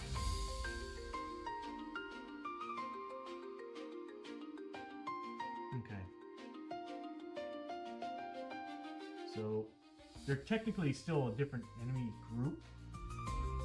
So they're really just the scavengers, but with this, I might have to actually create that as a card. Well, that makes things complicated. Let's see, rules card draw. Wasteland Scavenger.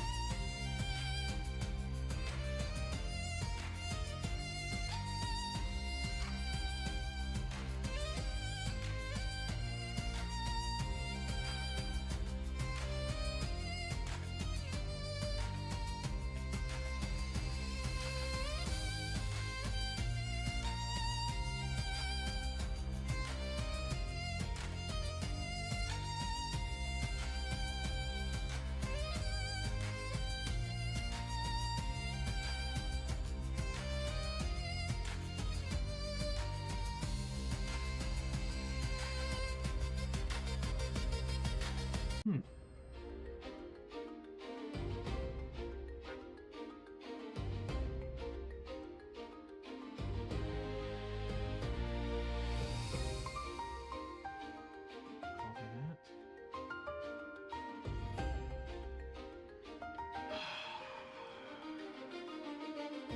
There we go. Alright, so Wasteland Scavenger Heavy. Scavenger Heavy is a Wasteland Scavenger, but with the following changes. Scavenger Heavies are always placed first, as well as moving and attacking first in the enemy group.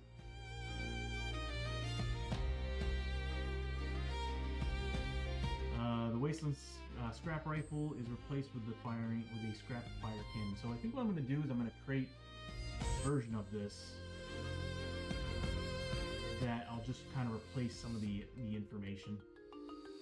It'll look corny and tacky as hell, but I'm just going to do it. Oh, they're immune to critical hits. Look at that. Isn't that nice?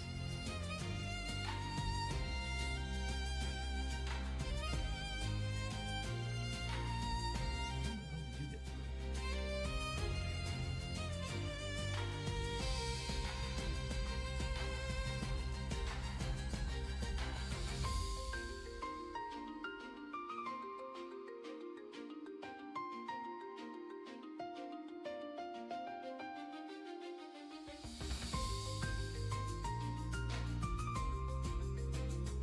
Okay. Alright, so we got a lot here. It's double health and double combat damage. You know what I'm gonna do? I'm gonna pull up the regular Wasteland Warriors card. I'm just gonna use the Elite section to make all the changes. Okay, so Wasteland Scavengers. And we'll turn on the Elite. Oh, whoops.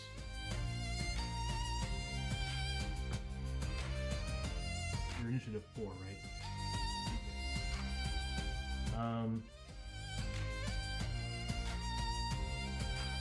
Interesting. So they go along with the other scavengers. Okay, so what I'm going to do is I'm going to add this, and I'm going to add that information in there so we don't have to pull this card out again.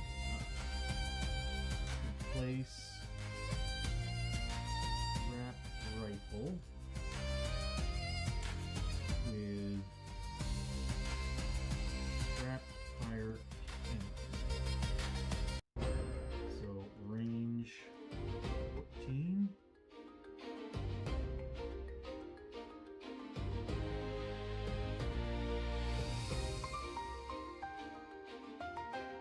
Shots 5. Damage 3. Good lord. Double health.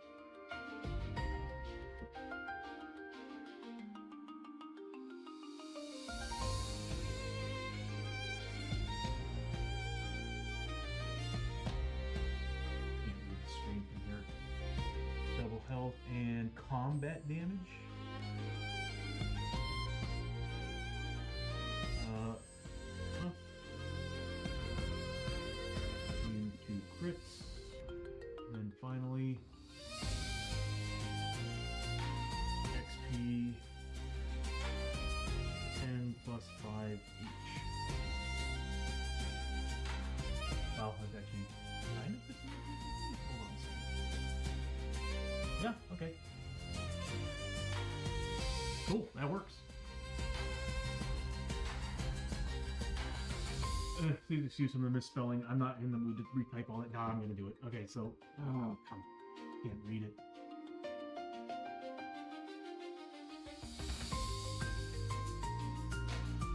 There. Okay.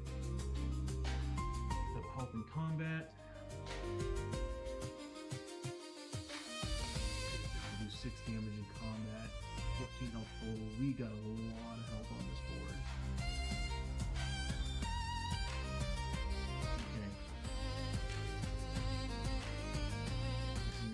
Pretty rough battle. Especially with just 2 characters. We'll get the models. It said 2 of them, right? Yeah, so we got Solarius Jerkoff. What 3 Wasteland Scavengers and 2 Scavenger Heavies. Alright. Good XP though. Oh.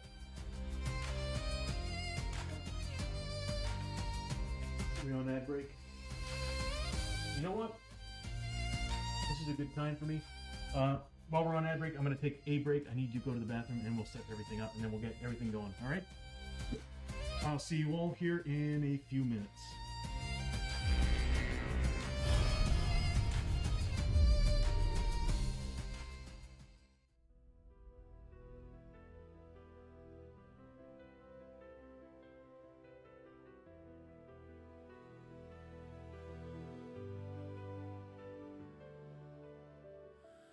Roll the dice, hear the thunder roar, knocking on fate's unsteady door. Maps unfurl and kingdoms rise in this world where legends lie. 1,000 voices call the tune. Under the stars, under the moon.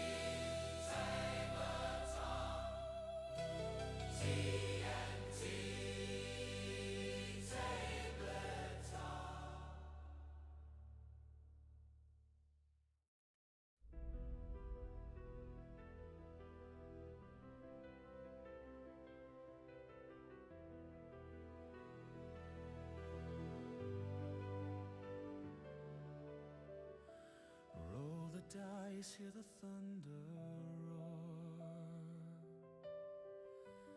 knocking on fate's unsteady door.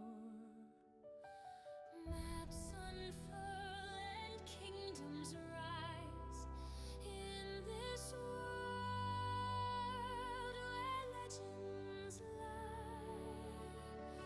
1,000 voices call the tune. Under the stars, under the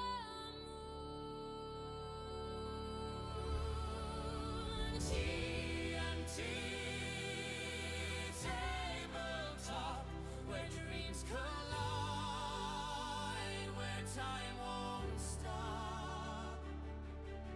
Raise your sword, claim your throne, for an epic tale to be sown. Miniatures march, armies clash, imagination burning like a flash. Heroes fall and villains grin, but every loss holds where we begin.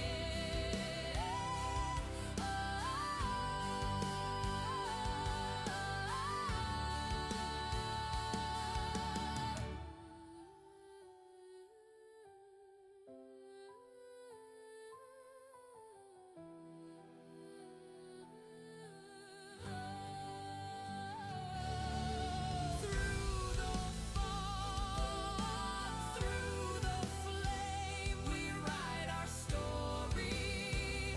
We stake our claim. TNT tabletop, Where dreams collide, where time won't stop. Raise your sword, claim your throne, for an epic tale to be sown.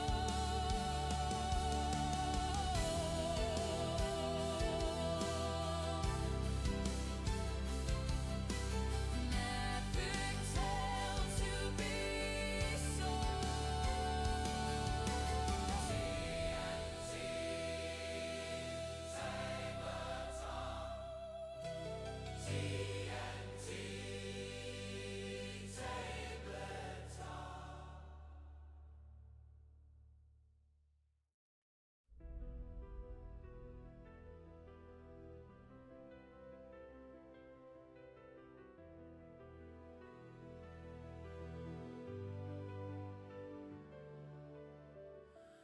Roll the dice, hear the thunder roar, knocking on fate's unsteady door. maps unfurl and kingdoms rise in this world where legends lie. 1,000 voices call the tune. Under the stars, under the moon. TNT tabletop, where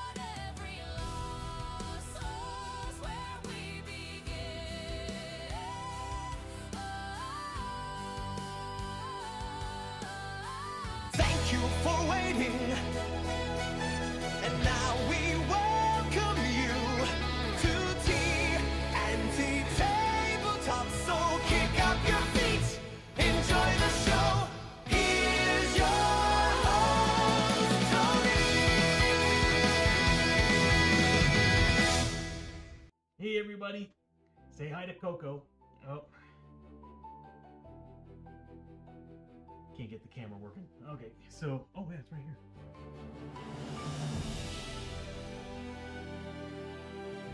Aww. We got Coco on the screen. She was hanging around, barking. Say hi, Coco. Hey, sweetie. Aww. She's such a good girl. Yeah, you are, aren't you? Yeah, she does not like being on camera. Or actually, I don't think she doesn't like being in this chair. Usually she parks herself over here on the side and just kind of like hangs out and sleeps. Aww. Look at that face. She's a good girl. You want to go back to Mama? Yeah. Okay. Or you can hang out here too. That works. What do you want to block? Up to you.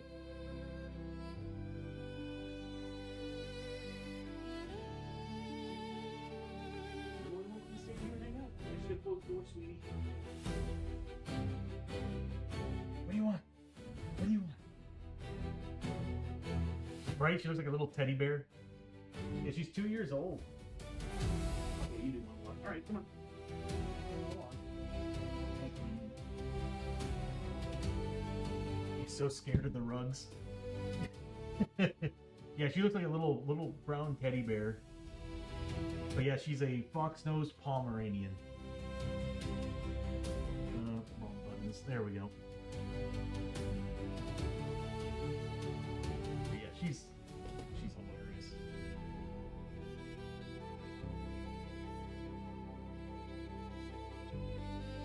But anyway.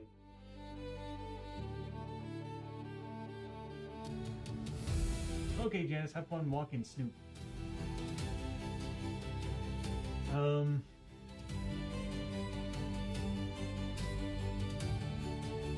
Yeah, I walked out. I was sorry it took a while. It wasn't me trying to get Coco. We found a giant, like about a 2.5, 3-inch water bug in the bathroom and had to flush that sucker. Oh, capture it and then flush them down.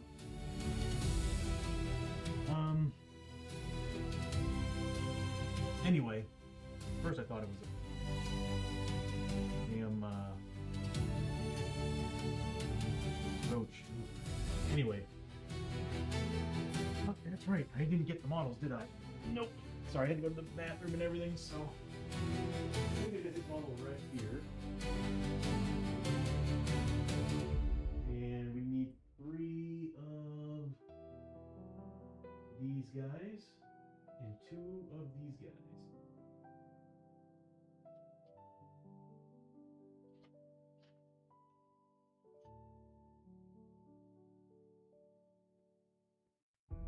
Ugh.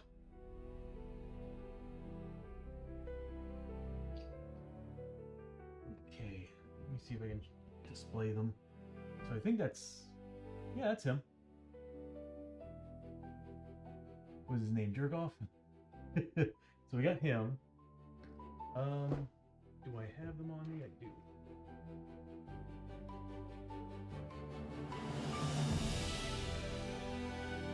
Yeah, my plan is, in the end, I'm just going to end up painting all the bases red. All the enemy bases red. So this way it's just... Another thing I'm noticing is that when I'm applying these to the bases, it's actually kind of scratching some of the base paint off. So I gotta be careful. This is interesting. Oh, because of that. And there's another reason why I want to make a different version of this base. And the heavies, there's one that comes with the actual cannon. Pretty cool. And then the other one is just a big ass axe and a shield. I guess they're all just medium based models.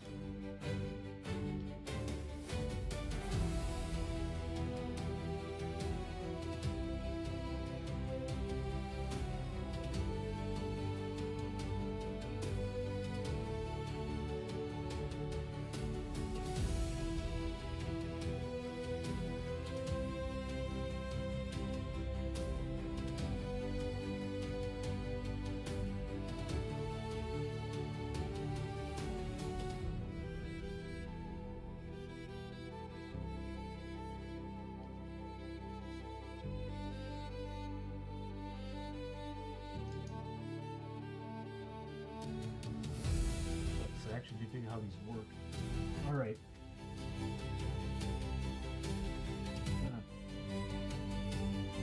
So he's initiative 6, was it?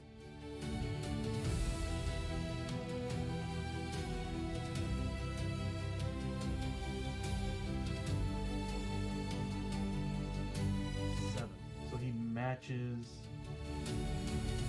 Iga. So he's gonna be slowest to fastest. So it's gonna be these guys. When considering that they're the same initiative, we can actually kind of pick and choose. I want them a little bit closer. So we'll put the base guys out here in the back.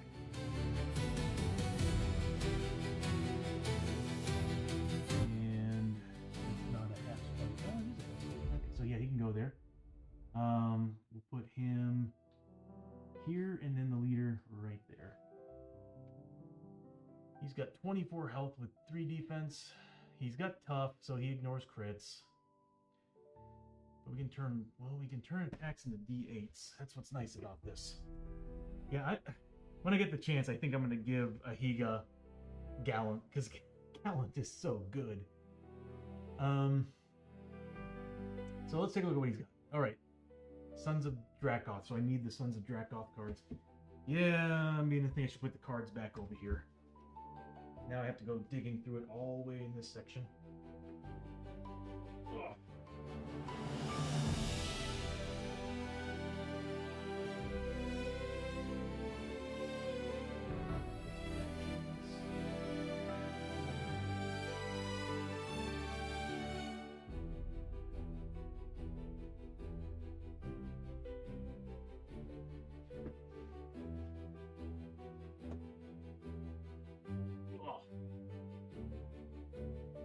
Okay.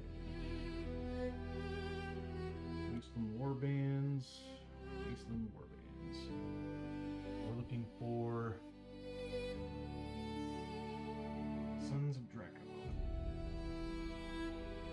There they are.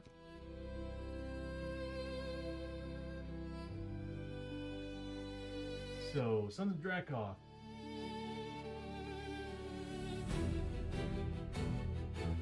Me who really wants my green screen back. Make this all easier. Okay, so Sons of Dracoth. This band of ruthless raiders were once soldiers of the Vento Star Empire. When their leader revolted against the Emperor and attempted to seize control, they were banished to this desolate and inescapable world, imprisoned and left to die for their betrayal. Energy weapons. Any hero that takes 1 or more wounds from this enemy's ranged attacks during a turn also gains a stun marker. Tech gear. When killed, the hero who did the last wound gains tech token, or D3 if a warlord.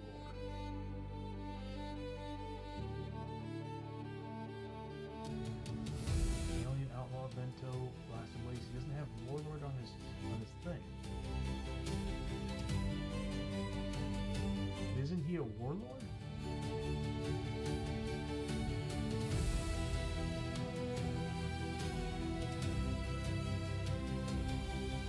That's weird.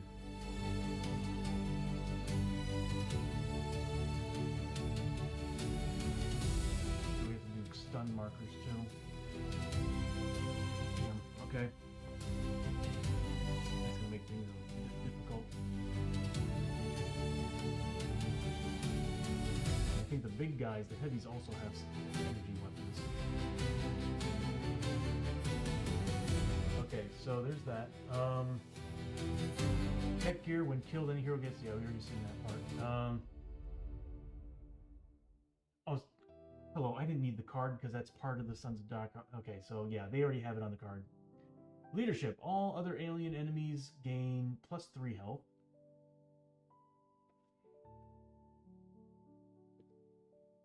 Damn. So on top of being double health, they're now +3 health, and the other guys are +3 health. Do they also have tough?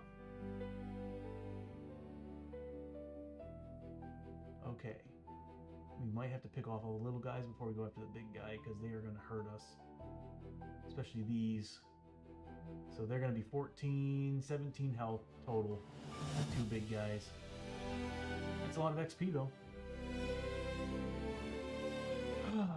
So he's immune to critical hits. So yeah, I think I'm going to do what we did last time and make him the last target. Although killing him would definitely drop their health total. The problem is we have to cut through him without critical hits. And right now we're dealing what? We have one character that's going to be making 4 combat, one that's going to be making 3 combat. Where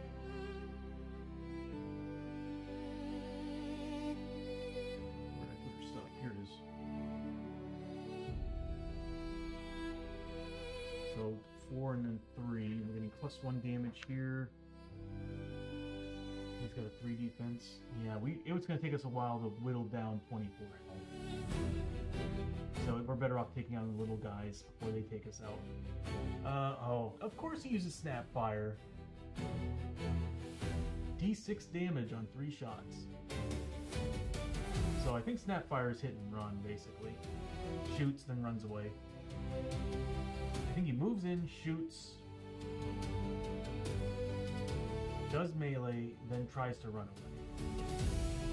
Battle Cry. At the start of the activation, all other enemy and beast enemies on his map tile gain +1 combat at the end of the turn. Maybe we should make him priority. Swirling attack. When making a melee attack, targets every hero adjacent. Brutal Blade. Any hero that takes 1 or more wounds from Drekoth's combat hits must pass an agility 5+6 or Good God, are you kidding me? This guy's insane. No wonder he's legendary.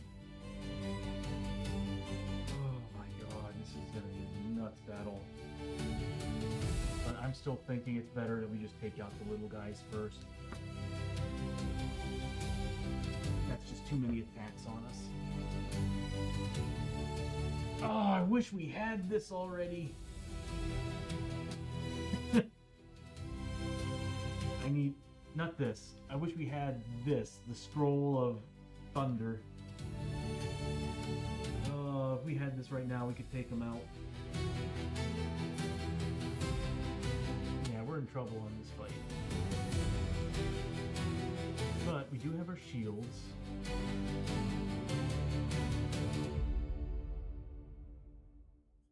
They're initiative 4, so they're going to be going before her. This is going to be a tough fight.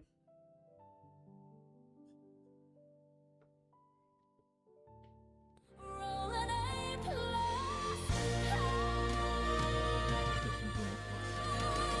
1, 2, 3, 4. Hold on. 1, 2, 3, 4. We're only 5 tiles in. We're at a 7+. Okay, so we're good. We're good. We need a 7+. And we still have the oil canister on it, so if we roll 1 lower than we're supposed to, we roll a die and see if we can actually pass it.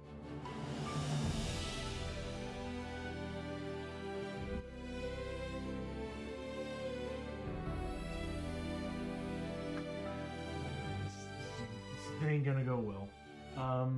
So he's initiative 7 right now. Let's start some battle music.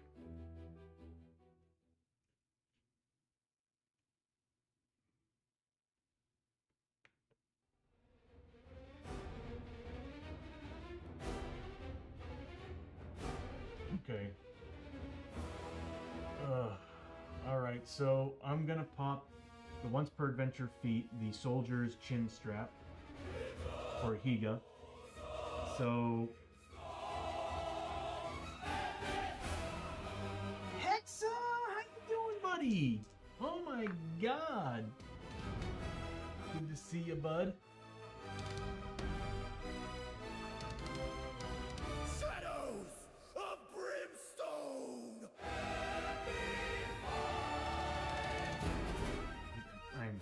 Ugh.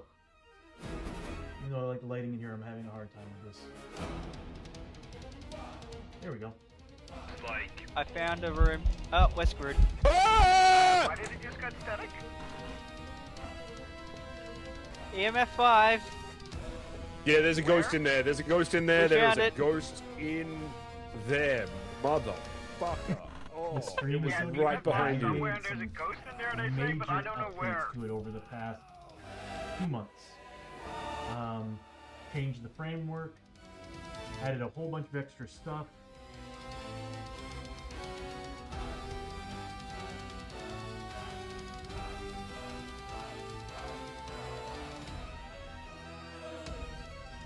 But yeah, I have it. I added a whole bunch of stuff. Like I could sit down and spend Hexa with the -1 die. Thank you, buddy.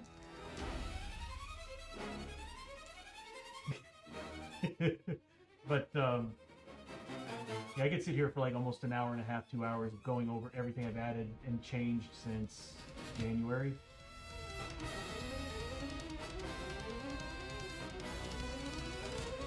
But yeah, so now I've got it to where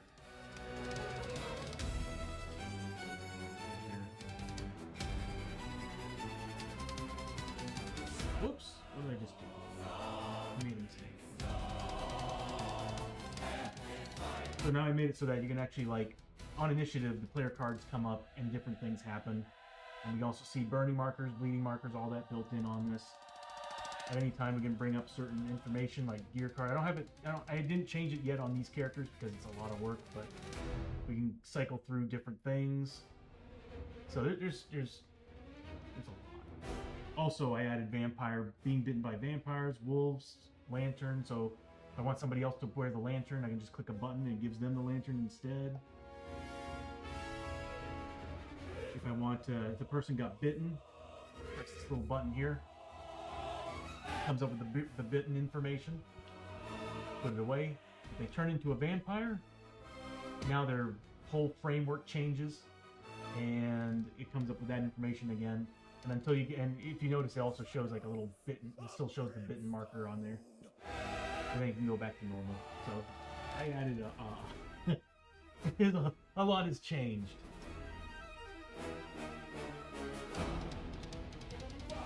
I'm trying, bro. I'm trying really hard to like build everything like out to fix up to what this game needs. Oh, and I also added some even cooler stuff. Let me show you. Anytime we go to different worlds, if, for example, let's say we go to, what would that be? The Blasted Waste. Oh, the Tradera. Patrol markers come out, and we can actually change the patrol markers and everything. We go to the Blasted Waste, this little thing comes up, and it changes whenever it changes from day to night, doing the cycle and everything. And then it shows you what we have to deal with in that area at that time. Oh, it changed the background. Damn it.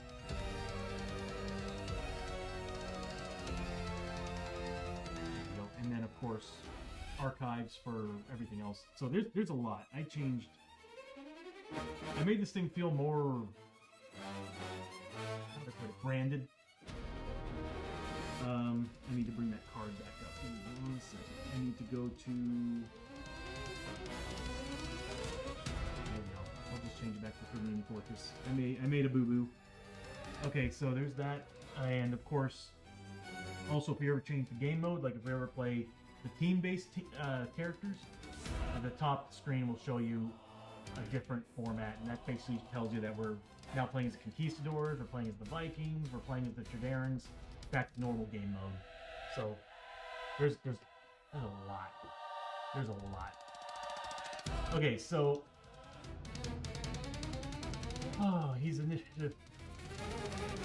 I don't, bro, and I'm pretty close to done with this one.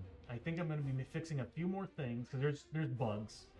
But once I fix those, I'm moving on to Death May Die. I think either Death May Die or I want to do Kingdom Death, but I'm thinking I want something that's just like we can just throw in here and just play without having to really do too much work.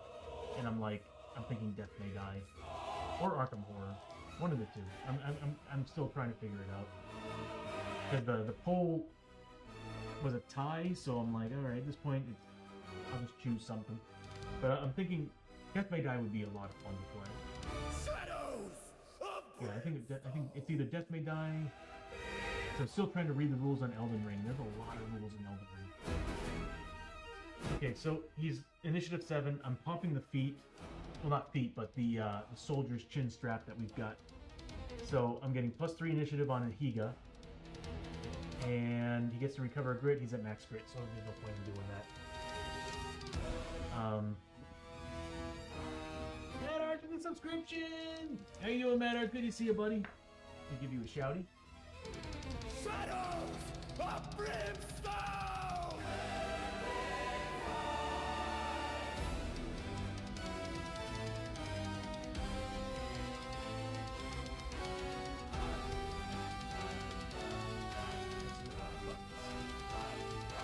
There we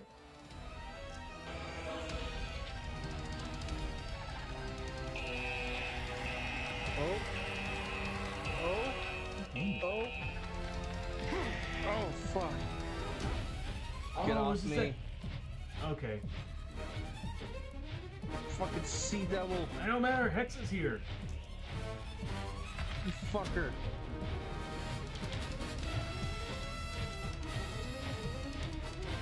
Little thing just for you.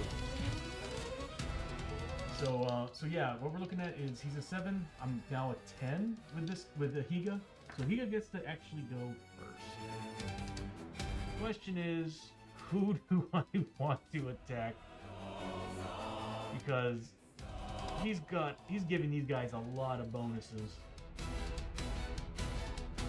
Oh, this is just not great.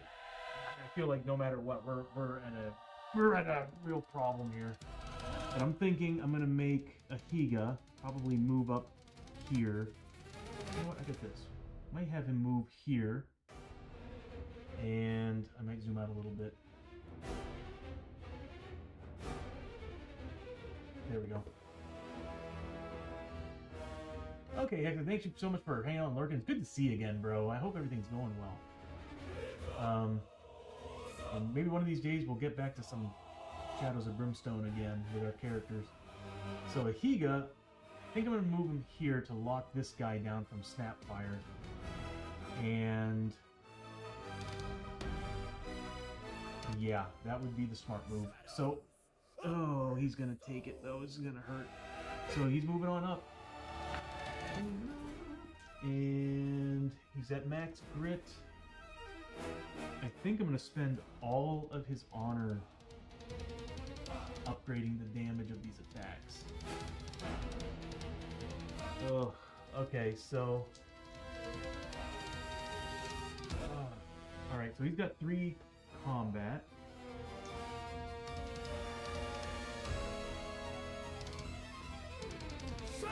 Yeah, matter. It's been a while since Hex has seen the stream, man. It's like a huge difference from when we played back in November. Huge difference. So we're looking at 3 combat total, +1 damage. Oh no, I want to spend that points on those. So here we go. 3 attacks.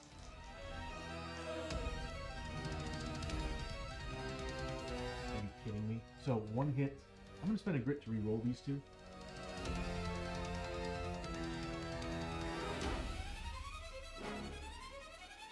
Help if I was in the right screen. There we go. Grit.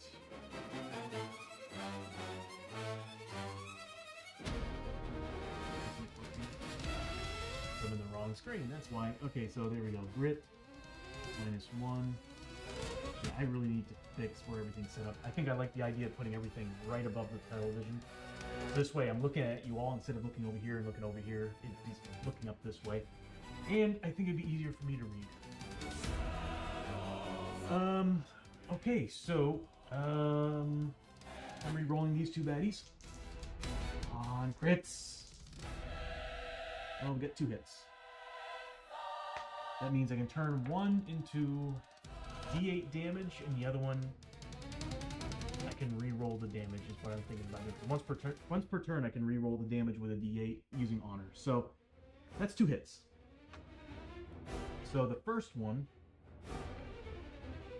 I'm just gonna say I'm using honor to upgrade the damage to D8. So the damage is, oh no, I want to add +1 damage to this.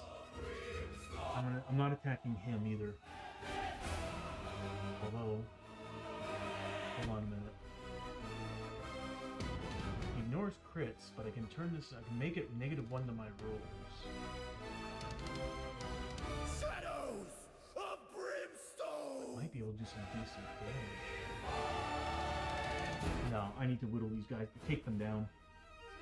Okay, so I need to focus fire on somebody and take a guy down because these guys are gonna hurt. He's gonna hurt too. I almost don't know what to do against these guys, to be honest with you. We're still level 2, we're fighting Epic Threat, and it's a freaking legendary warlord.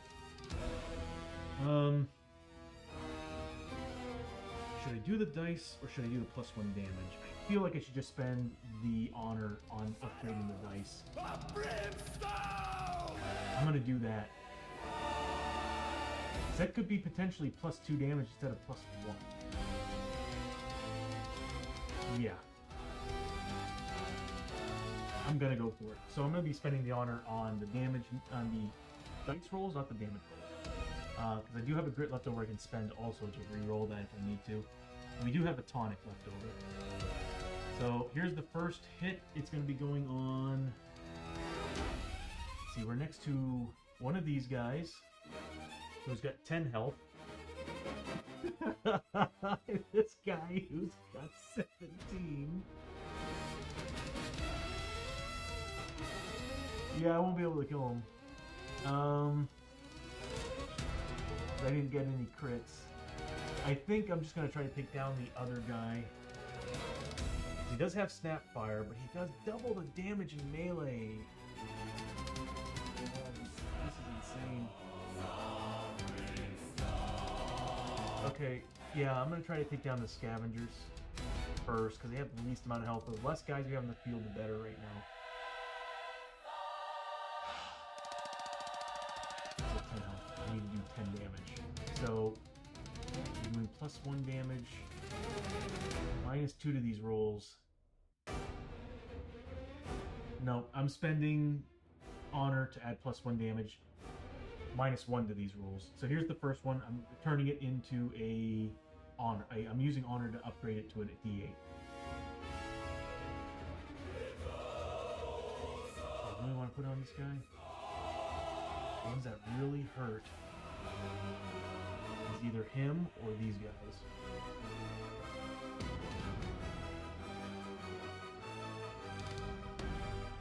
They have 17 health. I'm gonna try to take down the smaller guy first. Again, less guys shooting at us, the better right now. So here we go. Good to see models again. Yeah, right, Bishop? Oh my god, I'm scared. -1. That's not great. 3 points of damage. I'm expecting bigger numbers here. Alright, so pull out some tokens.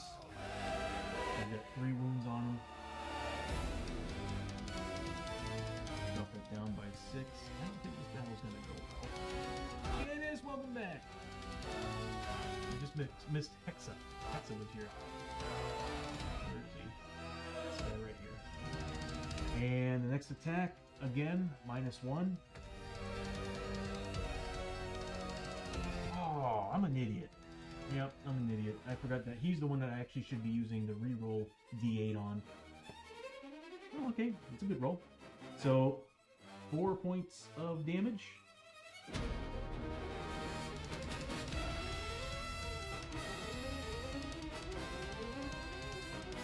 He's got 7 wounds total on him.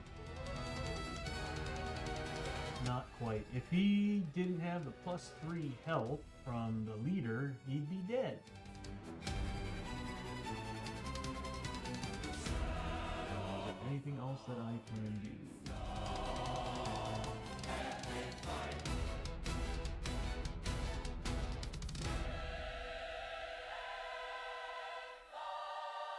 I need to see what the quests do. Give me 1 second here. Night quests.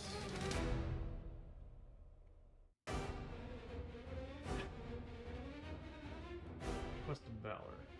Whenever you kill an enemy, place a sanity here for every 2 sanity or 2 sanity for every larger or bigger. At the end of each adventure, gain 1 quest marker for every 5 sanity. Here, then remove all sanity. Okay, so he needs to kill enemies. Alright.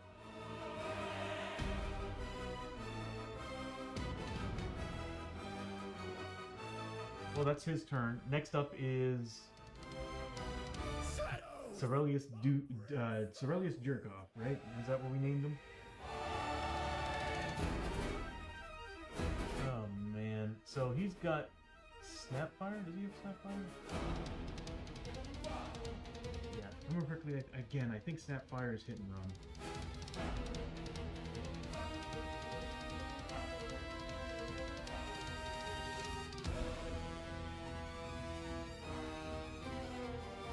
Enemies with Snapfire will target. Enemies with Snapfire will target, move, and attack in melee as normal. They also get shots of opportunity with their range attacks. They're not an ambush, so we can skip that. Free range attack at the start of the enemy's activation. If there are no heroes adjacent, there are heroes adjacent, so he doesn't get his Snapfire.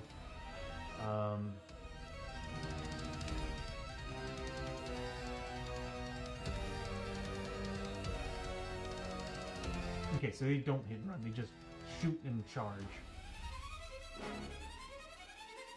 I'm guessing it's like, I guess there's another one. Snapfire. Oh no, they do. Hit and run, there it is. Okay, roll out a d6 for each enemy adjacent to hero at the end of its activation. On a 3+, it makes a free move along the shortest distance. There goes Coco.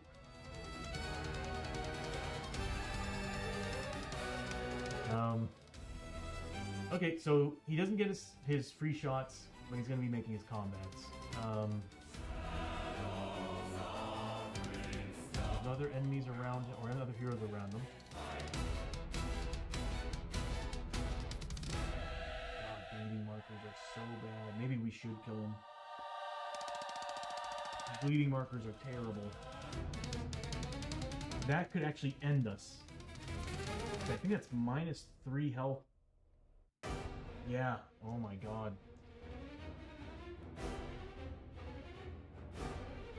Yeah, I don't think we're gonna win this fight. Straight up, gonna tell you right now, we are not winning this fight. So he's gonna be making 4 combat. He's got his shield. He's got a grit. We're gonna have to use everything we got against these guys. Here we go. He needs 4 pluses. 2 misses, 2 hits. We're going to use the cover saves against this, so we need 5 pluses. Both saves. That's a 5 and that's a 5, so we saved both. So no bleeding markers for us today. And he's going to make a 3+ to try to escape. Oh yeah, he big time got it. So he's going to move shortest distance away from Ahiga, so 1, 2, what's the speed? 7. Moves basically here. And that's his turn.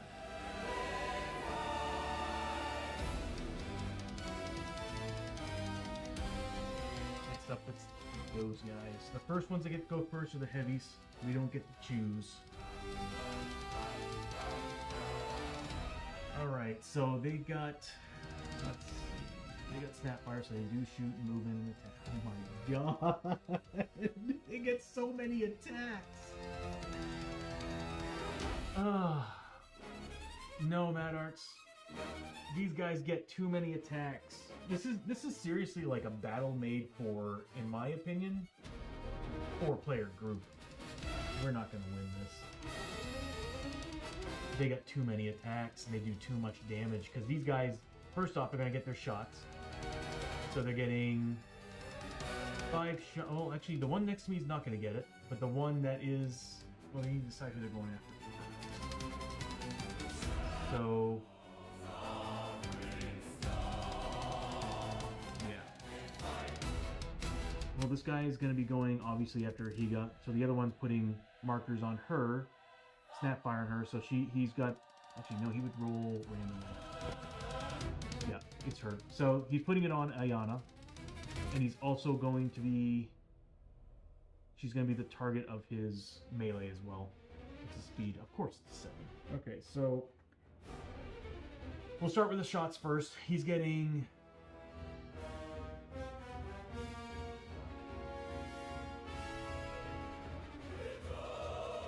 What does that mean?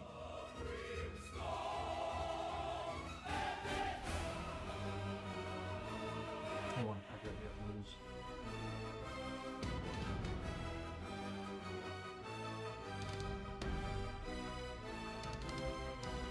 Shadows of Brimstone! They all have energy weapons. Every single frickin' one of them. Yeah, we're not gonna make this. There's no way we can make this. Damn.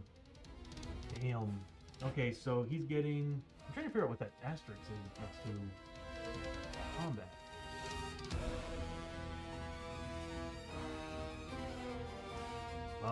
Okay. For every 2 weight the character's wearing, they're getting an additional combat. Oh, that sucks. That really sucks. Okay, so first things first, energy shot with this scrap rifle. 5 shots at 3 damage.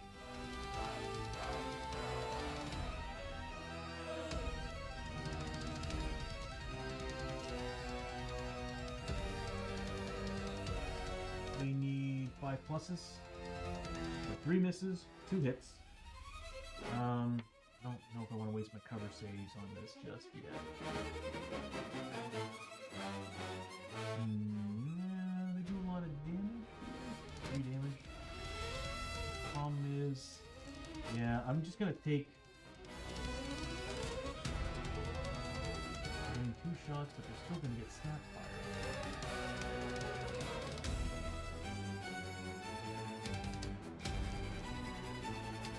You're also immune to criticals. Stupid. So flippin' stupid. Alright, so, I'm half tempted to say that at the end of this round, if we survive, we're done. Because there's no way we're surviving this. This is dumb. This is dumb. Okay, so, I'm gonna use the cover saves against this. So 5 pluses. Nothing. Defense save of 4 plus. Both saved. So didn't take any ranged hits. And now he's moving in. We'll start with Higa. He's making combat. And Higa's got what on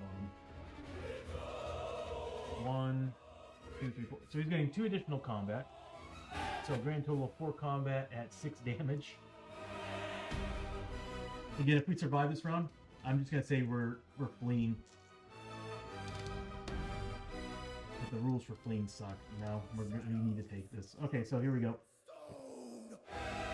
Oh wow, he failed all but 1. So we need to make. We already used the cover saves, so we're gonna use the defense save of 4 plus. Failed it, so that's 6 damage.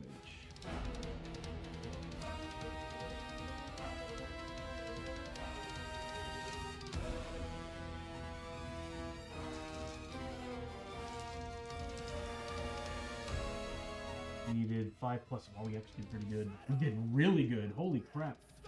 What sucks is 1 did get through, and therefore.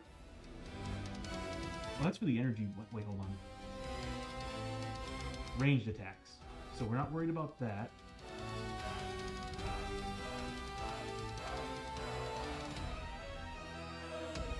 Okay. Sorry, there's just so many rules to follow here.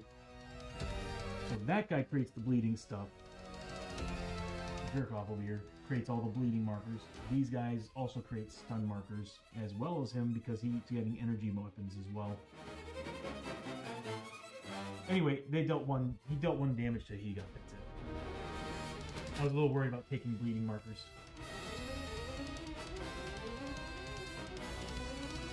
Yeah, we're not going to survive this fight. There's no way. The next one is going after Ayana. Ayana, I think, has about the same. Yeah, He's got 5, so that's going to be two additional combat on top of the 2. So again, we'll have 5 attacks. He needs 4 pluses. 2 miss, 3 hit. Sure he did use his shield. I probably should have waited on that. Defense saves of 4 plus. 1, 2 hits get through, dealing 12 points of damage. I'm gonna grit roll those 2 misses. Actually, I'm gonna use the tonic. I'm gonna use the no. We'll just use it.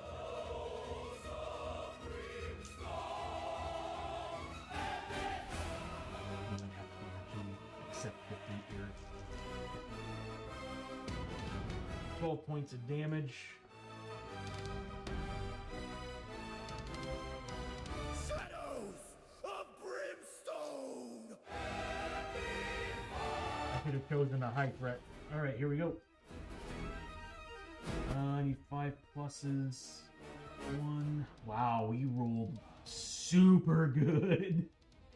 Because these are all 5 pluses. So that's 4 hits that got through, dealing 4 points of damage.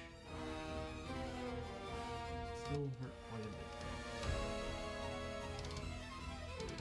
Shadows of Brimstone!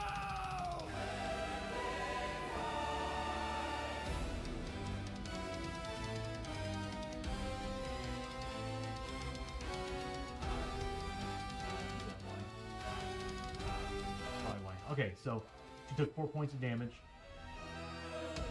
That's their turn, and then it's the other guys. They are going to be dealing trap shots. Well, actually, hold on. One of them is currently locked down, so the other 2 are going to make targets. Let's start with this guy he's targeting. That's a Higa. So he's going to move up on Higa. His melee is going after Higa as well, but his shots are going after Ayana. And so Higa's about to get 1 set of shots. Ayana's about to get 2 sets of shots, and then Higa's about to get hit by a lot of combat. A ton of combat. A lot of combat. Oh my god. Okay, so we'll start with the Higa. So that's 2 shots. Actually, we'll just roll them all together. He doesn't have his covers anymore, so there's no point in rolling them separately. So they need 5 pluses. No, it's only 4 sets of shots. What am I talking about? 2 sets of shots. Oh, I'm totally off. Okay, so there we go. 1 does get through. He has a defense of 4 plus. Gets it. He's good. The next one set is going toward Ayana. That's 2 misses because he needs 5 pluses. So that's good there. Now we get to combat. They're getting 4 attacks up against Higa. That's 12 attacks.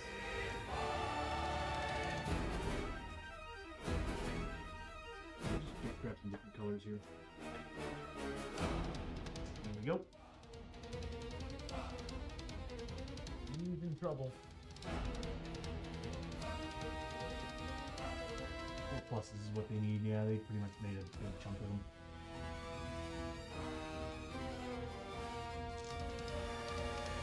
What, 3 damage a pop?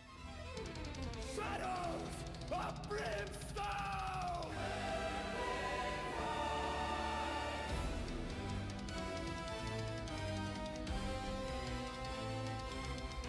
Okay,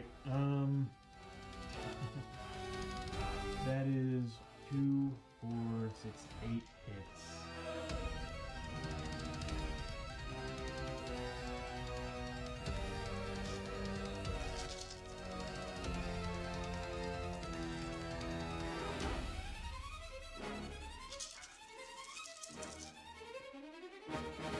You need 4 pluses. These are good rolls.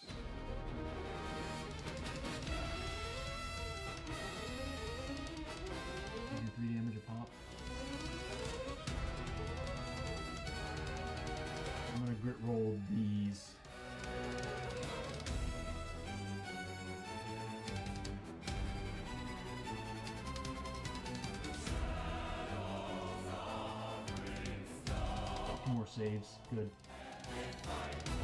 We're looking at 6 points of damage.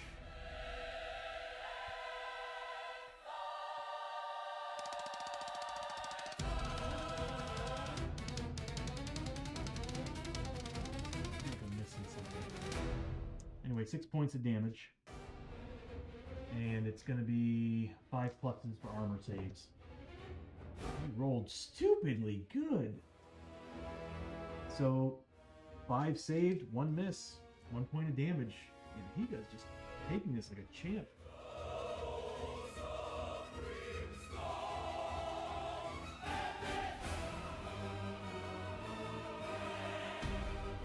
I swear things aren't working.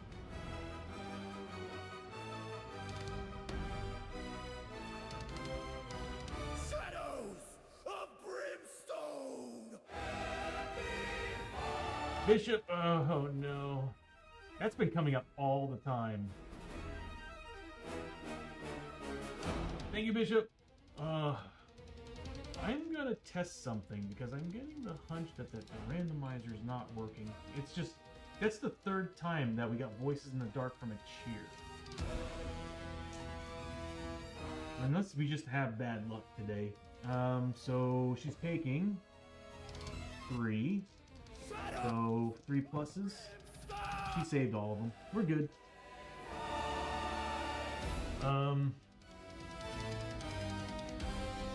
It's crazy. It's a 5% chance that it's happened 3 times. Yeah, it happened 3 times. The host show one that came up earlier was a 1d6 pack. Next is Ayana.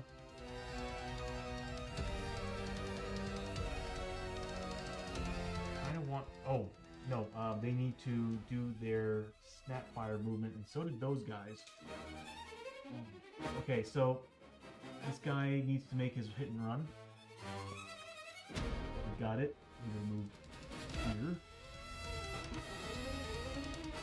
No, actually, yeah, he would have moved there. This guy here moved all the way over here.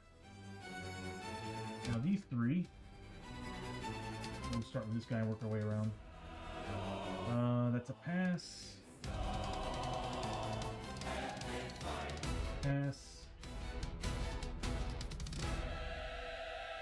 He's stuck.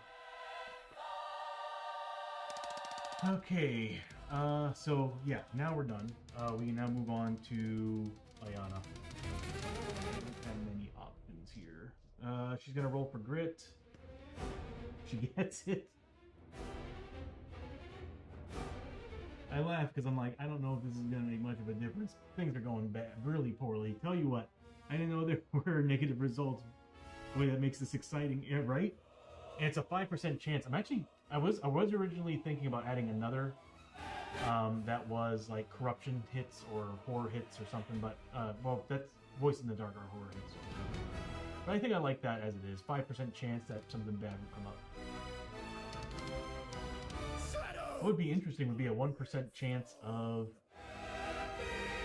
darkness.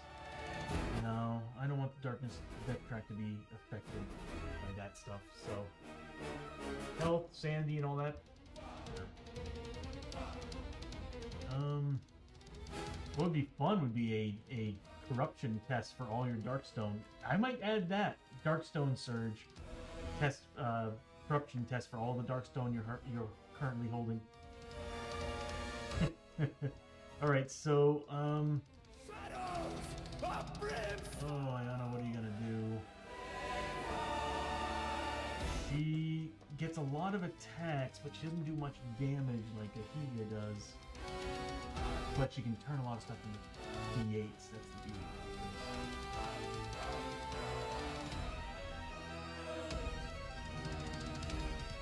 I want her to lock some dudes down. The problem is that the two heavies are now capable of. You know what I'm gonna do? What's his escape test?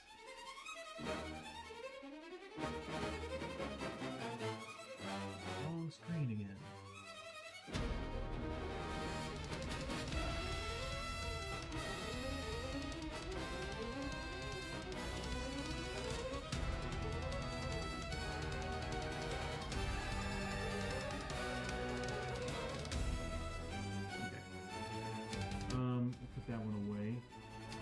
guy. 5+, so it takes an awful lot to do an escape test. She automatically passes escape test. Right?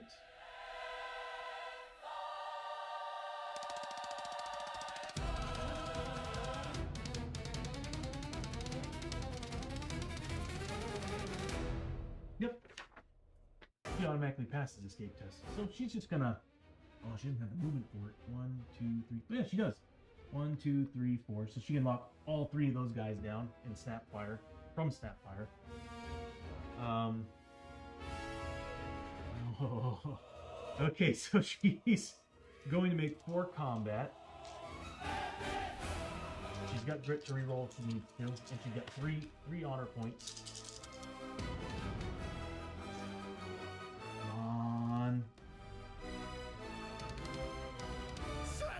Okay, we got 2 hits, 2 misses. We're gonna re-roll those misses.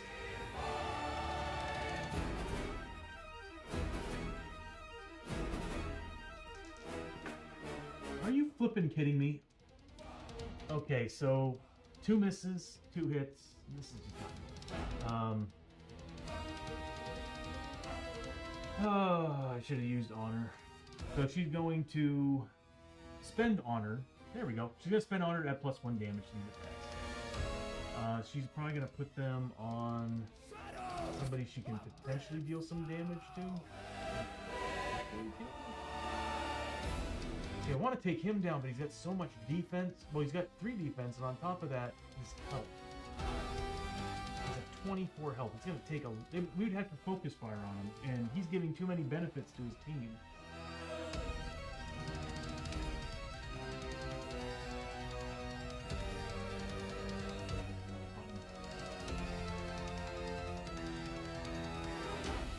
She has a better chance of taking him down.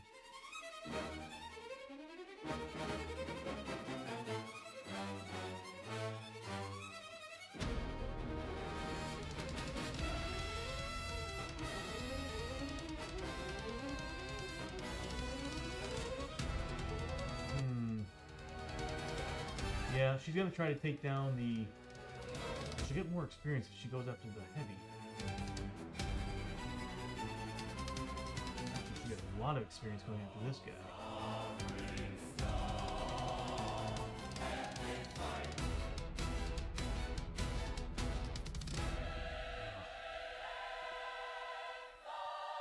We're gonna try to take down those scavengers.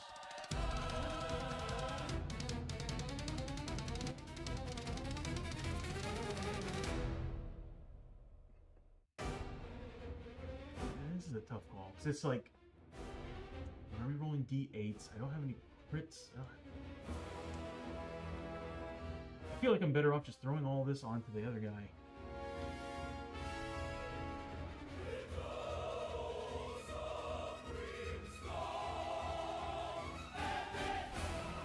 That is why I want to make sure. I keep forgetting, if I use D8s, I get double the roll. But it's not on damage. I need to start saving these for actual hit rolls. Okay, so one is going on the regular scavenger, I'm guessing. I don't really pose too much of a threat.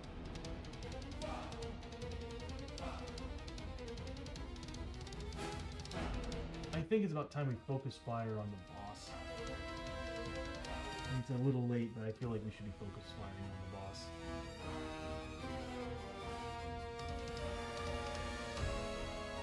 Yeah. Okay, here we go. I'm using honor to upgrade these to D8s. So we're getting +1 damage. So -2 to these rolls. She doesn't have any roll. Does she have a tonic? She does have a tonic.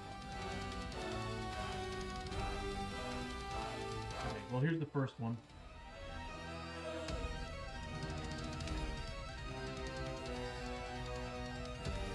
He's draining them what? +3 health?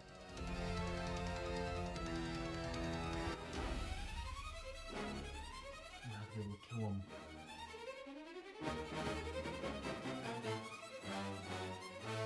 -2 to this roll. 6 points of damage.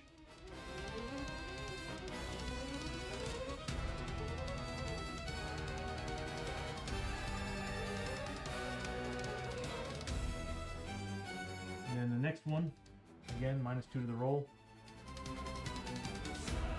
3 points of damage.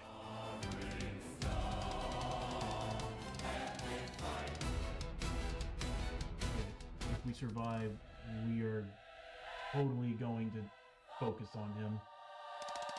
He's already at 9 wounds out of the 24 health that he has, so our odds are looking a lot better. Oh, we have bandages too.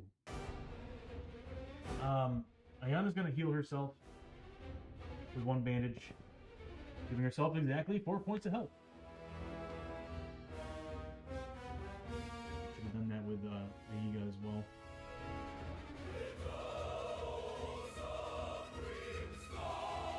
And it's gonna bring her to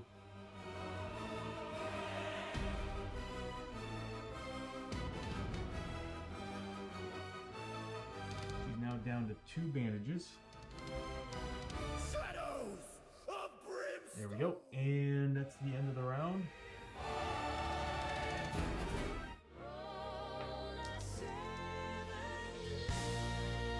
This part can screw us over. And it really could too right now. We got a 7. If we rolled a 6, we could actually not re-roll, but roll a d6 and see how it'll change anything. Alright, so unfortunately, we have 2 characters that meet the same initiative. And so that means that Jerkoff is going to be going first.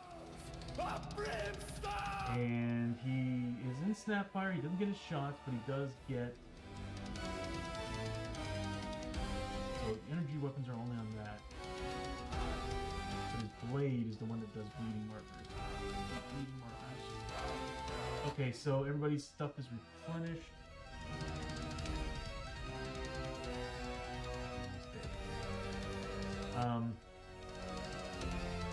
We're keeping the shields on the characters. We need to cover. So anyway,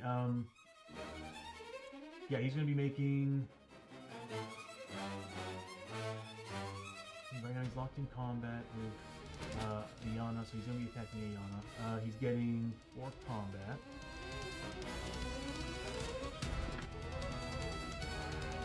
D&D bros, how you doing? This Dustin, Devin, both of you, how y'all doing? Who are you playing tonight, by the way? Thank you, Janice, for the shouting. But, ooh, pleasure. Awesome. Good to see you guys. Yeah, everybody. We did a lot of wonderful streamers in the stream right now. We have the Mad Arts Treasures. We have the D&D Bros. We also have the Metaphysician and Hexafire. I don't think he's. I know that Janice, you stopped, but Hexa, I think he's on hiatus. But we have all these wonderful streamers, and I highly recommend for sure, like following them and checking them out. They're a lot of fun. They're entertaining. They have some really cool stuff. Mad Arts does some cool silver, silver polishing, and they're really cool people. Okay, let's test the random generator and see if the voices again will. Shadows of I also fixed the random not the random generator, but I fixed the problem we were having when. Oh, thank God, it's working. Okay, so Bishop, thank you so much. That's gonna give Ahiga 1d6 back. I mean, hey, it's something, you know. That 1 health point can help, right? Thank you so much, Bishop. Why isn't this working? Because I'm in the wrong screen again. There we go. So 1 health for Ahiga. And Bishop, you're asking that question? You know me. You know my roles. Okay, so he's getting 4 combat on Ayana. Let's see how that holds up here. He needs a 4+. Yeah. we get through. I'm using the shield for cover. We 5+ saves. Not a single one. Defense saves a 4+. 3 damage. I don't want to spend the tonic to do this because him putting bleeding markers on someone is really, really bad. Bleeding actually takes your maximum health and drops it until you can get rid of it. Bleeding sucks. Bleeding sucks a lot. I gotta do it. I gotta spend the tonic. We do have... No, that's a Higa. There she is. She should have a tonic left over. I'm thinking I might actually just get rid of all these and just keep the side bag item in the, Meadow with a white hydrate. Thank you so much, buddy.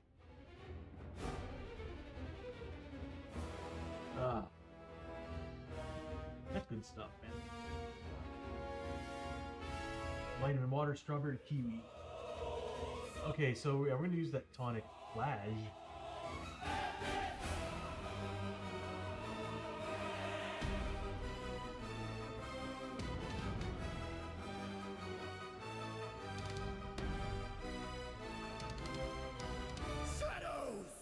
Meta with... Oh yeah, Meta with a subscription. Thank you so much, buddy.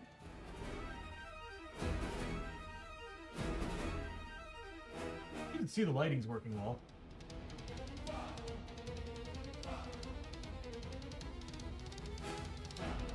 I've actually got I've got a whole set of, again, Meta, thank you so much for the sub, man. And everything that you do, everybody in here, to be honest with you, thank you so much for hanging out and whether it's spending the redeems points, subscriptions, anything, it's just interacting with the stream, it just makes it more fun for me to want to build and add more stuff to it. Which I'm definitely thinking about. Like I said, the next game I'm going to be adding to the stream is probably going to be Death May Die, because it's more arcade-like than Arkham Horror, and it's a little bit easier to get into and play. Very simple rules. Meta with the biddies, thank you, buddy! What am I looking for? Whiskey. And tonics, there we go.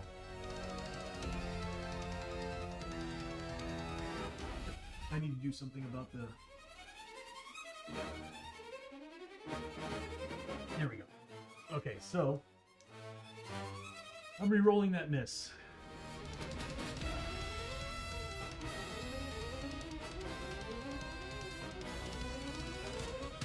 Please be a 4+.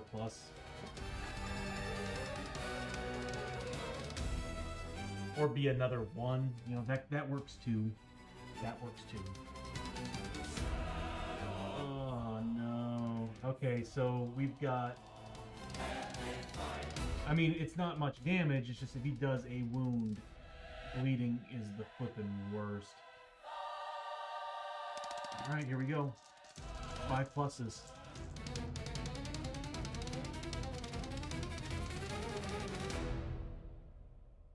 That's 2 saves. And even if I use the helmet, it just turns that 3 into a 4. I needed a 5+. So we just lost 3 health to our max health, dropping us down to 11.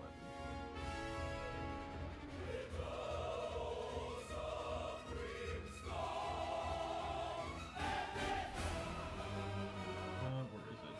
Ooh, I have buttons for this now. Okay, so bleeding.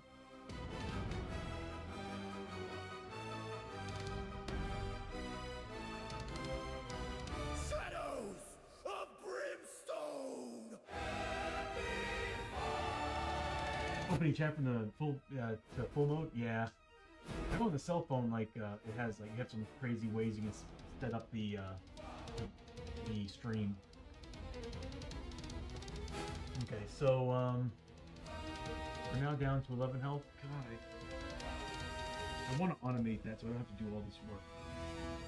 But we're now 11.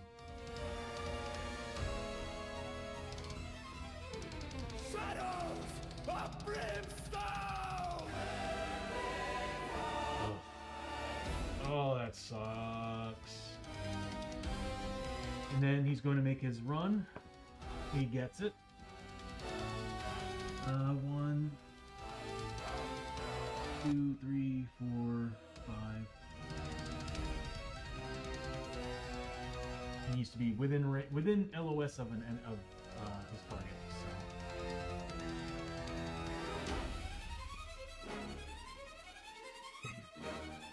All right. Well, next is a Higa.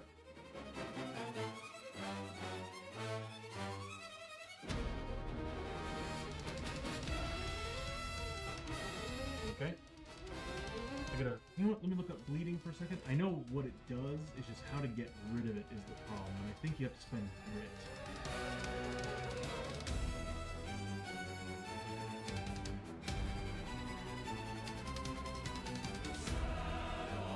Model is -3 health for each bleeding marker it currently has. A hero reduced to 0 is KO'd, an enemy reduced to 0 is KO'd. The hero that may use 1 grit at any time to remove 1 bleeding marker. We used our tonic already.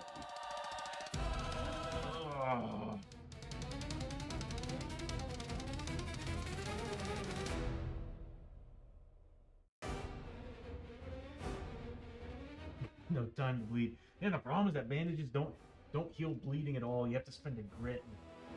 I used it all. Too bad I can't honor a grit roll. Can you grit roll movement? If you can grit roll movement, that's technically a grit. That wouldn't make much sense. Well, either way, yeah, no, I don't think you could grit roll movement because that wouldn't make any sense for having to get grit back on you. Anyway, he's gonna waltz over there with his 9 health. We are gonna focus fire on him at this point. He needs to die. We did do damage to him though. We did what? 4 and 5. I forgot to do the experience for that.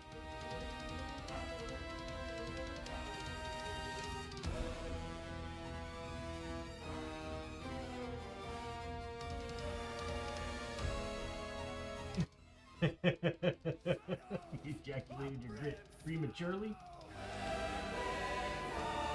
I got nothing on that one, man. Got no words. I gotta do the experience for that. I forgot. Alright, so Ayana did it really do that much damage? Minus 2 to the roll. We rolled 6 on 1 because we rolled an 8. And we rolled a 5, so yeah, so 6 and 3. So we're looking at, it's a lot of XP. So 30, so 55 XP for the first. And then 15, 40 for the next. This guy is rich in XP. Oh my god. Yeah, farm him. Farm him! Just wondering, man, how long do you have for this fight? If it's long, let me and Janice might start, and you can join later. Yeah, that's fine. What time is it? 7:30. Okay. It's gonna be a bit longer. Although I could stop it at the end of this round. What I'm gonna do is I'll finish this round and we'll save the rest for Sunday. Oh my god, Meta.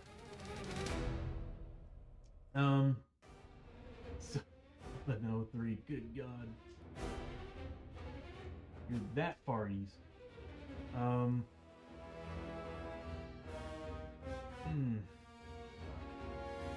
Dang.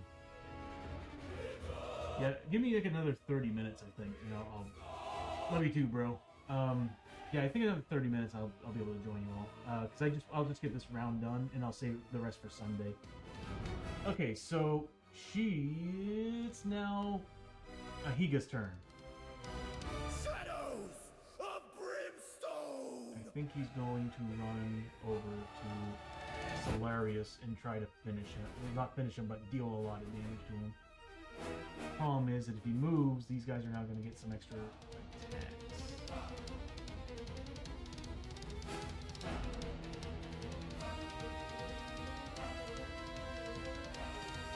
Oh my god. Okay, so this is... Seriously, this war boss makes things super complicated. Because he is an army in his on himself with all the stuff that he does. Alright, so I'm just gonna keep attacking the guy that Higa's on, and I need him dead. Oh, wait, he's a small dude. Only got 3 health. I feel like I'll be wasting a turn. Okay, so this guy moved down here. Oh my god. Okay, so Higa's gonna make an escape test. I think he's a 3+. We're going after Solarius at this point. Screw this.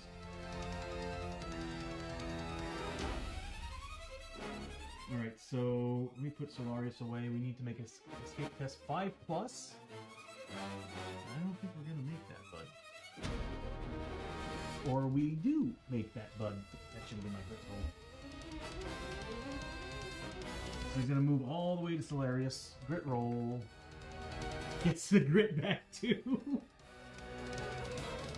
This has been a weird stream, man. It's like not good, not bad. It's weird. So he's gonna be getting 3 combat. What is the best option here? I'm getting 2 honor. Can use that honor to. Yeah.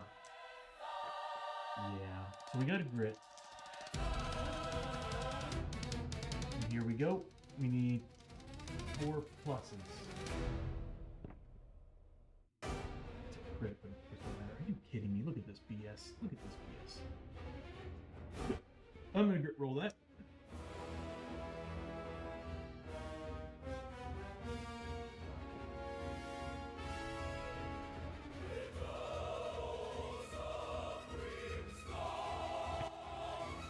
I'm gonna have +1 damage to it. I'll roll it and see what it does for damage. If I'm happy with it, I'll stick with it. If I roll another 6, great. And I'm probably going to re-roll it with a d8. Okay, so here we go. +1 damage, so we're looking at -2 to the roll. This is not bad.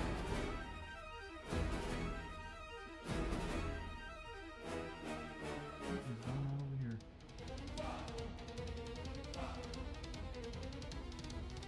So -2 to the roll. That's a good roll. That's 3 points of damage. I'm gonna keep it. 3 points of damage. Wow.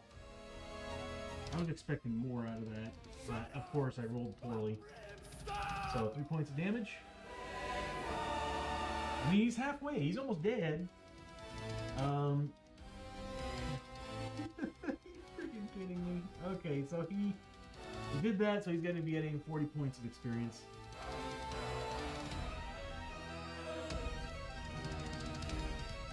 Ugh.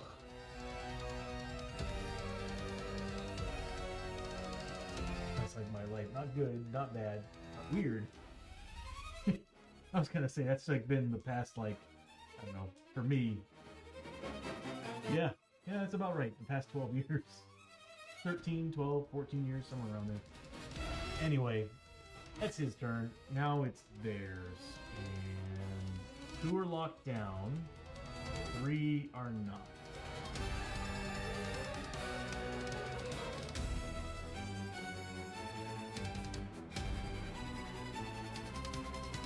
So what we're looking at is, we start with the heavies first, so we'll do the range of the guy down here at the bottom of the screen. Can't quite see him.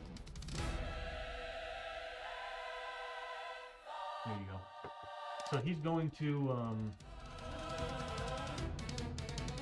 he's going to make the snap fires. He's going to choose a random target, Giga, and their energy weapons, so they do stun.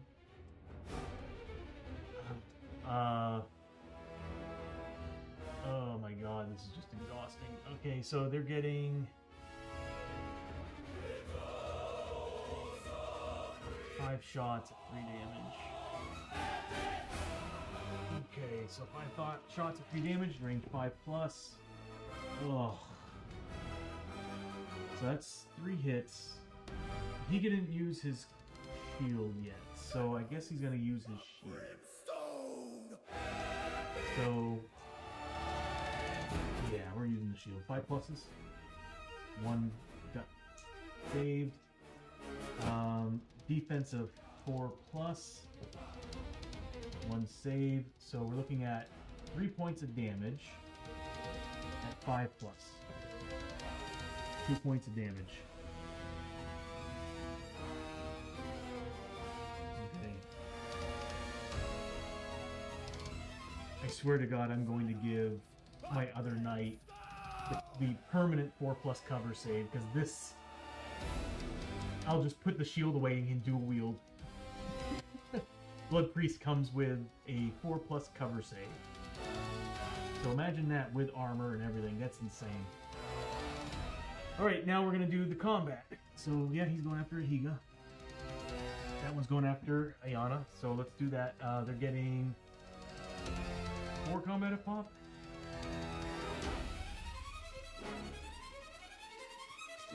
We need 4 pluses, so we'll do Ahiga first. That is 3 hits and a miss. So we're getting defensive 4 plus, 2 saves, 1 hit. That's dealing. Deal extra damage or something.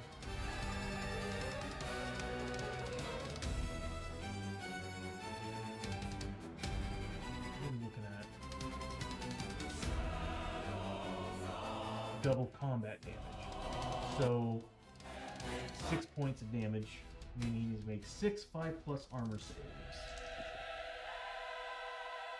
So 4 points of damage actually cut through. Oh, that was a 4? Did I roll a 4? I rolled a 4, I'm turning that into a 5. I don't remember. Damn. Takes 4 damage. I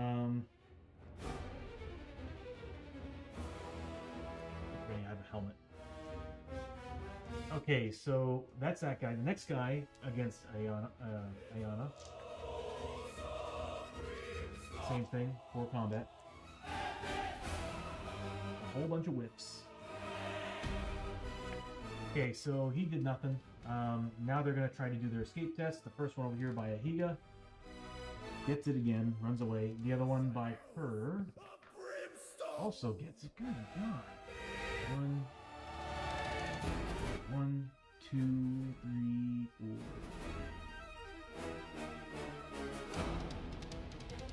And now the other guys, they were all on Ahiga originally.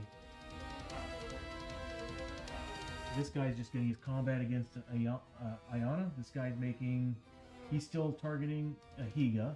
Same thing with him. Those two are getting their shots though. It's going to be 1 each, because that's the way Snapfire and Shootout happens. You choose a random target and then you start giving it to other targets and don't have a marker already. So they're both getting 2 shots at D6 damage a pop. So here's one for Ahiga first. We needed a 5 plus, so we got it. Defense save of 4 plus. That's it. Nothing. Ayana. 2 misses. Now we go to combat. So we're looking at, again, 4 combat. We'll do Ahiga first. He's getting a whopping 8 combat. He already used his shield. So we'll just do this. So he's getting 8 combat.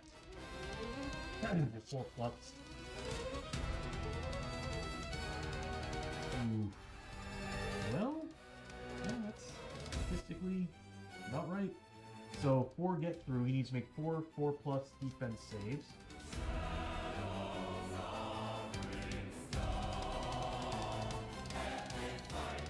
Doesn't have grit or anything?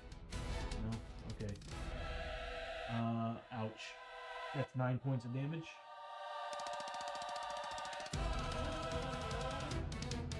Do I have any way of stopping this? I do not.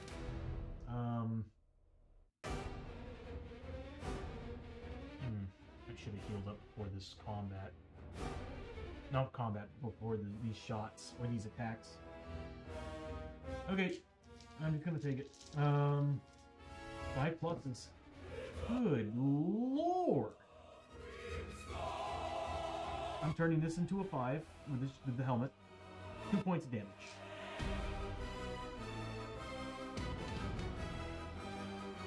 I'm not gonna lie, I'm rolling good when it counts for the armor saves. Good God, he's still alive.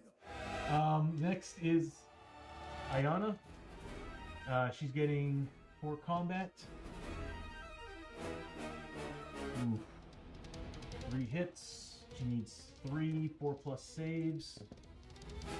Gets all of them. Here's all the 6s and stuff now. Can't make them on the hit rolls, but I can make them on defense and armor saves. Good God. Alright, so now these guys all need to make their escape tests. So we'll start with the guys over here by Ahiga, starting with this guy here. He gets it. One by him. Does not. He falls back. The guy over by Ayana gets it. He falls back. Oh my God, this is insane. I'm focus firing on whatever his name is. Well, again, you know what? But from here on out, I think I'm just going to actually add it to his card. I'm just going to name him Jerkoff. It's the end of their turn. Now it's Ayana. We've got bleeding. Let's see if she can get a grip back. Nope. Good, that would be nice. She's got bleeding markers on her.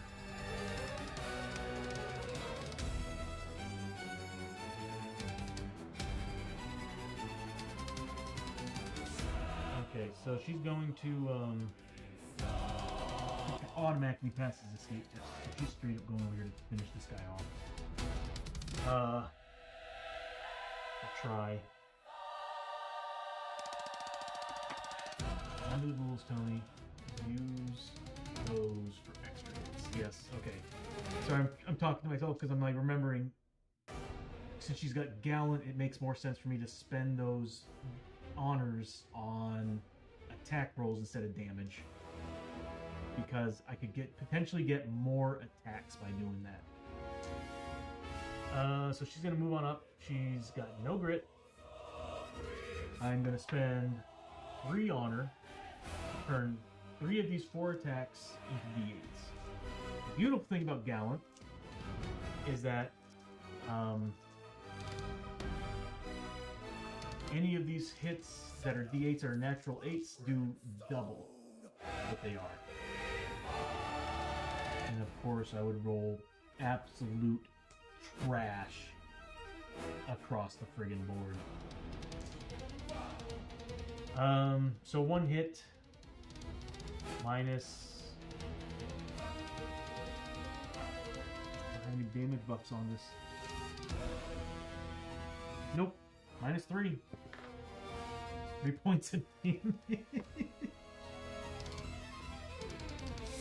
This is just dumb. Okay, so he's got 3 points of damage on him. And it's gonna give her 40 points of experience.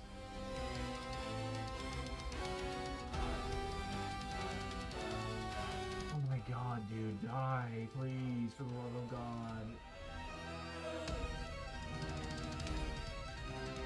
I cannot make hit rolls to save my life, I swear. Okay, we're gonna go ahead and pause here, and we'll pick this back up on Sunday.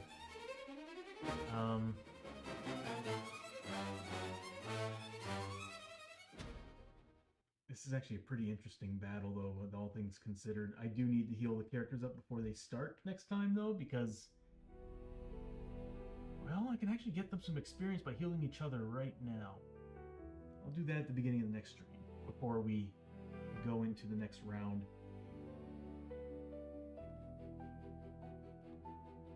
But anyway, so this is chaotic. Again, everybody, thank you so much for hanging out and watching the stream. And, you know, again, like, you all participating in the stream and everything, it makes it more exciting for me to want to build more stuff for this. Like, I definitely want to, I want to build another game. So, like I said, it's a toss-up between Arkham Horror. I would love to do Arkham Horror, but I feel like Death May Die is more arcade-like, and I think some people would enjoy that more than Arkham Horror, but we'll see. but I definitely want. What I'm going to do is, I want to make it quick. I want to build these things quickly. So you're not going to see me scan any cards, period, except for maybe like player cards, stuff that can like remain on the screen and stuff.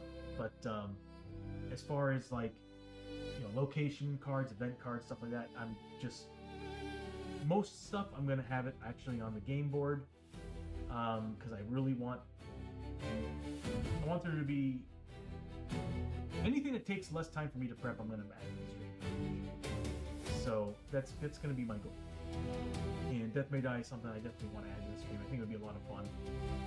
And I think Arkham Horror would be fun too. The thing about Arkham Horror that would be cool is that you all can join in and play Arkham Horror.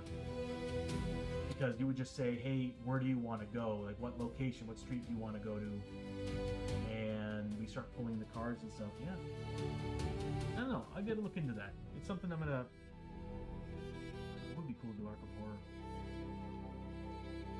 We'll see. We'll think. I'm going to think about it. I'm going to probably do some play tests of both games, and I'll see which one would fit better next game to come out. But anyway, again, thank you all so much for coming out. Let me see who we have to raid into.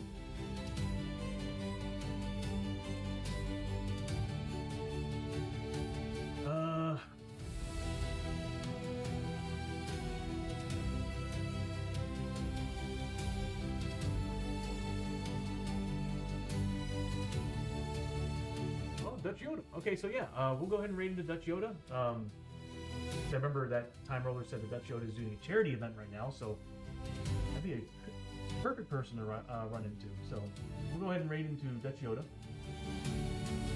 And again, thank you all so much. After we raid, I'm going to watch the ball. I want to see the high noon duel. Yeah, it was very quick. Dutch Yoda. It was very quick. He got his shots, missed.